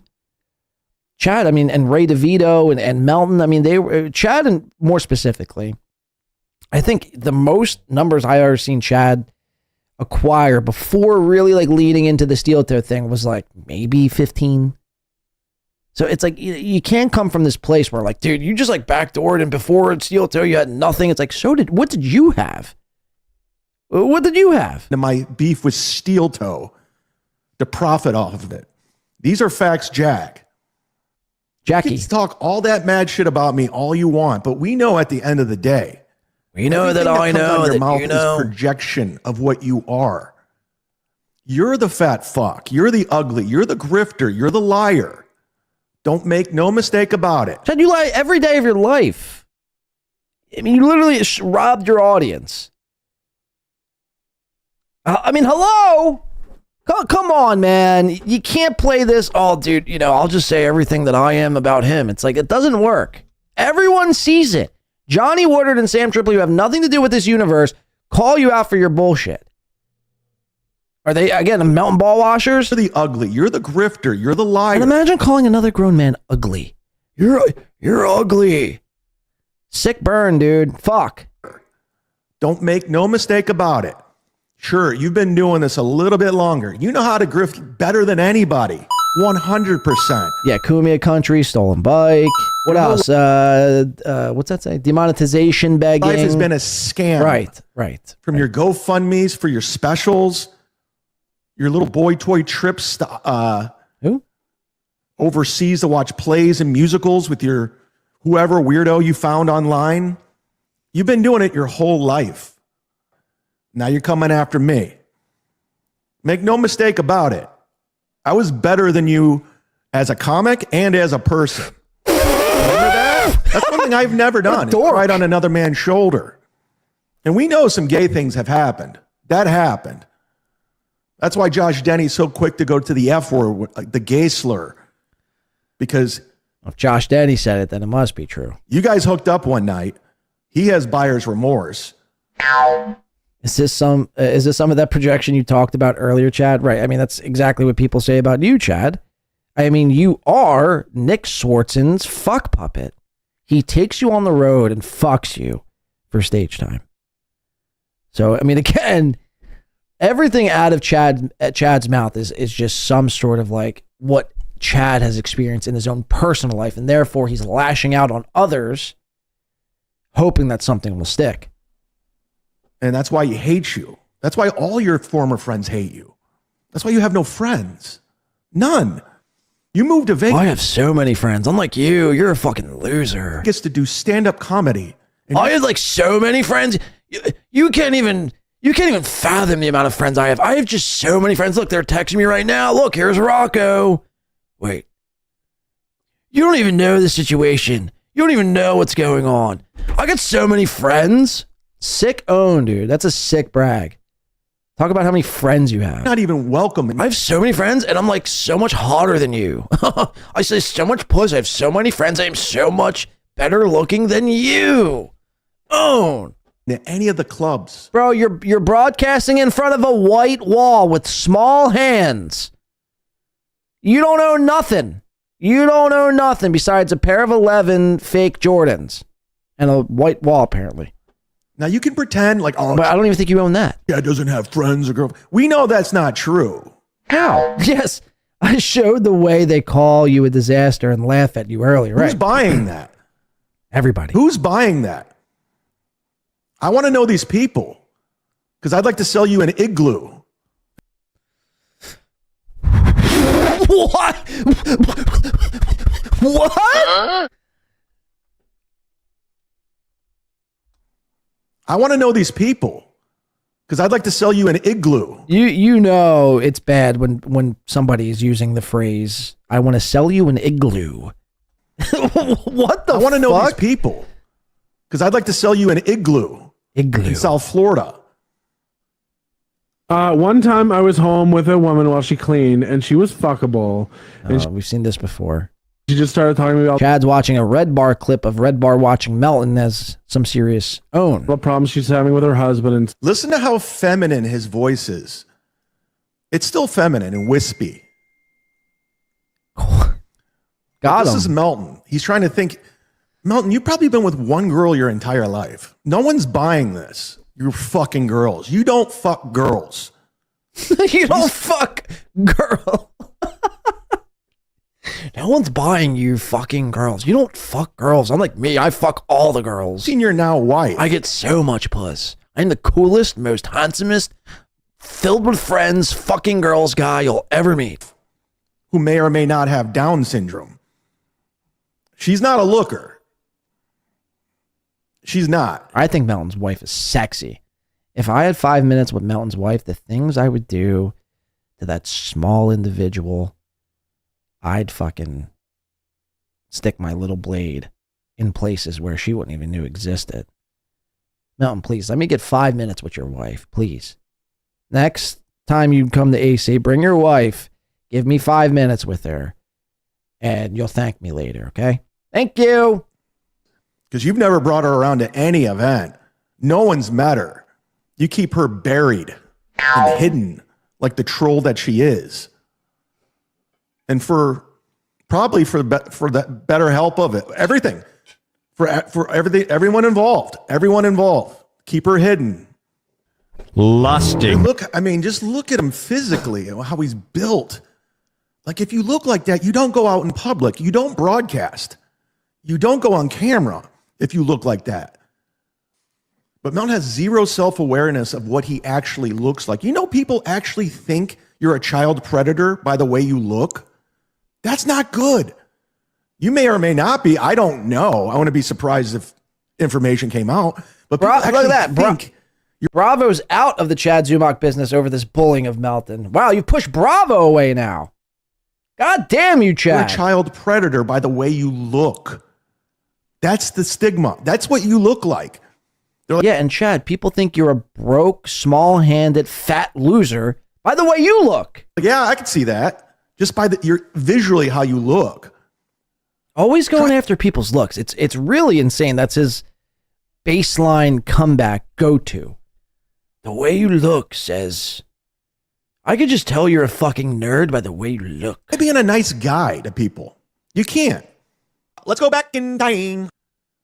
Melton, to his credit, disarmed the situation, made me feel welcome. Oh, yeah. How could I forget?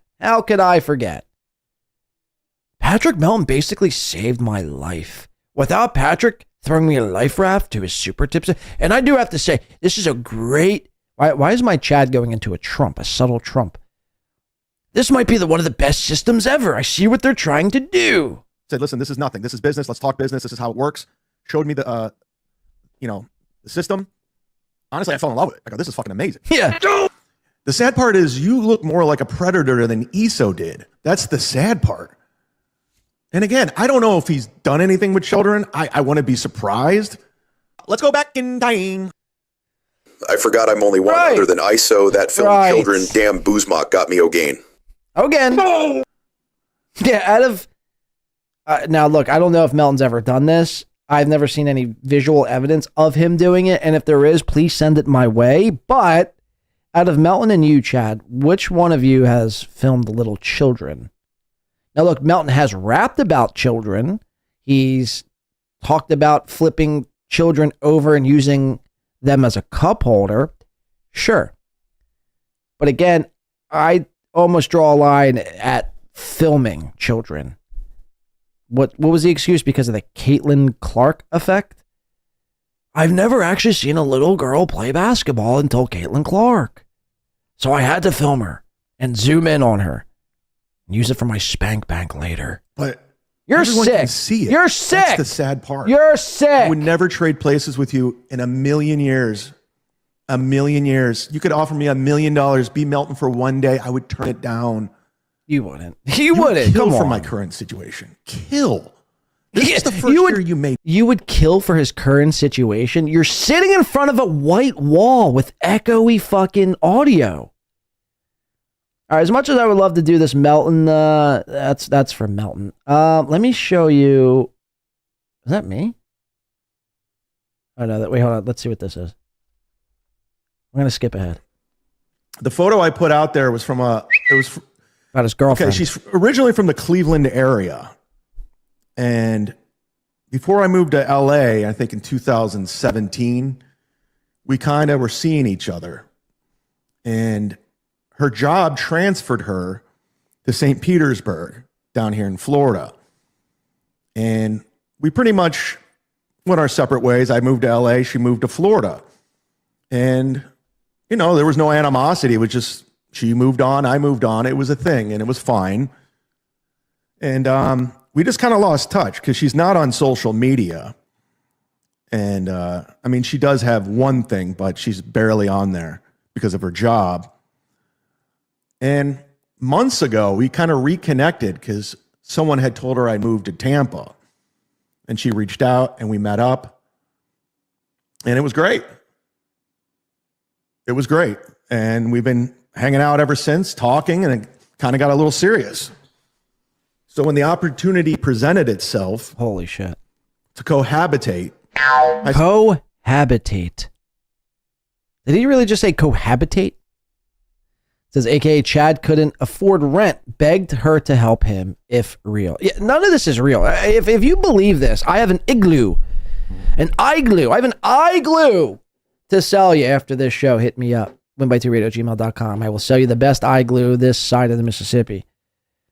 If you believe Chad reconnected with this imaginary woman after years of being apart, I mean, seriously, you're more fucked than I originally anticipated. Let's try. Let's give it a shot. Why not? I used the photo from, that photo I put out there was from when we were in Cleveland dating. And it was dark, so nobody could really see who she is or find her, because who knows what you internet sleuths will do or what route you'll go. Chad, you dox everybody. What are you talking about?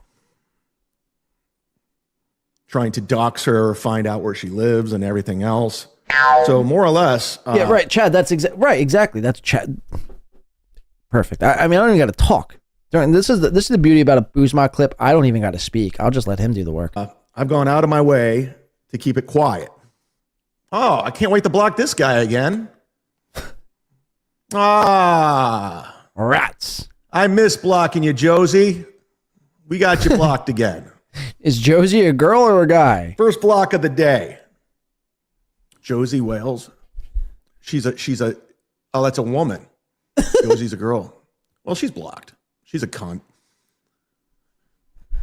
Can't uncunt yourself, can you? You can't uncunt yourself. Once a cunt, always a cunt, right? That's what they say. I'm hoping to have this this office. I hope to have my mouse pad eventually, and we could call it a state-of-the-art studio. Up and running by next week. That's the plan. Peter Chickenman says MLC today. I don't think so. I got to drive to Side Splitters. Of course. So he's still in Florida. He says MLC's been falling off. I don't know. I saw that Mr. Kill Everything clip. I watched it at least 6 times, him yelling at Carmex. It was one of the funniest things I've ever seen. I was literally crying, laughing. That guy's hilarious for all the wrong reasons. Yeah, Kim Nicholson, in Chad's eyes, you are probably the biggest cunt. No offense. You probably are the biggest cunt in this world to Chad. I mean, seriously, Chad, he has to respond to you. He has to bring you up. I mean, when you're commenting, just having a grand old time, he sees Kim Nicholson's name. He goes, that fucking cunt. That stupid fucking cunt. You probably make him see it out of his mind. That's facts. That's big facts. He makes me laugh. He can barely get out a sentence. He's just screaming and smoking and drunk. It's fantastic. Karmic didn't say anything on MLC. Yeah, Karmic is a pretend tough guy. He talks tough, but when you come on screen with him, he totally pussies out. Let's go back in time. Mersh, I don't have to pay for hookers like you. I don't have to run a strip club. I get women naturally. I talk to them after my shows. It's a beautiful thing. You wouldn't know because you're in your fucking trailer all day getting your car repossessed, you fucking chain smoking nothing. A few moments. Talking tough, and then later. I might have to read backwards because I'm assuming a lot of these are for Mersh. Hey guys, listen, I'm not running Mersh or anything. I got to go do something. I just got a text that's pretty important, so I got to bounce off. Yeah, I do too. So I'm sorry. I'll be in touch for sure. All right, cool. But when he's in the confines of his own place, smoking his cigarettes and drinking, that's when he gets tough. When he's in the middle of Minnesota, away from everybody. Everything this motherfucker does, everything Chad does, it's so insane. It like you can't even comprehend it. Like I can't even comprehend it half the time, because everything he does is what he complains and bitches and calls out about other people. It's so I know Aaron does that as like some sort of defense mechanism to kind of protect his own ego. He'll call things out on others that he does himself. But Chad does it, I mean, so egregiously, and he's not even like that good at lying to like make you believe it. It's so fucking wild to watch like unfold like this. Again, Chad, I mean, there's clip after clip of you talking tough and then showing up on a stream with somebody and being like so friendly. Like you and Mersh are like friends after that whole debacle. And he was calling you out. He was saying he was going to do a stand-up, roast battle with you. What happened to that? What happened to that? I mean, it's certain say you call Melton a pedophile. Meanwhile, you're filming underage chicks in basketball gyms and zooming in on their butts.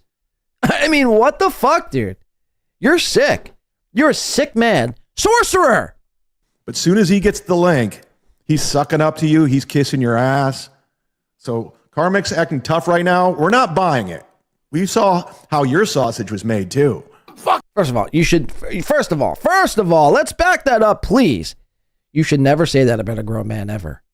First of all, we saw how your sausage was made too. You saw his sausage being made? What? Huh? I mean, please, for the love of Christ, if you're a grown man and you're trying to own somebody, never use the phrase, we saw your sausage being made. Tough right now. We're not buying it. We saw how your sausage was made too. Fuck you doing? Pretty gay. You should be rolling down a fucking hill. Melton's the same way. That's all you are. Garbage. Yeah, Melton's the same way.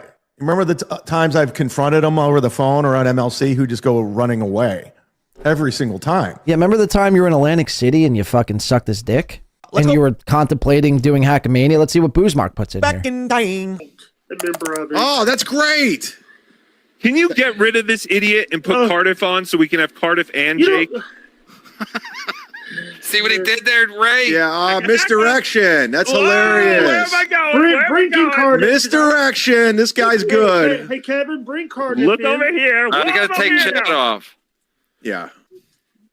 Yeah, you hate the. So Chad's a pussy, right? Chad won't even talk. Shut up, Jake. Chad won't even talk to me. Chad won't even deal with What you did? You traumatized him. And then when you meet him in AC, he's kissing your ass. How can I get you to Hackamania, man? What do we got to do to get you to Hackamania? And then that Monday, he takes the offer off the table when he's in his Vegas home. I want to file a restraining order. Oh, God. I'm going to file one on John, just for fun. You remember when John threatened me? I still feel threatened by him. Chad, you went to his house. I'm scared of the Duke. So I think it's time I file a restraining order on John. I'm scared for my life. He's threatened me countless times. I don't feel comfortable. I don't feel safe. Plus, I have somebody in my life now that I have to take care of. I don't want anything to happen to her either. But you notice John has gone way out of his way not to mention me as of late? Like he'll avoid my name. Why is that? Why is John avoiding my name?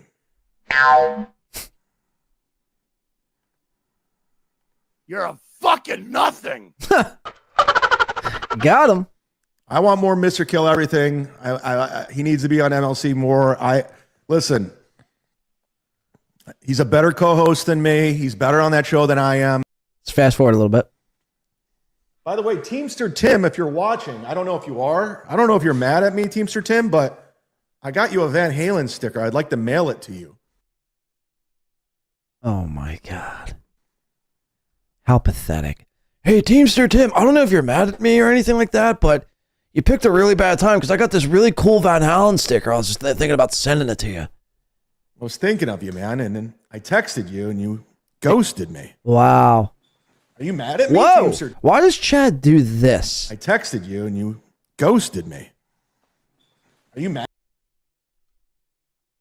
Why does he jump out of the frame when trying to get comfortable in a seat? Mad at me, Teamster Tim. What did I do? Who do you think Anthony's going to try to hook up with this year? Because that's why Anthony goes. Anthony goes to get pussy. Kumia?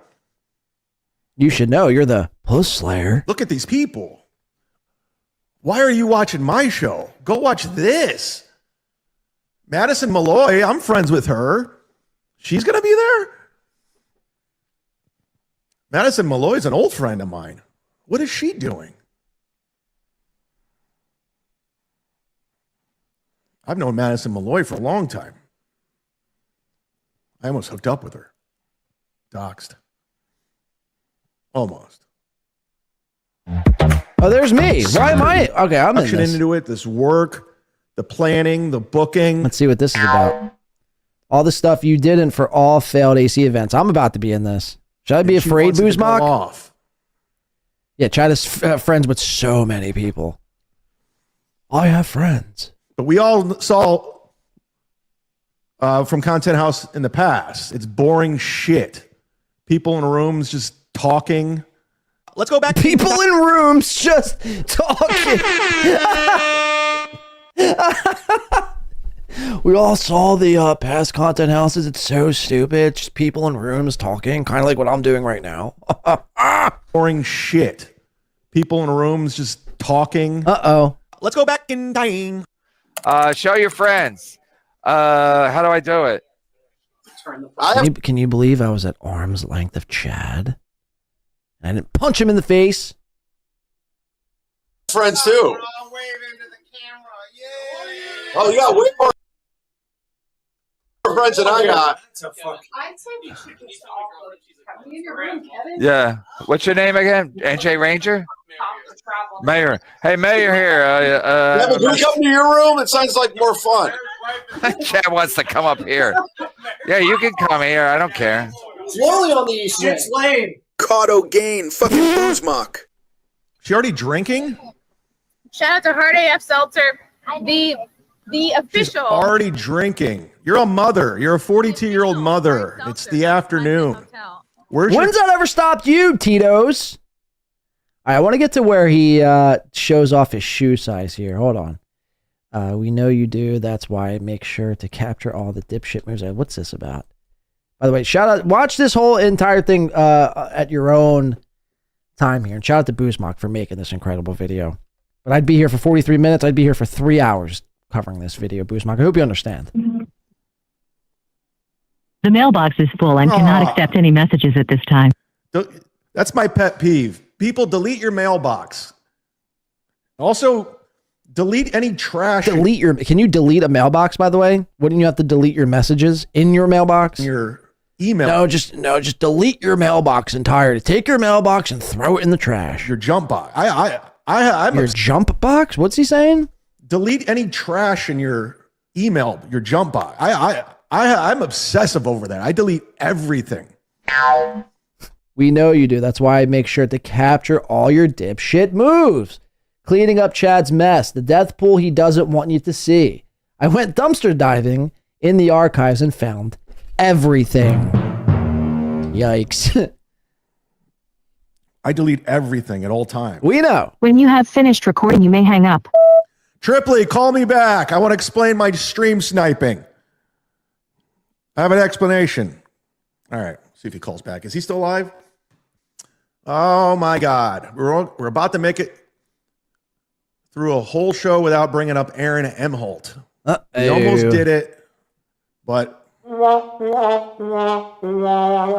of the Clippers, Stallion 19, you got to bring him up. We just got to. Pet peeves are for women and piazzas, dopey. You're allowed to have peeves. All right, let's go to his walk and talk. Where Let's have go to his you walk been? and talk. You know Or what? his green room and We talk. learned I might be on Family Feud with Swartzen. That's all I go, Nick, that's all I want.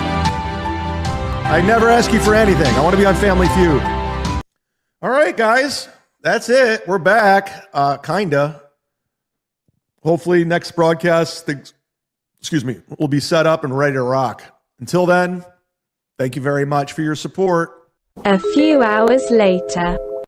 Yeah. I'm in the Side Splitters green room right now. I got here a little early. I had to leave because it was kind of a far drive to get here. Killing some time, checking in with you. I haven't been doing a lot of shows since the move.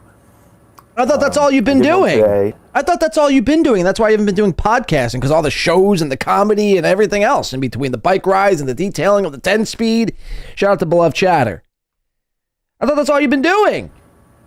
And I apologize. There's nothing. Oh, wait, guys, hold on. Sam Tripley's texting me on the phone. Let me tell him I'll text him back.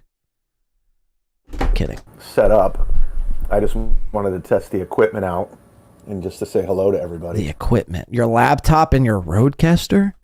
Chad acts like he has, like, a state-of-the-art studio. It's like 3 pieces of gear. Wow, I keep getting these mattress emails. What's up, Tom? I keep getting these mattress emails. So Chad's in the market for a new mattress, I guess. And I don't know who's hosting. I'm featuring, so 20 years in the biz, still featuring at Side Splitters. easy money. Work on some new shit. You won't. This isn't a show. If Melton did dox your new Addy, that sucks. I don't know. Did he? Will you tell us if you're in North or South Florida? I'm in Florida, for sure. Shades Cal says people are. So that's, yeah, again, you know, I'd venture to guess, almost like Zumock said the other day, he probably only moved maybe a block or 2 away. Again, you know, he's doing Side Splitters. Side Splitters is in Tampa or like around that area. I mean, hello? Figure it out anyway, so what's the point of He hiding? didn't move to Ohio. He didn't move out of the state and then fly back to do 3 days at Side Splitters, all to feature for like $100. What's the point of telling you?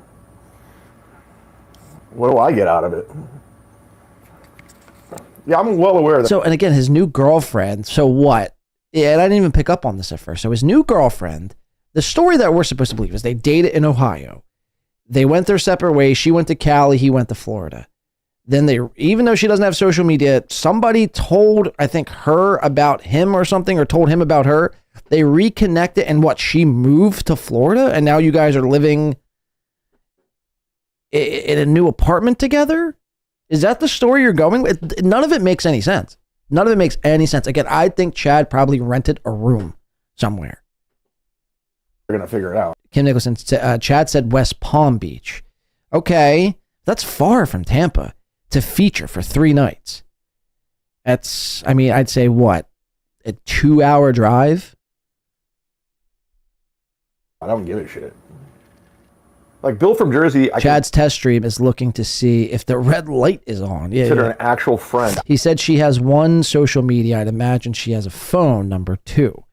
Yeah, it's like, she's not even on the, it's like, she probably has the basics, the Facebook, probably an Instagram, probably a phone. Chances are, honestly, though, Poncho Pilot, it's not even a real person. I have no idea where he lives, and nor do I care. I mean, I know the area, but don't give a fuck. He's screaming from a closet now. Yeah, I'm trapped in the closet. Clip it. Oh, Biddington, my man, where are you? I'm at Side Splitters. I'm in the green room. Can't you tell by all the cool posters and the shelves? This is, wait, by the way, this is Side Splitters green room.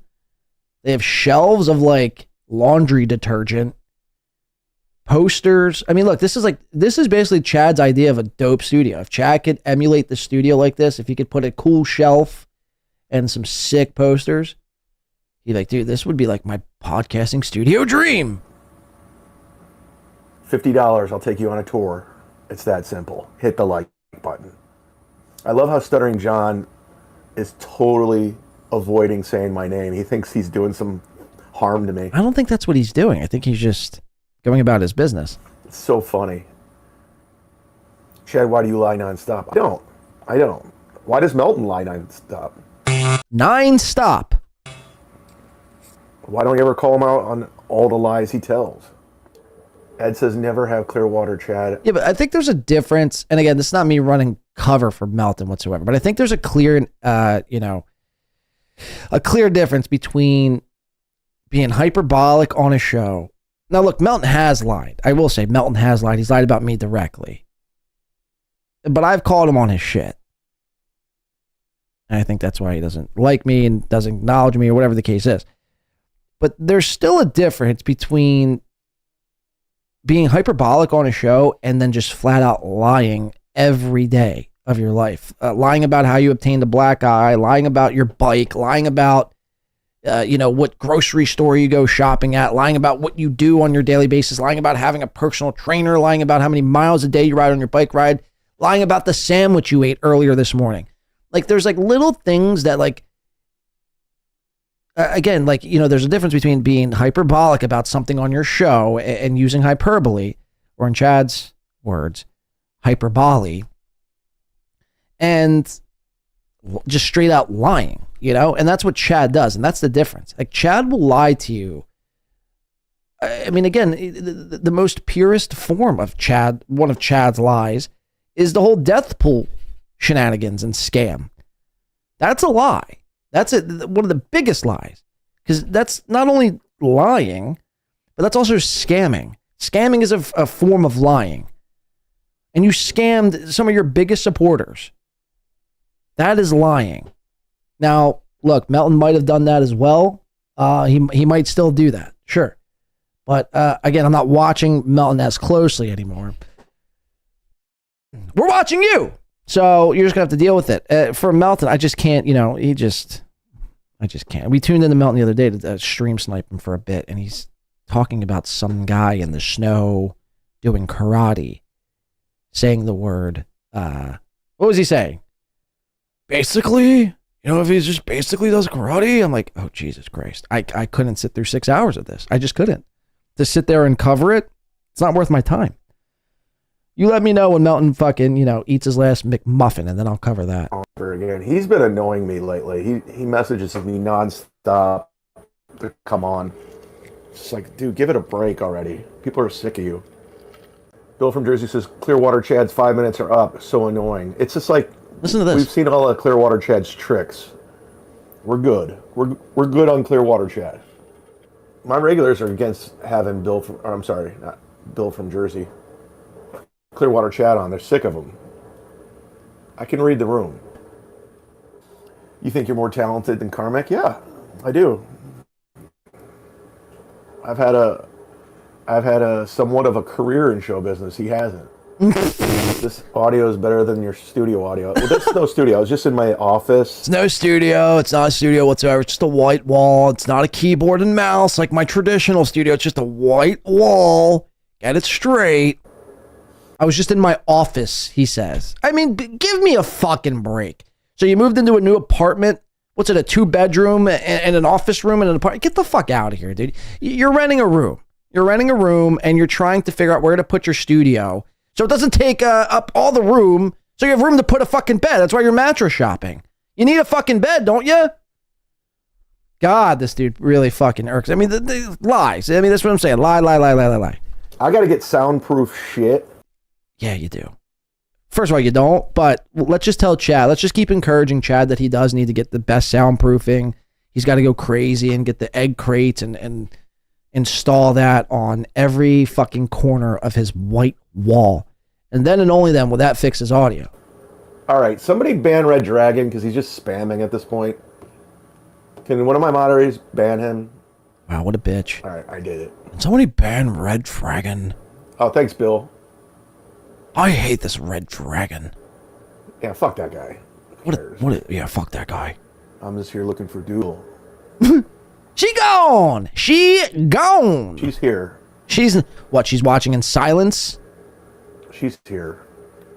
She doesn't want all the negative attention right now. Yeah. She gone. I stay in touch with her in DMs. We're fine. Mm-hmm. Doodle's out of the chat business again. No, she's in the chat business. She's in the chat. Yeah.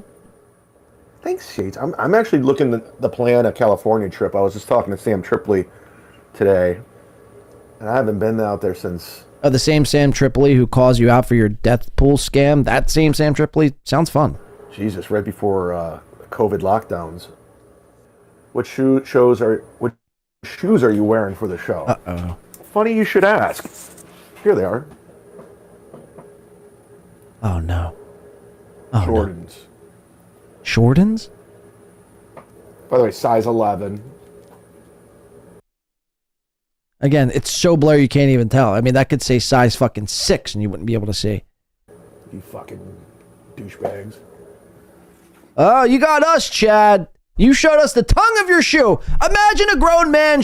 Imagine somebody. Okay, this is so insane. Like somebody being like, Blake, you're not fucking 5'9". What you say? Prove it. And I'm like, oh, you want me to prove it? And I go get a tape measure and I measure myself live on the show. How cocked could you be? Chad's like, how much you want to bet I wear size 11s? And he takes off his smelly shoe, his smelly, sweaty, Florida heat ridden shoe. He takes it off, flips it around, shows you the tongue. The kicker is you can't see it because Chad has fucking like a Cricket Mobile and they don't get service in Side Splitter's green room. So when he shows you, you can't even make out the fucking tag. He's like, see, you stupid haters. Take that, Kim Nicholson, you cunt. You fucking douchebags. Or I'll get you a spot at the Comedy Store. I get myself a spot at the Comedy Store. I know a lot of people book shows there. Fake. No, they're real. They're real as fuck. They're real as fuck. Chad, is your new studio closet. This isn't a closet. This isn't my house. This is the comedy club. $50 to no shit. How could we tell? Well, because it has blinds. Block everyone. And it's not a white-walled room. On all platforms. DV. Done. Do not waste your money. I have already unblocked everyone. Proof of this is in early show. Chad Zumock got a gifted membership. So if he is unblocked, everyone is. Do you guys want to look around Side Splitters just for something to do? Just for something to do. Sure. Is there an echo? Yeah, I gotta get some shit for the soundproofing. I don't know how to do any of that. I gotta get some shit for the soundproofing. I don't know how to do any of that. So I don't know when the next show's gonna be. Because this motherfucker's gonna fucking soundproof, egg crate his rented room. Zumock, where is the clip at? Or maybe I've watched this before. I don't know. Maybe we watched this on Wednesday show. I thought it was in this clip, but I could just be imagining things. Where's the clip where he's talking about wanting to buy a race car bed? Is it in here or is it in a previous clip that I've already watched? I just wanted to test out the equipment today. Yeah, both shows mentioned this 100 times. What equipment are you testing out? And, kind of catch up. Bro, you have a Rodecaster Mini, a laptop, and a microphone, and lights. What are you testing? What are you testing? Up with some things, but we're a long way away from it being fully operational. Repeat it. Yeah. What's going on, man? Not much. This is Chad, right? That's right. We're sold out tonight. Previous clip, I believe he was talking about. Swartzen. Okay. Thank you. Here's the He was like he was like daydreaming about buying a race car. But he's like, I really want a race car bed. Sounds pretty fun. I could like race. I could pretend I'm racing while I'm doing my pretend radio show. Plenty tickets available. You're gonna go back and insert people in the seats, like later on your computer. Yeah, just to make it look good. Photoshop them in. Yeah, I'm not above that. Hey, I'm not the headliner. I don't care. A bunch of Romans. Yeah. That's why comedy is such a dying fucking industry. Again, when I'm on a bill, when I'm on a ticket, when we're playing out, we're playing, music and we're playing on stages and shit. Just because you're not the headliner, you still want to sell tickets. Look, I know probably a lot of, comedy is a little different in the sense that, the feature, the host, they probably get a set rate, so it doesn't matter how many tickets they sell. But with the attitude of, oh, dude, I don't care. I'm not the headliner. I'm not going to try to draw people out to the show. It's the headliner's job. It's like, well, that's why the comedy as a whole is just dying. Yeah. Yeah. Loser. This was the night he threw me out of here. Fucking asshole. Shane. Chad thinks this is a brag. No, I don't. I'm just showing you around, you fucking idiot. Got him. Again, shout out Chad Zumock. Go watch the entire thing for yourselves. Again, 43-minute clip. I could really be sitting here for, 17 hours watching a 43-minute clip. So go check it out yourselves. Give Chad Zumock a like and sub if you could kindly. We do appreciate that. And thank you, Zumock, for the excellent clip. And we will continue to watch Chad's developments as one of his biggest new endeavors is soundproofing his rented room, possibly buying a race car style bed. And if he's ever able to tackle the problem that is his audio, whether it be popping, whether it sound like he's fucking podcasting live from inside an auditorium. Will Chad fix these problems? We will continue to watch.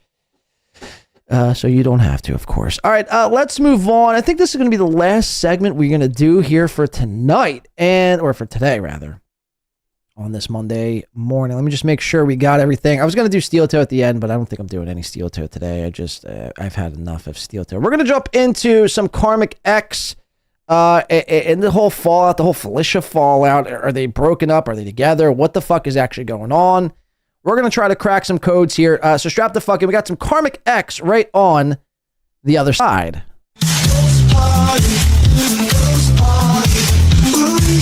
Let's get spooky,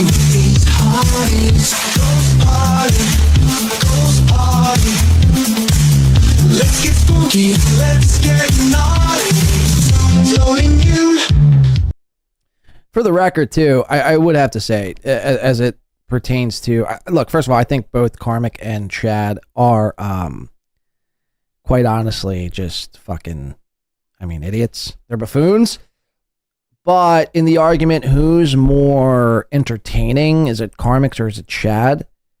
It's not really even close. I'd have to say Karmic's. Chad he's a broken record.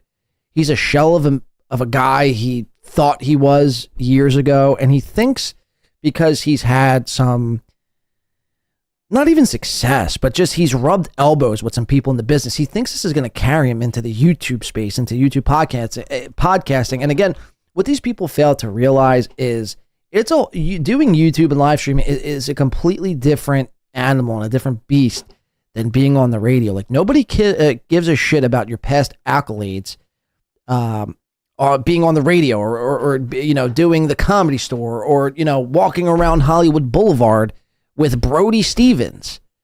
Nobody cares about that anymore. What are you doing currently? And most of these guys, like Aaron and Chad, their answer is nothing. Their answer is nothing. So again, as far as that argument goes, you heard Chad say it there. Someone asked, or someone told him, Karmic is more entertaining than you. Or do you think you're more entertaining than Karmic? And Chad said, of course I am. He's not. Chad stinks. Really. All right, let's get into Karmics from this past week. But before we jump fully into Karmics, I want to show you this Mr. Kill Everything clip. This was over on Hackverse from Wide Smoke 4794. And it just says MKE versus Karmic. So this is where he's skipping over kind of everything began. About how Gilly this past weekend. Watch me play video games. You look like fucking. You look like a. He's skipping over under a bridge. He's skipping over about his girlfriend watching me play video games, and sending me the link. Yeah. Okay. No, yeah, everything's perfect. No, I kind of doubt it.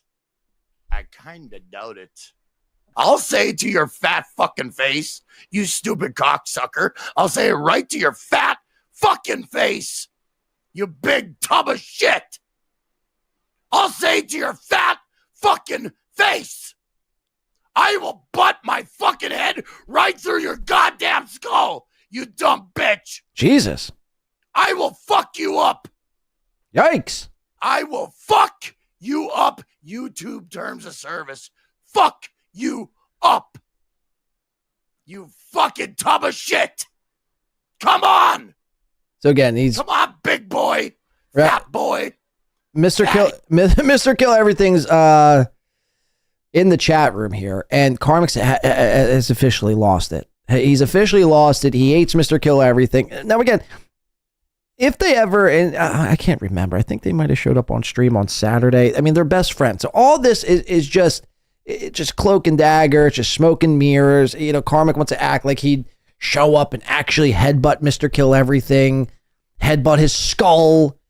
Karmic ain't doing none of that. You know, what Chad said is there's kind of some validity to that. But, you know, furthermore, nobody's going to. I mean, maybe there's a crazy motherfucker out there that if you talk enough shit on somebody, they'll actually come and fucking shoot you. I mean, we've seen it. In this universe, however, though, I don't think that to be the case. I think it's just all talk. Karmic ain't going to do a goddamn thing. At the end of the day, Karmic is as soft as a fucking cookie. He's soft as a cookie, and the case can be made when he's around Felicia. You've seen the true Karmics. The softy, you know, the guy who's like a hopeless romantic eating chicken, hot, spicy chicken to seem more manly to impress Felicia. Again, a guy like that ain't going to come up and headbutt you. He ain't going to come up and strangle you. He ain't going to come up and shoot you. He ain't going to come up and punch you. He ain't going to do nothing. And if he were, if this were to actually go down, Mr. Kill Everything versus Karmic, I'd put my money on Mr. Kill Everything 9 times or 10 times out of 10, rather. Nice podcast, Stupid Dan for $2 says, Karm and Chad talk big on solo streams, then cuck out. It's every time, dude. So Karmic is more entertaining in the sense, maybe I should have rephrased, in the sense that he's more animated, right? He's more animated, but he's also on a lot of stimulants. He's also on a lot of substances. He's allegedly taking fucking kratom. He's possibly on cocaine, which we're going to hear coming up. He's drinking. He's smoking cigs. I mean, look, there's nothing wrong with smoking cigs. I'm just saying that adds to the substance intake. So yeah, he's more animate. You take the substances away from Karmic, and what does he have? Like, what is Karmic? But when it pertains to chat, again, look, an ant is more entertaining than Chad. Chat rooms are more entertaining than Chad. So it's not really saying much. But at the end of the day, I mean, this is why it's so fucking pathetic to act like this tough. And then when you show up with the guy you're talking shit on, and you like cower and like become like this beta ass bitch. Like, yeah, I was just kidding, man. We're cool, right? We're friends. You seem weak. You seem weak. You seem like a bitch. Furthermore, no one takes you serious. I mean, after that, after you speak like this, and then you show up, and then you act friendly, like the whole Kevin Brennan thing. You swore you were never going to do his stream again. I mean, 2 days later, not even, you're on Kevin Brennan's stream apologizing time and time and time again. People see right through that. And no one takes you seriously. No one takes you seriously. Maybe you don't care about that. Maybe you don't care about people taking you seriously. You should. You should, because, again, without your word, without what you say, holding any sort of truth or anything like that, what do you have in this life besides that? Nothing. So you take that away, and then what really do you have? Kratom? Good luck. Keep watching. Karm? Hey, fuck. Come do it. Come, you big slob of shit. You drunken garbage. Come fucking do it. And I will show you what hell is like. I guarantee you. You fat fuck. You should be rolling down a fucking hill. Garbage. That's all you are. Garbage. You're a fucking nothing. Absolute nothing. Go play your games, retard. That's all you got. Play games. Go. Karmic, you make AI. You make AI imagery. I don't know what's worse, video games or making AI and calling it art. Text dabble chicks. Text dabble chicks. That. You're dating Felicia Gillespie right now. That's a fucking fact. Allegedly. Dabble. I mean, what? Why you fuck? What the fuck is going on here? Come on, play. I never drink apple whiskey, you stupid cunt. You're a dumb cunt. Don't reach out. Don't be concerned. Just leave me alone. When your loving starts, you make it hard. Now he's sad. Wah. Wah. Feel bad for me. Wah. I mean, what a jabroni. Is he gonna cry now? The Pat the Karmic cry coming up. Look at him. I mean, again, you can't take him serious. I'm gonna shove my face through your fucking. And here we go. Big B. And now he's like crying. He's traveled 100 feet between looking at his phone and the road. Mersh is correct. Barreling down the highway in a semi-truck, checking his phone, smoking a cigarette, reading the chat, all at the same time. MKE is a true alpha. Thank you, nice guy Mersh. Thank you. All right, so now we cut over, before we jump into the Karmic from this past week, let's jump over to Karmic. I don't know how this slipped through the fucking cracks over here at Win by 2, but I do apologize. But this was from Misery Loves Clips. Says, in case you missed it, Karmic asked Felicia Gillespie to score him some coke from the manager of the comedy club they were performing at, and he was immediately rebuffed by her. She then went on to tell Karmic he reminded her of a mongoloid. Listen to this. This was the first meeting of Felicia and Karmic. So is comedy places known for having blow on hand? If that's the case, Sometimes I don't participate in that, but typically not. Well, sometimes it is the manager, but sometimes it is the local comics who hang around over the course of the weekend. All right. But yes, you can get drugs very easy. It seems like the number one place to come across some interesting stuff, but I tell the manager I'm intrigued. Okay, I'm not doing that. Oh, you won't? Okay. You don't want to be involved? No, sir. On any level? Nope. I don't blame you. Got to keep your name clean, Felicia. That's right. That's for damn sure. I concur. And I think this is Devo's idea of what a mongoloid looks like. Listen to this. And just a successful old guy. It looks like you. It looks like you. The face of the feed here. So Karmic holds up this book and goes, this is Debo's idea of what a mongoloid looks like. Felicia goes, yeah, that kind of looks like you. Wow. So Felicia, in fact, thinks Karmic looks like a mongoloid. Oh, God. With a hat on. There's a reason I don't wear hats, people. I don't want to be compared to a mongoloid. That's what he's supposed to be, I guess, according to Devo. There we go. So you go, Karmic and his Coke Chronicles that I guess I somehow missed when I was clipping that episode when they first met. Now we jump over into this past week where Karmic starts to blow a little bit of fuse, starts to do what Keanu did a couple of months ago. Now, again, this didn't bode over well for Keanu. I mean, you call out the Clippers, you start to go to war with the Clippers, and good luck. That's all I got to say. Good luck. I don't want no smoke with any Clippers. Anybody who has capabilities to clip, to post things on Reddit, to post things to YouTube, to clip, I don't want no smoke. I appreciate the Clippers every step of the way, and I think a lot of them do a lot of great work. Yeah, that's not me. Like, I'm being serious because I know what it's like. I know the amount of time and work goes into clipping a 43-minute Chad Zumock video. First of all, you got to watch the whole thing. Then sometimes, in a lot of cases, if you don't catch it live, you got to subscribe to their member-only fucking shit just to make a fucking 10-minute clip. Then you got to edit things in, edit things out. I mean, you're spending, sometimes upwards of 6 hours plus making a clip. So I understand what goes into it. That's why I can appreciate the clippers. If not for nothing else. Karmic, though, again, I don't know what's gotten into him. I don't know. It might be coke withdrawals. I don't know. But he's on MLC. This is where it kind of all starts. And this is from So Thorough Joe Burrow, who, by the way, shit the fucking bed this week. So Thorough Joe Burrow, I'm officially sickened with your gameplay. Jamar Chase, what do you have? 2 catches? I mean, that's fucking pathetic. Breaking Dabbleverse Dandy. Karmic X threatens to strike the semi-educational, informative, So Thorough Joe Burrow YouTube channel. Is this war on Clippers part 2? You be the judge. Let's watch. Karmic, Kevin. KB, I have a clip titled Karmic's Live, the trauma that made the man. It will explain why Karm needed create him in under 5 minutes. All right. How old is it, Burrow? Is it new? Joe Burrow, I have a problem with you. You fucked with my super tips with your stupid fucking clips. So, hey, dude, I can easily get rid of your access of my fucking clips, dude. So keep that in mind if you want to. You can't.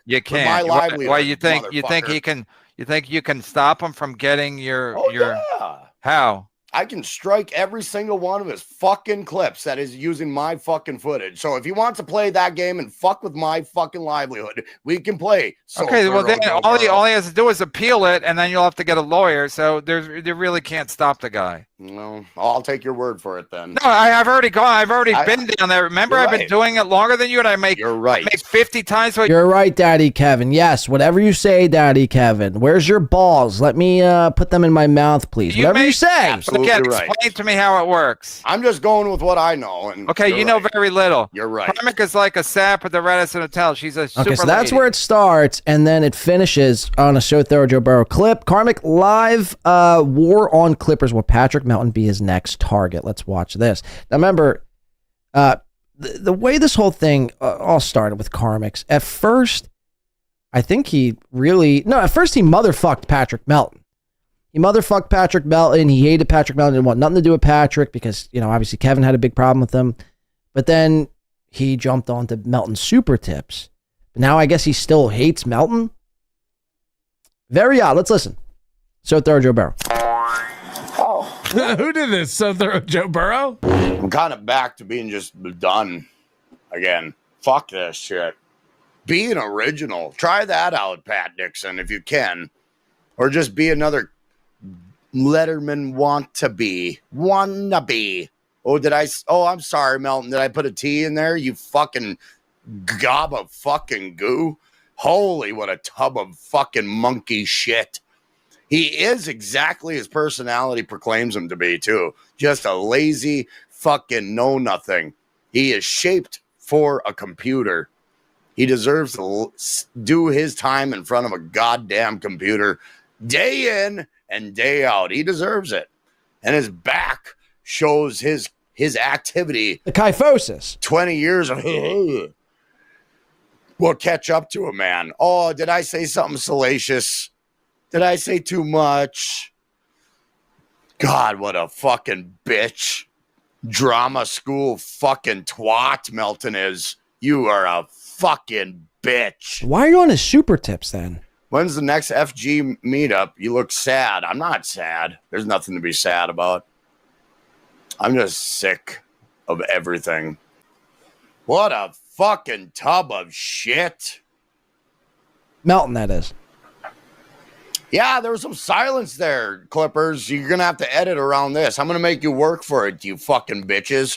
And if any Clippers jeopardize my goddamn work in the future, those Clippers. What are you going to do? I'm going to fucking do something about it. Right, exactly. What are you going to do? You have no money to hire a lawyer to stop the Clippers. You have no power. You have no reach. You have nothing. You should be on your hands and fucking knees praising the Clippers, that anyone clips you. How else would people know about your show and know about you? Seriously. I'm not one to ball wash. When it comes to the Clippers, man, they could fucking, they could do a world of good for you. Especially if you're a new streamer and you're trying to make it, you get amplified by some of these people and you'll get new eyeballs on your fucking show, you retard. Carlos, what the fuck are you going to do if everyone clipped you simultaneously? And what are they doing affecting your livelihood? There's not a goddamn thing you're going to do. Those Clippers, I'm going to fucking do something about it in my YouTube studio. Now, will I?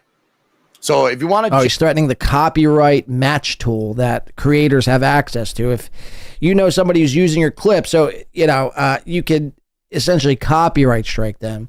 But then also Thorough Joe Burrow has to do is appeal that copyright, or whoever. You just appeal the copyright. And if it's a guy like Karmic or a guy like Chad, or even, to a lesser extent, a guy like Aaron, you know that these guys aren't going to hire attorneys to fight the fucking copyright. You got to call their bluff. So if this happens and a creator files a copyright strike, and if you're a clipper, they file copyright strike on you, you file a fucking appeal, and then they'll say, okay, well, you guys got to duke this out in court. YouTube is not a court. YouTube is just a platform. We're not going to settle your fucking, scores with clippers here on this platform. You settle it on your own time. To which most of these guys would just fold because they have $0 to acquire an attorney. Jeopardize my fucking world. Let's fucking play, cocksuckers. I am done with you motherfuckers. I am really fucking truly over and fucking done with you Clipper motherfuckers. You guys are pieces of shit. I tried to show you respect, but you guys don't deserve it. You don't fucking deserve shit. None of you motherfuckers do. Fucking Christ. Karma is a bitch. Just keep that in fucking mind.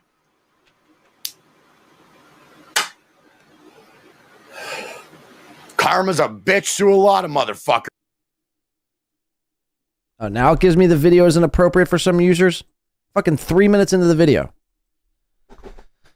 Don't you love it when that happens?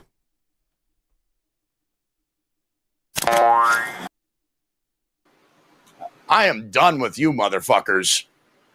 I am really fucking truly over and fucking done with you. Fucking fact. You'll never have a fucking idea. Never. And that's a goddamn fact. We're going to get rid of this cocksucker.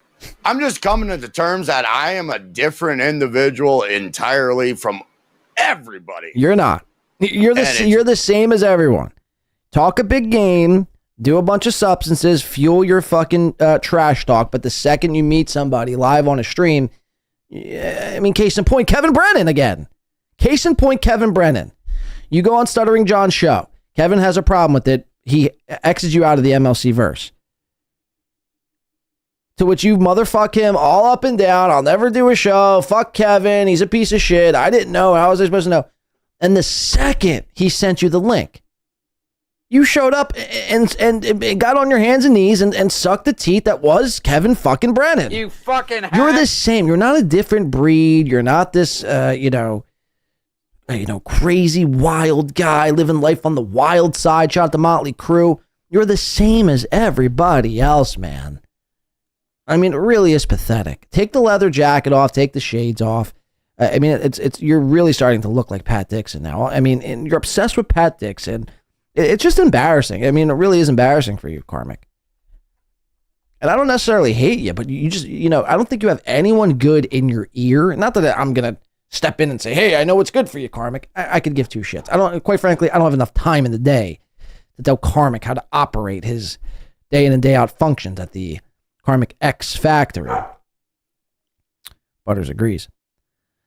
But it's just, you know what I mean, man? Look, I don't know what you got going on anymore. I don't even think you know what you got going on anymore.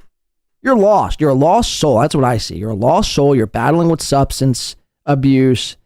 You're battling with this long distance relationship with Felicia. Who knows if you guys are even together anymore? You can't fucking come. I mean, what can you do? You got nothing. And that's why in the very beginning, when Karmic started coming onto the scene, no pun intended, I really feared for this Karmic X, because when things go bad and then they go horribly bad, and eventually they will, I don't know how his psyche and his mental is going to hold up. I don't know if he'll be able to, withhold or withstand a lot of the shit that's going to come with this. And I fear for Karmic because he has...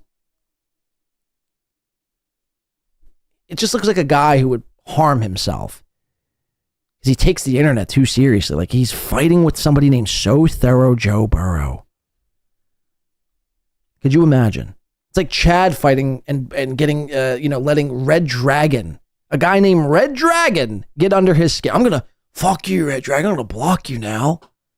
I mean, Karmic, you're fighting ghosts. Why are you about doing your show? Who gives a fuck about anything else? Weird. It's very weird to me.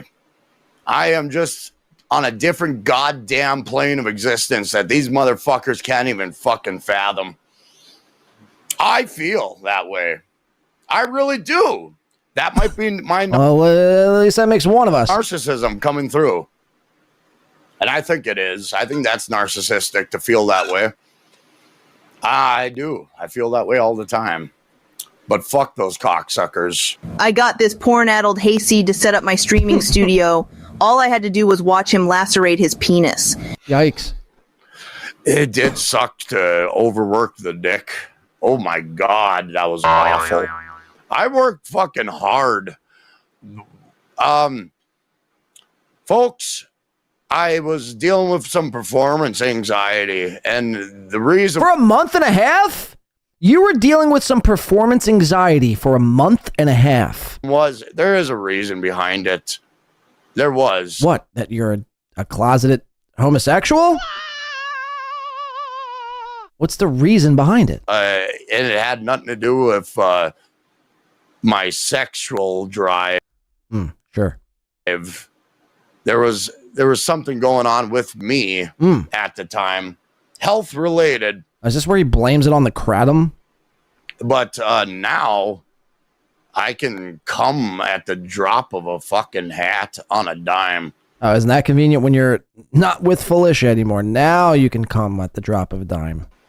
There was an issue going on, people, a health-related issue with me, and I can't really talk about it too in depth, just because it's not for public consumption. Neither is my jizz, but hey-oh!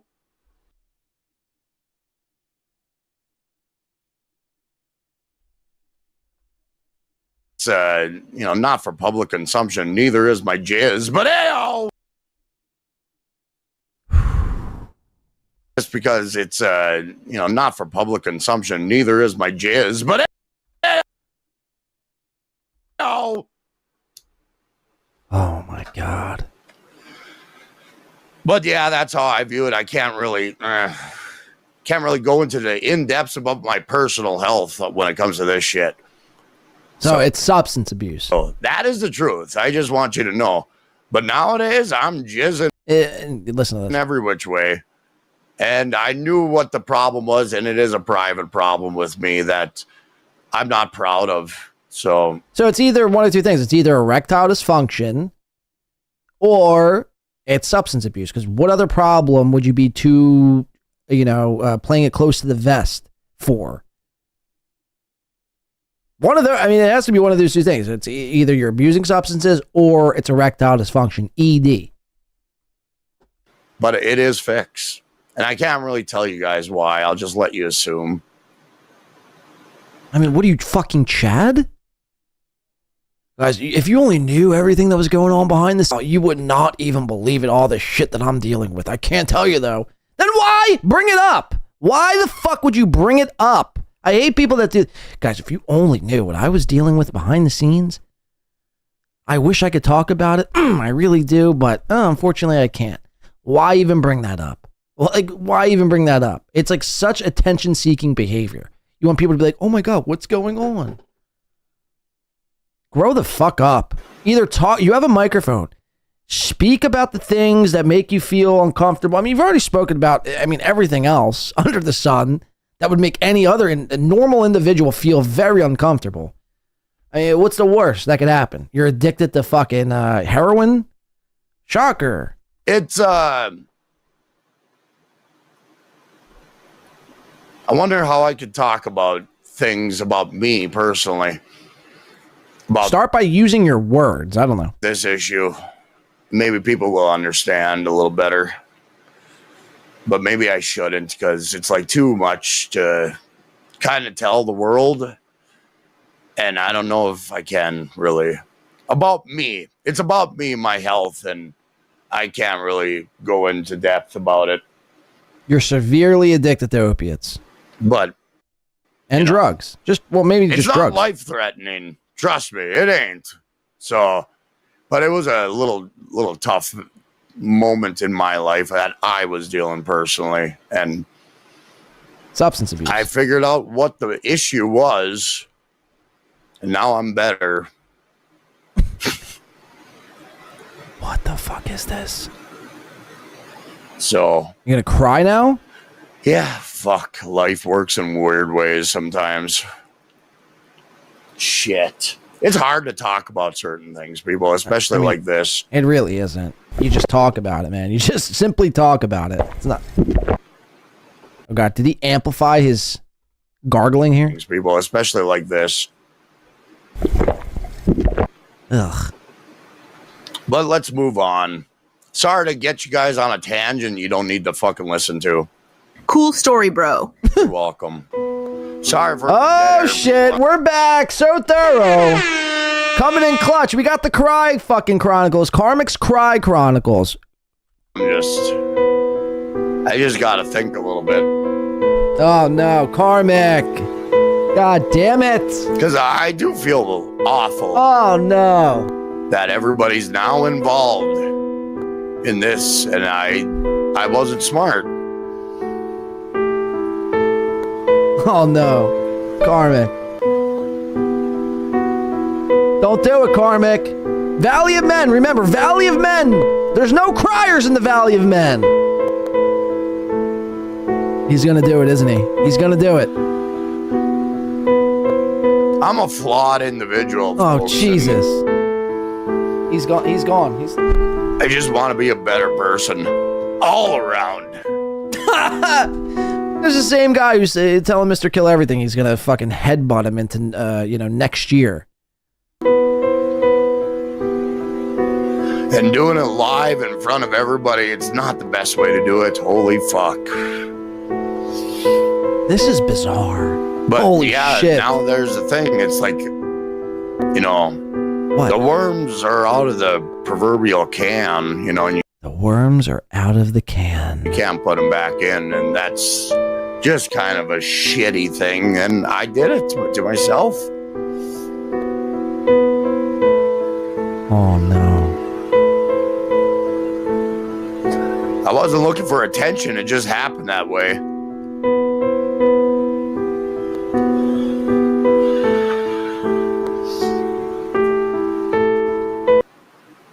So yeah, it's kind of fucked up. I'm gonna do my stuff. Shout out to So Thorough Joe fucking Burrow. Again with the amazing edit, highlighting Karmic, his war on Clippers, his war on Melton. But most importantly, highlighting that Karmic is dealing with something that's festering inside of him. Now, I'm going to automatically assume that that is a drug problem, and all his tendencies and everything is pointing to drug and substance abuse, whether it be cocaine, which we just heard that he was trying to score when he was with Felicia the first time, whether it be kratom, whether it be meth, whether it be alcohol. I mean, whatever it is. He's ingesting too many substances because he's trying to, and this is the problem, right?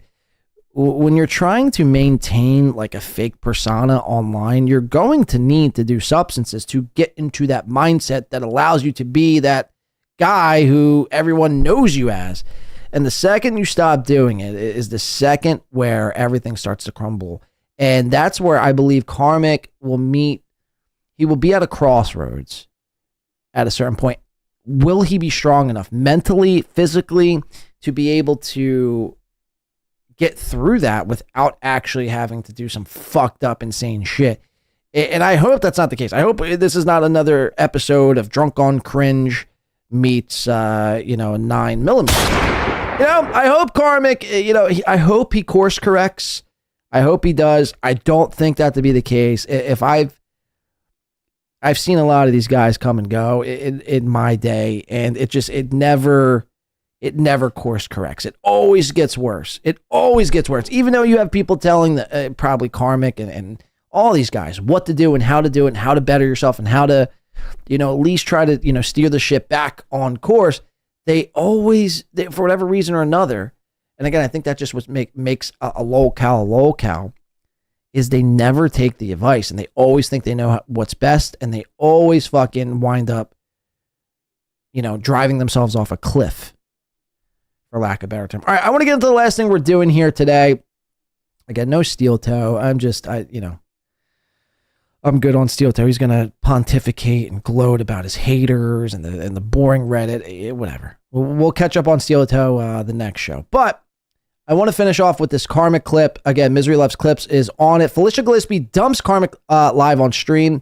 Now, again, this is a 43-minute clip. I don't think we're going to get to all 43 minutes. I'm going to try to put it on 1.5x, Karmic X, that is. And we're going to finish up with this. So without further ado, let's fucking do it. Mersh said I was a sick dog that J-Mo put down. Okay, so now again, this I is doubt Mersh said that, but anyway. This is the J-Mo clip. This is where, again, I was completely wrong on J-Mo. Look, where am I? J-Mo, sincerely, I hope you take my apology. I hope you spare me and my podcasting career, J-Mo. I meant nothing by the gap tooth comments. I meant nothing by, your buffoonery and your retardism. I meant nothing by it, J-Mo. I don't want I want no problems, J-Mo. All right? I respect the great name that is the Mo. Now, if you could just spare Win by 2 his life here, it means so much to me. Karmic and Felicia, are they still together? Does this all work? What's going on? J-Mo is going to be kicking down some doors, kicking ass and taking names. Let's listen. J-Mo did something that none of us were willing to do. We all sat back and watched this shit unfold, and nobody did anything about it. Everybody was just... J-Mo took a sick, wounded animal out back, and he put his work boots on, and he put this animal to sleep. It needed to be done. It was grisly, it was gross, but somebody had to do it. It was in pain, and it was only going to cause more pain and suffering. I don't know if Felicia's on MKE's show, because someone was saying it the other night. It's all false information type of stuff, so I don't care. She's got a show to promote, so... She can do what she wants. She can promote it anywhere she pleases. She's a professional. She's a professional, AP. I hold her in high regard and esteem. So she can do any show that her heart desires. She's a smart girl. She'll figure it out. You know what a fucked up thing it is that she came on this show? Do you know what a fucked up thing it is? I immediately once, because I was watching him, and then in his chat, this nice podcast stupid was like, yo, your girl is on just to kill everything, spilling the beans right now. And I'm thinking, okay, there's no fucking way that's happening, right? Like, he's trolling. So I check the channel and I see her little logo at the top right, and I'm going, nah. Like, no. And wow, I'm shocked. I just couldn't sit through much more of it. I tried to be polite for Mr. Kill Everything. I said, let me not fuck his entire shit up here. But I was like, there's only so much I can listen to bullshit before I'm like, no. It had to be done. It's hard to be devil's advocate, and I'm trying my best. I'm not trying to insult all my guests. Mazzy, Karmic honest question. Felicia was a little questionable about her status with you. Can you confirm what it is? We're all confused. I'm kind of a DL with whatever I want to talk about concerning Felicia. I just don't talk about it too much. I just want to give her, praise, and that's all I'll do. But yeah, I'm sure people ask that question. I just want to give Felicia praise. That's all I want to do. Hey, that's fucking gay shit. I just want to give her praise. And hey, I don't know what the answer was. I'm not listening to MKE's stream personally, so I have no reason to watch. But hey, I don't know. I just don't know. That's whatever her opinion is. And whatever it may be, so be it. I just don't know, Mazzy, what the question is or what she was asked, or her answer. So I'm just not listening to it. So I'm cool with it. I had Pay My Am up for a while. Pay My Am, thank you for the $5. Felicia, is Karmic your boyfriend? As in you two being a couple? No wishy-washy answer, please. Thanks. Wow, this is written right up before our eyes. Good work. I don't know, Felicia, comment? Good work. He's going to take this real well, by the way. Stupid. So you guys dating or not in a committed relationship? Or She's done here, bro. Just let her go. Is he your boyfriend, yay or nay? Thank you. That's all the answer we needed. You're welcome. Wow. Gonna be a good one. Mazzy was coming in. This was a little status with her to confirm what it is. We were all confused. I do not. I'm of the mindset. I think I'm gonna also kind of. Mazzy, who's MKE's ex, says, Karmic, honest question. Felicia was a little questionable about your status with her. Can you confirm what it is? We're all confused. Now, I will say, if this is the real if this is really Mazzy, MKE's ex, and she's still like actively watching Mr. Kill Everything and like trying to fuck with him and calling into Melton show and saying he has a small dick and is not good in bed. This chick is sick. I mean, this is like an unhinged ex. And if I were Mr. Kill Everything, like, I don't know, what is the answer? You can't forcibly stop somebody from watching your show. So like, what do you do here? Because this chick, I mean, she's got serious stalker vibes about her. She's everywhere. She's always watching Mr. Kill Everything. She's fucking bending it over and flicking her own beam to MKE. It's just weird to me. It's like, bitch, I mean, don't you have, anything else? Talk less about my relationship status with Felicia just because it's nobody's business, really. No, it is everyone's business. The second you made it everyone's business. You guys publicly broadcasted your entire experience with each other the first time and even a bit of the second time. Yes, it is everyone's business now. You made it that way. I kind of feel like I let too many people know, but it was a situation. And every time you see him, he's always itching his nose, man. I kind of feel like I let too many people know, but like he's trying to get a little, he's trying to breathe in, trying to get the drip, I think they say. It's really, I kind of feel like I let. Last time I remember somebody like not being able to breathe and trying to constantly was none other than going to be a real hoot. Look how that turned out. Many people know, but it's a dead fucking giveaway. It was a situation that developed under the watchful eye of this world. So moving. I mean, what is these little fucking? I mean, watch him just touch himself here. It was a situation that developed under the watchful eye of this world.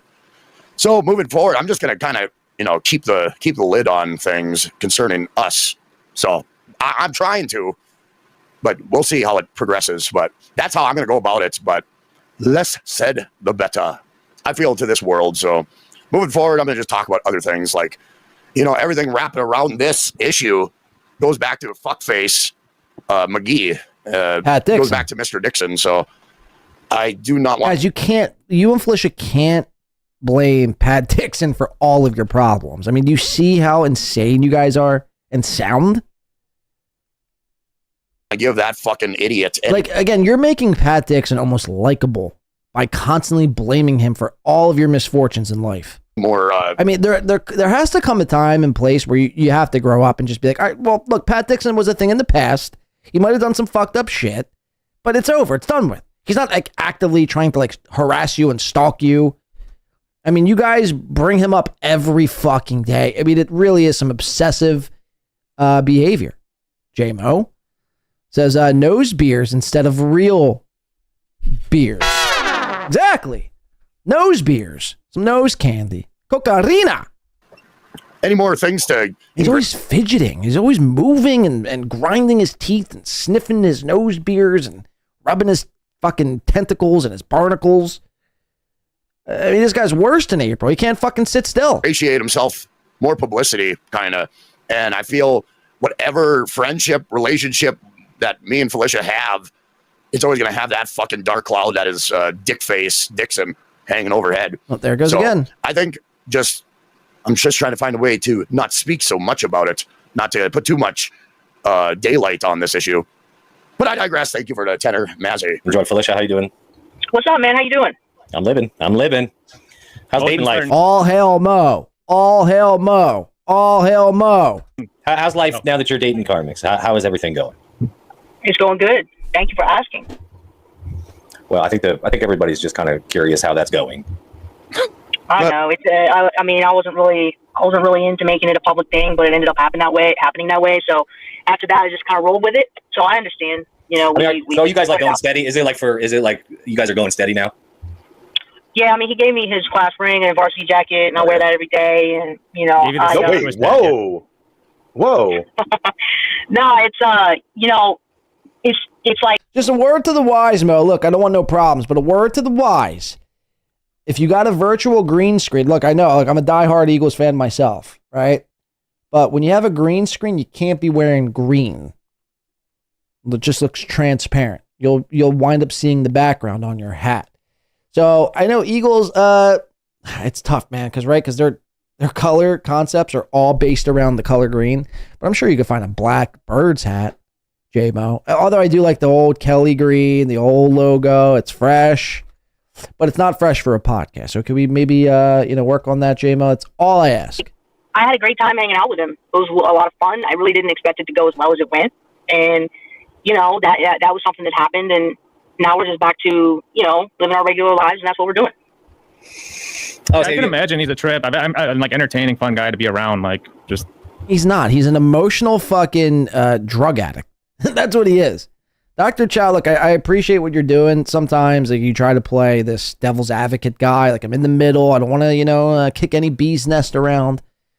J-Mo says this was an impromptu due to the rain delay. Oh, this was Thursday night. Oh, shit. Okay. Fair enough.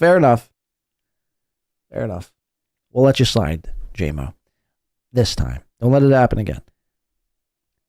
Chow comes in and with this fucking remarkable answer. I can imagine he's a trip. I'm like entertaining, fun guy to be around, like just because his vibe. But you do see where a lot of his pushback's been coming lately, right? About the ball washing.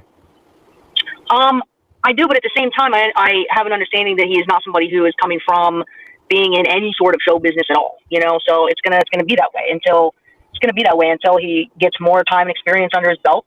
And that's just it, that he's not a stand-up comedian. He's not coming from a history of broadcasting. So for anybody like that, it's an honor to be on Kevin Brennan's show. I mean, even for somebody like me, it feels like an honor, honestly. But for somebody like him, I'm sure he's probably blown his mind. And, he's learning and he's this is just my opinion. Like, I think he's learning pretty quickly and adjusting on the fly and figuring out what to do. And so that's acceptable because your excuse, the reason why Karmic X is doing a lot of nut pinching and not a lot of nut scrubbing and dick riding and ball washing, you fucking hack, is because he hasn't been in entertainment before. So he's never been a comic or he's never been a broadcaster. So therefore he's allowed to ball wash Kevin Brennan because it's an honor to be on Kevin Brennan's show. I mean, look, maybe 5 years ago it was an honor to be on Kevin Brennan's show. Now it's a laughing stock. Now Mr. Kill Everything is like a main guest on Misery Loves Company. If J-Mo no offense to J-Mo, great, legendary J-Mo. If J-Mo wanted the link tonight, J-Mo could go on Misery Loves Company. It's not an honor to be on Kevin Brennan's show. It's a joke. It's I need $50 today. What's my best course of action? Oh, I'll call Kevin Brennan and make $50. It's not an honor. It's a joke.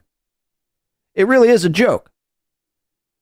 Look, I know Kevin crushes super chats, makes money hand over fist. That's all fine and good. It doesn't take away from the fact that the show in its entirety isn't respected. It's not like a respected show like everyone's trying to get on to try to boost their career. These idiots maybe are doing that. Everyone else who's anyone is like, yeah, MLC, we don't really talk about that here. Kind of beneath us. But furthermore, I mean, I'm getting off topic. That shouldn't be an excuse as to why Karmic is, gargling Kevin Brennan's Irish dried up potato nuts in his mouth. That shouldn't be any excuse because he hasn't done, and first of all, he has done comedy. Second of all, he has been broadcasting for, I'd say, over 6 months. So, what's your excuse now? Cut me some fucking slack, man. You guys are insane. But at the same time, like I said, he's only been doing this for J-Mo, you don't give yourself enough credit. He says, no, I could not. Kevin hates me. Kevin hated all of these guys, and all of these guys, I think, ended up on the show. Well, besides you. Him and Mr. Kill Everything had a falling out over Shuley. Mr. Kill Everything now is a steady guest. Dr. Chow, I don't know if Dr. Chow's ever been on. Karmic, just recently. Kevin said, he's dead to me, he's done. Was on the show the next day. Guaranteed, if you asked Kevin, listen, Kev, let me get the link. Let's handle some shit. Blah, blah, blah, blah, blah. He would allow you to be on. Guaranteed. 8 months. But doesn't it kind of alarm you, like when he goes on? Yeah, Ray's Teeth says he's the funniest, but let's settle down with the honor talk. Like he had last night. Like that's not normal behavior. I think you would agree, right? Like What? Having to go off camera to cry and then come back and having meltdowns constantly, and yeah, it's psychotic. It's fucking insane. Clearly having a breakdown in front of everybody. Like that's not healthy behavior for anybody. I think that he's probably in a place where he's pretty isolated. And I mean, his address is out there. Like, he gave out his own address, so everybody knows where he lives now. Nobody's gonna fucking call him. Yeah, because he wants people. It's like a PO box. And he wants people to send him gifts if they want. But like I'm saying, if you look at that shit on a map, that shit is fucking brutal. That is a brutal territory to be in. I have been in a territory like that. Like territory. She speaks of this as if it's like the, Rocky Hills of Afghanistan. It's like you're talking about the forest in Minnesota. Passing through for you're not moving out there. I didn't know he was doxed. JMO says he blocked me. Well, if that's the case, then yeah, I guess you wouldn't be able to get on his show tonight. I didn't know he was doxed. That whole area is it's a dirt farm out there. I've seen the pictures that people put up. Yeah, it's like a giant dirt farm. No, I haven't seen any of that shit. There's not even a stop sign, I don't think, anywhere. Let me ask Felicia this, since she hung out with him. Okay, so he's tuned up for his show. He's performative, and to some aspect, maybe some of it's an act, some of it's performative. So, like, how does that stack up to basically living or hanging out with him for many days on end? Like, what would you say? And then also, he's got the one persona as the ball washer on certain shows, and then he has the tuned up guy when he's by himself. So, is he more like the ball washer IRL, or is he more like the mega badass dude? Well, in real life, he was a total sweetheart. He was a great. Okay, listen to this. guest, Sorry. Fuck. Here we go. Hold on. One more time. The mega badass dude, I think Dr. Chow is quoted to saying. Is he more like the ball washer IRL, or is he more like the mega, badass dude? Well, in real life, around me, he was a total sweetheart. He was a great house guest. He's polite. He has manners. He's great. It's great to have conversations with him. We talked a lot. He was down to do anything. We went to a lot of places. We did a lot of stuff. So, I mean, but that's probably a different scenario from him just like hanging out with a bunch of guys. I don't know what he would be like in that scenario, because, my scenario was more of like hey, let's see if we can actually develop like a real serious relationship. Because before we met up, we both talked on the phone for a couple months, and So he's a giant pussy, is what you're saying. And this is why, again, guys and gals, never date another guy or gal who has the ability to either, one, produce their own show and do their own show, or two, show up on streams like this to make you seem like you're a giant fucking piazza. It's always a bad idea. So what Felicia doesn't even know she's doing it, but she basically just threw Karmic under the bus. Oh, he's the sweetest guy ever. We stayed up all night. We gazed into each other's eyes. He, I held him. He cried on my shoulder. He's such a sweet, mannerful guy. Oh, so he's a bitch, is what you're saying. He's a straight up bitch. Karmic's a bitch. And Geno too. And looking for an actual real relationship, and he said he was. So that was the actual real motivation to me. But on the fly, he kind of wanted to do live streams in the hotel, and I did agree to that. So that's where it became like this public thing. But so in real life, no, he's not. He's just a sweetheart. What I'm concerned about is like, and I agree too, because I think it's everybody's perception that you are encouraging some of that behavior behind the scenes. Me? No. What behavior? Like the drinking, or not even the drinking. I think everybody's thinking he's dried out because of you, but I think you're encouraging the crash out. No, you got it wrong, JMO. Felicia's dried out because of Karmic. I'm so dry. Got to twist it there. I get what JMO's saying, but I want to add my own 2 cents in here. We do, a lot of us, and yes, even myself, Felicia, feel like that you're encouraging things behind the scenes. No, not at all, because as somebody who has been, I don't know, I'm a stand-up comedian, and I've been doing that for about 17 years, and I've been touring doing that. And as somebody who has that background, I understand like how creative people operate, and I'm not somebody who wants to encourage anything in a certain way. Like, everybody has to find their own path. So, and to address what you would call crash outs, he's been doing that for a while. Like, he's been doing that since before I even started talking to him. Yeah, I mean, there's something wrong with him for sure. Like, there's something that doesn't quite compute, because that's not an act what he's putting on. Like, you can tell different, like, there is an act that the leather jacket and the sunglasses, that's an act. That's an act. When he's screaming or losing his mind over the smallest thing, that's not an act. There's something there. There's something going on with him. I mean, he got mad at me. All I did was I just sent him an encouraging message, and I got 10 minutes of why I'm a piece of shit. So there's something that's missing up there. There's something that's not right, because normal people don't read a message, find a keyword, and then spaz out for 10 minutes. Dude, none of us are normal people. Anybody who is into doing any of this shit, we're not normal. We're not calibrated the same way as the average person who has a 9 to 5. What you're saying, you could literally say about any comedian, like who is extreme. Listen to this. You know, like if you. But it's not an act, and he's not a comedian. It's a dangerous game he's playing. He's acting like he's a tough guy. He's gonna get himself hurt. I agree. I agree with the Mo here. 1,000%. I agree with the Mo. Like this is going to come to a head eventually. It's not going to end well for Karmics if people just continue to allow him and enable him in this sort of behavior. It's going to end. I mean, really, really disgustingly bad. We'll look back on this podcast at this clip. Like, look, see. I mean, the warning signs were all there. Everyone was, I mean, shouting from the rooftops, and no one did anything about it. Now look at Karmics. He's 6 feet under. God rest his soul. I think I have to agree with J-Mo. I mean, it'll be an actual ghost party at that point. No, Felicia, I think that's a close-minded response to this. But I think I have to go with J-Mo on this. The guy's not working. I don't know what his income is and all that stuff, but all he does is he's at home and he looks at the stuff all day long and everything's eating away at him. I mean, I was in your boyfriend's chat last night. And I was just typing in the free chat. He's putting everything up, and he's spurging out and going fucking nuts. This can't be right. But okay, here's another point, counterpoint though. Like if he counterpoint, he's been doing these crash outs for like 3-4 months at this point, and he's had really like extreme ones. And he's so persistent on streaming, like nothing's like shakes him. He comes back the next day, he's just like, all right, well, last night was no good, today's good. So like he's kind of like built for whatever he's doing, streaming all the time. So like maybe you guys are thinking like, wow, this is like really getting intense, it's getting extreme, it's building to something. But maybe it's just like, maybe it's real, like Mo speculates, maybe it's some part act, some part real. But like he's doing fine with it. I mean, he basically shows up every day to stream. So like, well, if it were not an act, then he would not be able to. It would not shut off when it was over. And so I'm gonna call bullshit. That is not an act what he's putting on. The have you met him in person? I can understand people. You can see that somebody is not acting. That's not an act. You can think that you understand people, and I understand where you're coming from, but you can't understand a person. And I was only around him for 3 weeks. That's not even long enough to know who a person really he is. wants to marry you. You don't really truly understand a person until you suck their cock. Felicia wanted to say there, but was too embarrassed for whatever reason or another. So I mean, what are we talking about? That's what I mean. Like I'm just saying it's not normal behavior, and that is not an act. And I'm not going to play along and pretend like it's an act when we all know it's not. That's not an act. The sunglasses, the dancing, the vest, that's an act. The screaming, losing his mind is not an act, and he's going to hurt himself for somebody. I promise you that. I get that.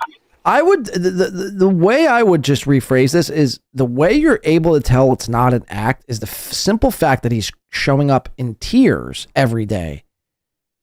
The fact that a grown man, a 40-year-old grown man is in tears every day should tell you everything that it's not an act. And nobody is that good at selling their persona. Their online internet Dabbleverse persona where they're crying every day.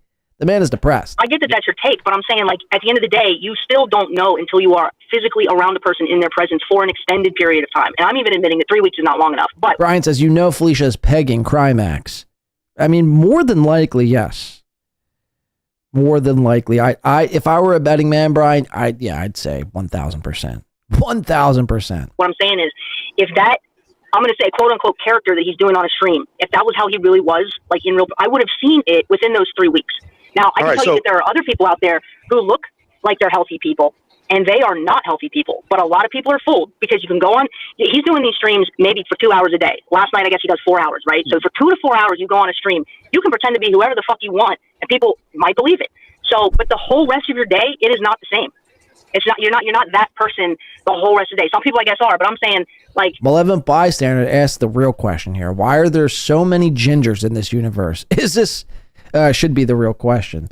I don't know. You're actually right on that. Like, why is there so many redheaded freaks surrounding us?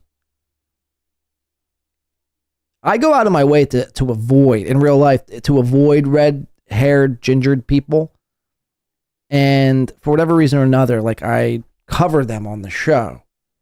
So it actually makes no sense, and it's actually counterintuitive to me, Blade, as a whole, trying to achieve what I want to achieve. It's a general good rule of thumb to follow. See a ginger, avoid a ginger. That's kind of how I operate. But I guess I have no choice when I'm trying to get to the bottom of the truth of the matter on clips.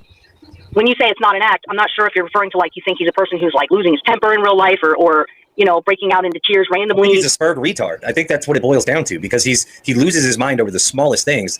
I'm telling you now, like I get the act that he's putting on as far as outside of that, but the constant meltdowns that he's having, that's not an act. He's having actual meltdowns. No, if Mo, you think it's an act, then that's problematic. I'm just going to tell you now. Mo, when I was watching last night, he was ranting like Mo. I'm sorry. I just Mo? Like at the top of his And the funny part about Chow is he's like dead serious, like, yo, Mo, nah, chill, Mo. Mo, nah, chill, B. Mo, nah, Mo, no, fall back, Mo. You don't want the Mo, chill. You don't want to go back, Mo. Mo, chill, Mo. Mo, chill, Mo. It's glorious. That's glorious. Problematic. I'm just going to tell you now. Mo, when I was watching last night, he was ranting like at the top of his lungs range of screaming and yelling about MK, and then like he like just stopped it instantly and was like, oh, and he like addressed the chat from like the money that someone gave him. And he was all like butt kissing. No, I watched the same thing. I watched him really. leave. I watched him cry. I watched him put his hand over the kid. Look, but he can shift like within like a split second. So that makes me think like he does do like a lot of the performative yelling, because you can see him where he can just like stop and start laughing for a sec and then go right back into like screaming about 100%. There's performative yelling, but I think we all know what I'm talking about. It's not the performative. It's not the performative yelling. It's the losing his mind and having a meltdown. Crying. Tell somebody's having a mental break. Let's hone in on the crying, Mo. Yeah, mental. Mo, is it? Break last night. Well, going back to what she said, she definitely said something I agree with, and I'm also going to play devil's advocate while agreeing. But hanging around a person in person is definitely hanging around someone in real life. I'm sorry. Oh gosh, I'm sorry. I'm getting tired. I got to start wrapping this up here so we get ready for work. But hanging out with someone online is definitely different than hanging out with someone in person. So I understand what Felicia is saying. She actually hung out with him, and I guess they actually had. Well, I don't want to get. Can you believe Ashley Cummings allowed this man in her apartment to finger blast her for hours on end? I can't believe that. I can't believe that to be true whatsoever. The amount of times I've closed my head to try to imagine that happening, I just can't. Like, for whatever reason, I've had a block. But no, it's true. It is actually true. Ashley Cummings allowed Mr. Kill Everything to drive over to her place, states away, buy him whiskey. She literally bought him whiskey and allowed his fingers to enter her snatch area. That's incredible to me. Good for you, Ashley Cummings. The graphic details. They had the experiences that they had. So look, or as the internet calls her, old saggy tits. What they had is different than what I'm experiencing with Dr. Chow or J-Mo. Don't get me wrong, I'll never fuck either of you. That's good. Sorry, I'm trying to good one. Kill. Give development to this. He might be what Jane was talking about, like mental breakdowns. Yeah, it's like when you one of the things they say about stand-up comedy is like you take certain aspects of yourself and you exaggerate it. And then yeah, I'm with Mo here. I'm with fucking Mo here. Spare me. Oh, the one thing you hear about stand-up comedy, you take a certain aspect and well, settle down, Felicia. Hey, how long have you been doing stand-up? Stop speaking as like you're this like all-seeing, all-powerful, knowing stand-up comedy entity. You're not. You do open mic level gigs. I mean, let's settle down, please. I mean, again, you're the same person that says it's an honor to be on Kevin Brennan's show. I mean, you're really batshit crazy if you truly believe some of this shit. Listen to Felicia here. Like one of the things they say about stand-up comedy is like you take certain aspects of yourself and you exaggerate it, and then that's what like is supposed to be entertaining. So maybe he's channeling something. I'm sure he's under a lot of stress. He lost his job in December. This is one of his only forms of income right now. That's probably a really stressful thing. And he didn't tell me any of this. This is even just me like speculating because I don't know. But like I'm sure there is something real behind it, but I don't know if it's something that people need to be concerned about or not. I don't know that part. Wait, I got to address that now. That's not something we need to know publicly, but it doesn't sound like you're talking about it to him privately. Me? Yes, you. Well, because I didn't see anything that was fucking Little Mir. concerning in real life. Like for me to bring up to him and go, hey, I'm really worried about this about you. Like I see the dichotomy of the person who's hanging out with me in real life versus the person who goes on a stream. Well, your boyfriend and girlfriend, so I can't but wonder. Again, I'm not asking for specifics, but... So Mr. Kill says your boyfriend and girlfriend. Remember that.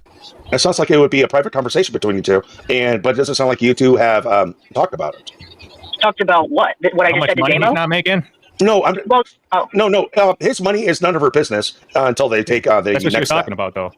No. It's just like his mental well-being. It's like, hey, you're not working. You're not doing this stuff.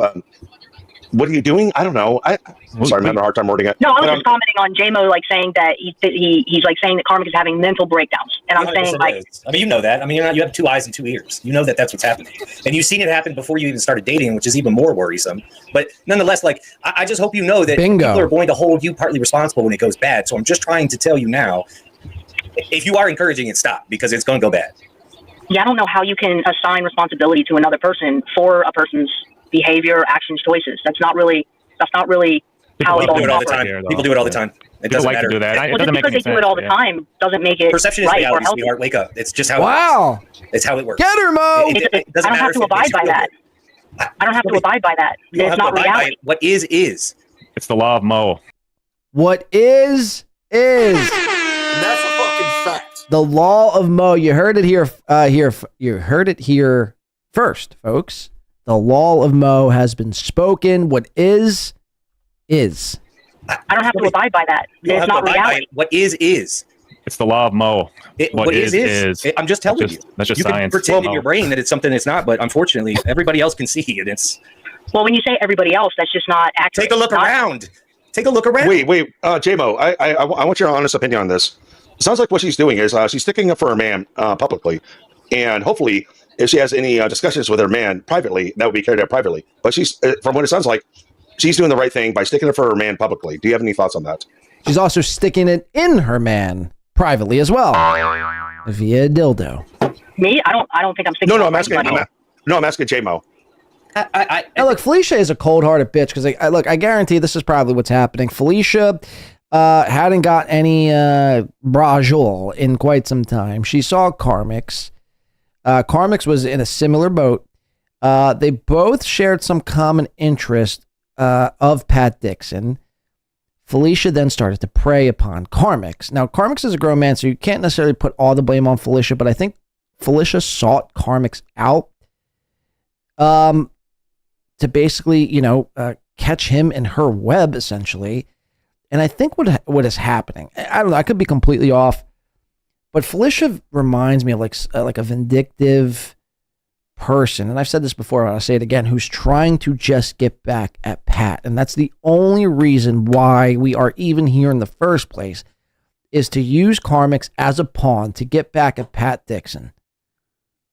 Now this is all basically Pat Dixon talks about. Pat Dixon's doing Sunday streams. He's doing 2-a-days now. He's taking a page out of Kevin Brennan's book. They're going on all weekend, all day long. They're trying to be like Mersh, streaming every day, twice a day. So you've gotten Pat Dixon's attention. Is that what you wanted? Are you happy now? You've gotten it. What are you going to do when you break Karmic's heart? What's Karmic's going to do when you break Karmic's heart? And this is, I think, what J-Mo is talking about. Like, you see he's very volatile with his emotions. 1 second he's at the highest of highs, next second he's at the lowest of lows. 1 second he's in the valley of men, the next second he's in the, basically crying like in the valley of bitches. So what's going to happen then? And the blood will be on your hands if you didn't choose to try to at least tell Karmic to pump the brakes or try to navigate around it or something. Try just to intervene some way, somehow. Now, again, I get it. Karmic is a grown man. He should, have himself to worry about. But again, if you guys are boyfriend and girlfriend, then, I think some responsibility falls on you, Felicia. Let's keep watching At this point, I think this is one of the most toxic relationships I've ever witnessed with my 2 eyes. I mean, I think the two of y'all are. That's not what I'm getting at. That's not what I'm getting at. Oh, I'm sorry. What was the question? From what I'm hearing, she's doing the right thing by sticking up for her man publicly, and hopefully, whatever issues they have to resolve, if there is any issues, they do it by closed doors privately. Yeah, by sticking up for her man. Yeah, sticking up for her man by coming on a show with 3 people he absolutely hates. Good work, right?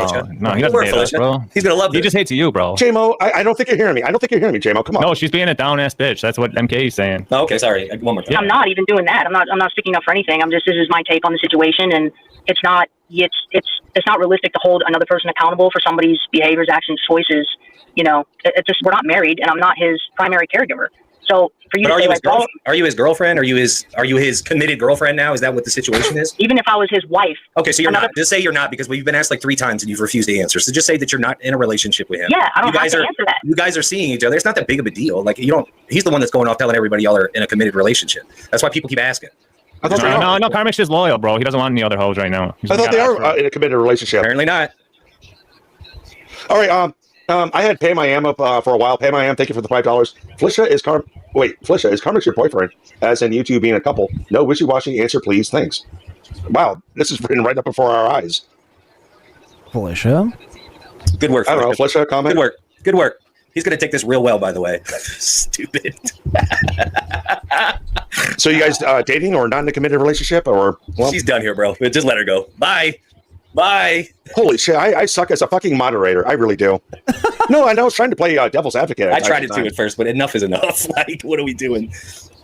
Gosh, I don't want Felicia to hate me. I don't hate her. Do I have opinions about her? Yes, but I definitely had some of my funnest MLC moments on with her, which I played multiple times on my streams. What is that even account? I am so fucking Mr. tired. Kill Everything is such a simple man, you know? Her goofball face off. Again, I'd kill to sometimes be, you know, to think in a simple-minded way, like a Mr. Kill Everything, where just, you know, his MLC appearances are enough to play on his stream. That's fine for Mr. Kill Everything. Let's just play, you know, my 3-hour MLC appearance when I was bombed out of my mind last week, saying Lord only knows what. I'll play that on my stream tonight while I'm playing Elden Ring. I mean, I wish it were that simple in my head. I'm gonna speak anyway.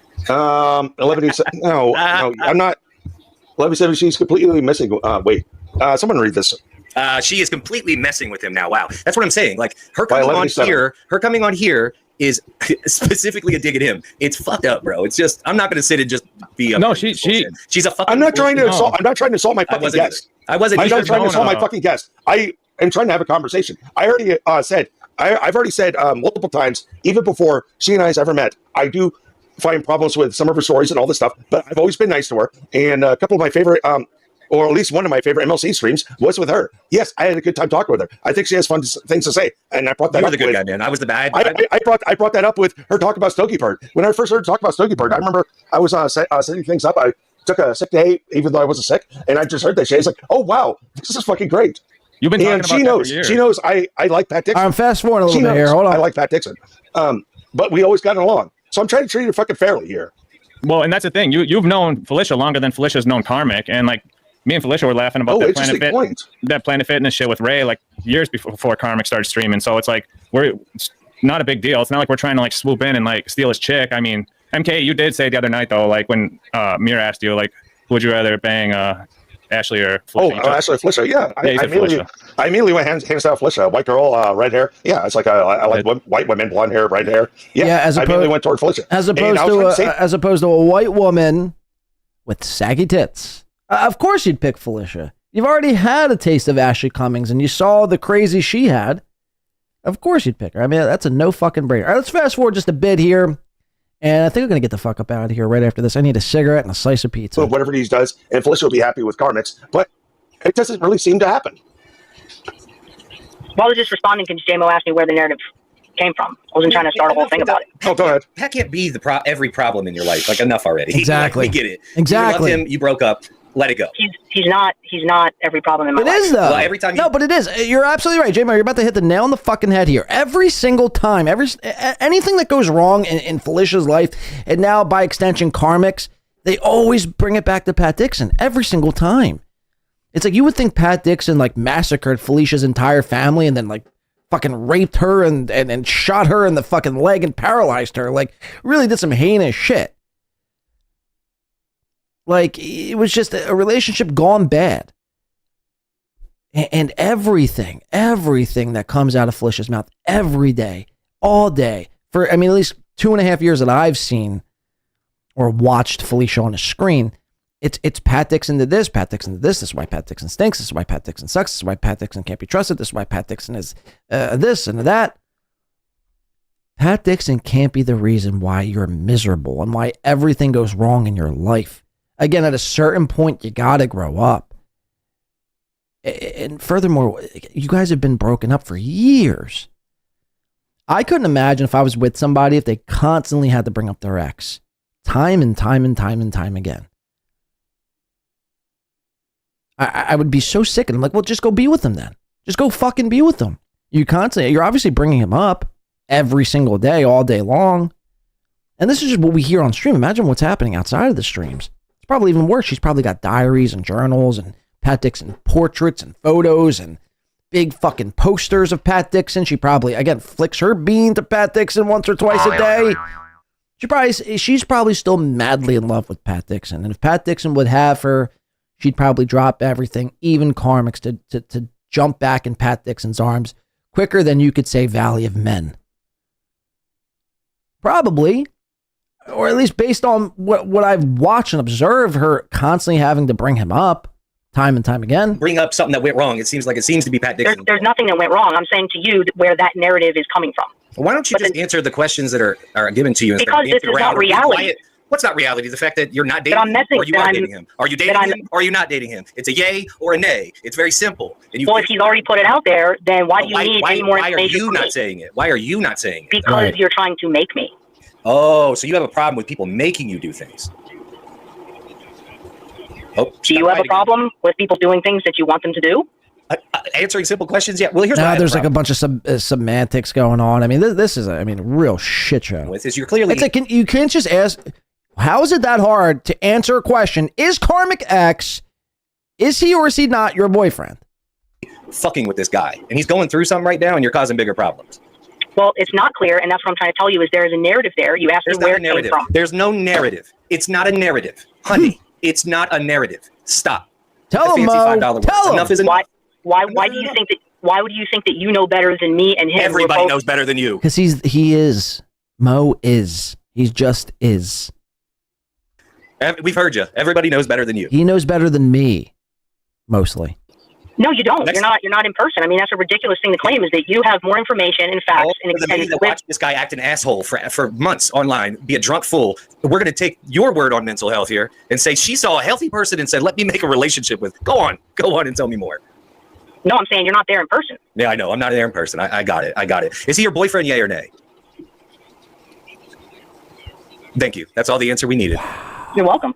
Mm-hmm. And the fact that you come silence is deafening, by the way. On here with me, especially the destroyer. It's fucked up, man. You're fucked up for doing this. I'll tell you. Fucked up for doing what? You're fucked up for doing this shit because you're doing simple things to pick at him, and it's fucked up. He don't even like me, but I'll stick up for him. Mo, I got a question. Why does Karmic? How did she convince Karmic to like go on his streams like the last week or two and say like he's the happiest he's ever been, it's the best time of his life, and all that shit? You think he was lying about that shit too, bro? Have you met a young man that's had his first love? Have you met? Basically, what that translates to, and what you could have said there, Mo, too, is now. Look, I'm calling him Mo now. I mean, Jesus Christ.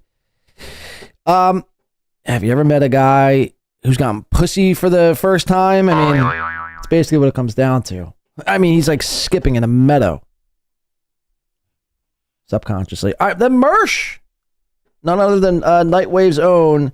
Who he better be going to war with Karl by the end of the week, or I'm gonna fucking bust this motherfucker's ass. But other than Miguel Shalai, shout out to Win by 2 Radio, shows up and makes an appearance. A wild Shalai appears from the wild. I gotta put Mersh on screen. Mersh, holy shit! Hi, fellas. Good evening. So, brother, you watching the game? I feel like I made this very awkward. No, I'm doing my show. I was sniping both of you guys. I was gonna wrap it up early, but they're all exciting and shit. Can I give a little? Sorry. I gotta give some props to J-Mo. And I'm sure somebody will clip it from my show earlier. J-Mo did something that none of us were willing to do. We all sat back and watched this shit unfold, and nobody did anything about it. Everybody was just... J-Mo took a sick, wounded animal out back, and he put his work boots on, and he put this animal to sleep. It needed to be done. It was grisly, it was gross, but somebody had to do it. It was in pain, and it was only going to cause more pain and suffering. That's it, bro. I mean, Kudos. you know, J-Mo was brought here as a destroyer, and that's all he's been doing since he showed up on the scene 6 weeks ago. It's just body after body after body every day. I showed up and I saw that she was on. I was like, what the fuck is going on? Mo the Destroyer. Of all the people, Mersh, you know what a fucked up thing it is that she... Karmic, Eva says, Karmic is a 42-year-old. He ain't a young man. No, he's an old, rankly dude. Who's got, severe fucking drug problems, allegedly. Came on the show. Do you know what a fucked up thing it is? I immediately once, because I young is like under the age of 35. After 35, you start to become an old fart. Karmic's is going to be 42. Like, he's old enough to be grandpa. I mean, basically. I was watching him, and then in his chat, this nice podcast stupid was like, yo, your girl is on Mr. Kill Everything, spilling the beans right now. And I'm thinking, okay, there's no fucking way that's happening, right? Like, he's trolling. No. Dan's a lot of things. Dan does pride himself in being a troll, but when Dan speaks, he usually doesn't misguide people. He usually doesn't, steer you into some sort of lie. I mean, unless you're Chad. Outside of that, Dan will shoot you straight. So I check the channel and I see her little logo at the top right, and I'm going, nah. Like, no. And wow, I'm shocked. I just couldn't sit through much more of it. I tried to be polite for Mr. Kill Everything. I said, let me not fuck his entire shit up here. But I was like, there's only so much I can listen to bullshit before I'm like, no. It had to be done. It's hard to be devil's advocate, and I'm trying my best. I'm not trying to insult all my guests. I know it's so hard. Speaking of insulting all my guests, I mean, I do have some things to say to Mersh, and I hope he doesn't hate me for it. Okay, so I don't know where Mr. Kill Everything does this. I mean, this is the brilliance of a Mr. Kill Everything. Mersh, it is actually an honor to meet you. Okay, I do hate that. That's that part. Yeah, I know. Got to do a little ball washing. He looks up to you. Blow me, suck my dick. I've enjoyed listening to you with Dick Masterson and Ethan Ralph. I know the one you're going to hate is Mr. Medicare. I loved his coverage of you and all this stuff. Dr. Chow here. When I was watching some of it months, I don't know how long ago, and it's like, you and Mersh have a lot in common. It's like, yeah, I know you and Mersh. I know Mersh and I have a lot in common, but I don't know. Jokes are just jokes. But yes, I've loved you at your expense, and I laughed at your expense. I hope you don't hate me, but you are fucking hilarious. No, I don't. Oh, it brings a tear to my eye. Mr. Kill Everything, a grown man, a grown drunken man, chain smoking his cigs and vaping, just opens up and pours his heart out to Mersh. Loves him. You're a funny guy. I've laughed at your expense. I've loved you at your expense.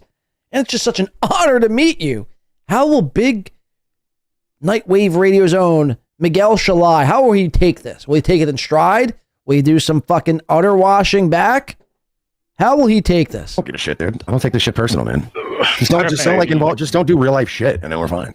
You know what I mean? Well, I'm gonna continue truck driving. No, I didn't mean don't live in the real world. Yeah. I meant don't take your internet shit into real life. Just make fun. I just had that, and we move on. I just had to open up to you for the first time, and I just want to say it's an honor to meet you. And it's an honor to meet the guy who finger banged Whitney Cummings' sister. It's, you know what I mean? We're all kind of starstruck right now. But let's. I've been hotter when we're into that. So, cheers. So Mersh, what's it like talking to MKE for the first time, bro? Starstruck. It's fucking dope. Starstruck. Well, you know, my favorite part of the stream tonight was how sad he was when things started going sideways, and he looked genuine. He looked genuinely sad, and he was just like, "I was trying to be a good moderator, but I'm not very good at it." I suck at moderation. And that goofball bitch just sat there in silence. What? Yeah, the guy who slurs at 4 p.m. and he's already slurring by 4 p.m. every day has a problem with moderation. We know. Give you some fucking props. Yes, I'm going to do another 12-hour day tomorrow. I'm surprised you know what the word moderation means. I've seen you drink. Well, he's not drunk yet, so he's going to bed early tonight. I can change that. No, this is Karmic's night. Oh, he's gonna be such a mess. It's not even gonna be tonight. It's when the clips roll out. That's when he's gonna get real upset. And I knew, because when I started asking her direct questions and she would refuse to answer, I'm like, you don't get it. This is exactly what's gonna break him. You know that, right? You're publicly denying him. Yeah, and then he just was like, I don't know, like he reacted to it in a very weird way. Like he just didn't, because I super chatted him and told him, and you could just see it wasn't, you know, it's kind of like somebody being like, hey, your dad died, and you're like, and you're still at work, like doing something, and you're like, damn, you know what I mean? And you're like, nah, it's cool, man. And it's like, it's going to take, you're going to be down at the bar later having a drink being like, you know, going to creep up on him, and it's just going to hit him because, like, he doesn't like Chow, he doesn't like MKE, and he really, really doesn't like me for whatever reason. Well, definitely not going to like me now. To be fair, Chow gives off a constant air of untrustworthiness. Absolutely. I never trust him, but I'm like, all right, what's up, Chow? Like, I'm cool with him. I like the guy. I just don't trust him. Chow and I, we did a podcast together before I was ever on MLC. But that's another long story. Holy shit, Karmic's is doing some weird shit right now. I'll put this up on screen. Oh, please do. We need to see. Okay, unmute. Cut the mic? Oh, fuck, I missed it. Oh, we're having a dance party. Oh my god, this song is now ruined for me because of Patrick Melton. Yeah. Yes, Melton. Yes, Melton. Yes, this is a song that Patrick Melton did. He killed it too. Okay, I mean, just after a certain point, I can't take any more ball washing. Everyone getting along on the screen. I mean, we want fucking, again, daggers out. We want people taking shots at people. I don't tune in to watch other grown men coddle each other and tell each other how funny the other one was. And, oh, my God, I loved you in this podcast, and I can't wait to meet you in this podcast. Guys, please. Tell Mersh to go fuck himself unless he goes to war with Karl. Karl's out there calling Nightwave Radio's own the king of the night a loser. You're going to take that fucking sitting down, Mersh? Now, again, you take what we just watched with a grain of salt, like with Karmic freaking out on MKE, with Felicia and Karmic possibly be on the outs, because on the next night, now we're not going to get into the clip. It's an hour and 15 minutes. My stomach is rumbling. I'm surprised you haven't heard it yet through the microphone. Karmic, you can see it right here. Karmic X and Felicia Gillespie come on MLC podcast here. We'll just play a little snippet. Hack verse Clipper. The nominees from this podcast were The fuck Misery is Loves this? Clips, Toucan Sam, Based Pill, My Lost Interest, Citizen M, Hackverse Anonymous, Franklin Scheckler, Stuck Joe Baloney Factory, Taz or TAS, the resident artist, Drunk on Cringe, Resident Freak, and Dabble Storian. The winner, according to the people, the 300 people who voted, Misery Loves Clips. You can find him at youtube.com at Misery Loves Clips. Taz says Misery Loves Clips has Karm asking for... Okay. Yeah, it was a joke, Taz, you dumb Okay, so bitch. again, Misery Loves Clips is a clown anyway, so I don't give a fuck. I think that if you're someone who's looking to get into Kevin... You see that right there? Taz says Misery Loves Clips has Karm asking for coke. Again, Misery Loves Clips is a We just watched that clip earlier. Well, that wasn't a joke to me. clown anyway, so I don't give a fuck. I think that if you're someone who's looking to get into Kevin Brennan, I know my experience was stumbling upon that YouTube channel and getting an education in all things KB. Also, KB, look at a clip of Karmic asking Felicia to get him coke. was There's a absolutely no joke there. Yet another Karmic lie. That was a joke asking if she has easy access from managers at comedy clubs to substances. They do. So it's not a joke. It's not a joke. That's why I asked it, because it was well known. You know, You said verbatim you were intrigued. No, you didn't know. You said if you could get... You said there's a comedy manager, is there like cocaine around there? If so, I'd be intrigued. Well, no. Well, you asked her on a live stream? Yeah. If she could get coke. I was like, how easy is it for you to obtain some coke? Where? When you were at the hotel in Minnesota? Yeah, and I did it on a live stream because I felt it was a joke. Okay, nobody believes you. So is comedy places known for having below on hand? If that's the case. Sometimes. Like, guys, can't you tell this is a joke? Can't you? Clearly he's joking.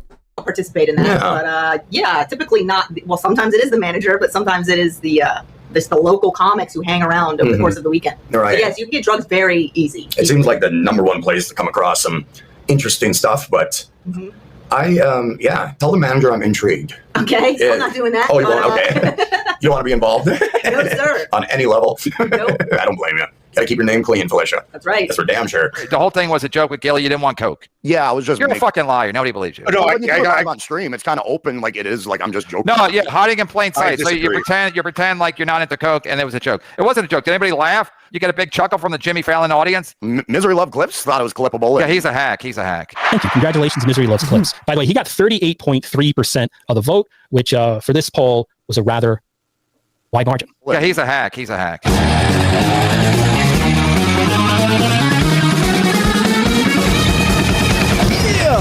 All right, let's just watch the first 3 minutes of this because it says in the first title, and thank you to Misery Loves Clips for putting your clips in title form. So we could just simply scroll ahead. The Karmic and Felicia are going to come on MLC podcast to defend their relationship to Kevin Brennan. They have to explain, they have to run this by Kevin. Again, their daddy, their internet daddy. Let's listen to that because I haven't heard this yet. Let's listen. Yes. As of Saturday, September 6th. That's right. Things could change tomorrow. Well, absolutely. Whoa, so wow, okay. I mean, if he's getting nudes from Datewa, it's over. I agree. Stay away, Datewa. I don't need your task. Okay, so why was J-Mo sticking it to you? Why did everybody think J-Mo was sticking it to you? Well, I don't think he was sticking it to me. I think he genuinely dislikes me because he has a preconceived notion of me that has nothing to do with reality.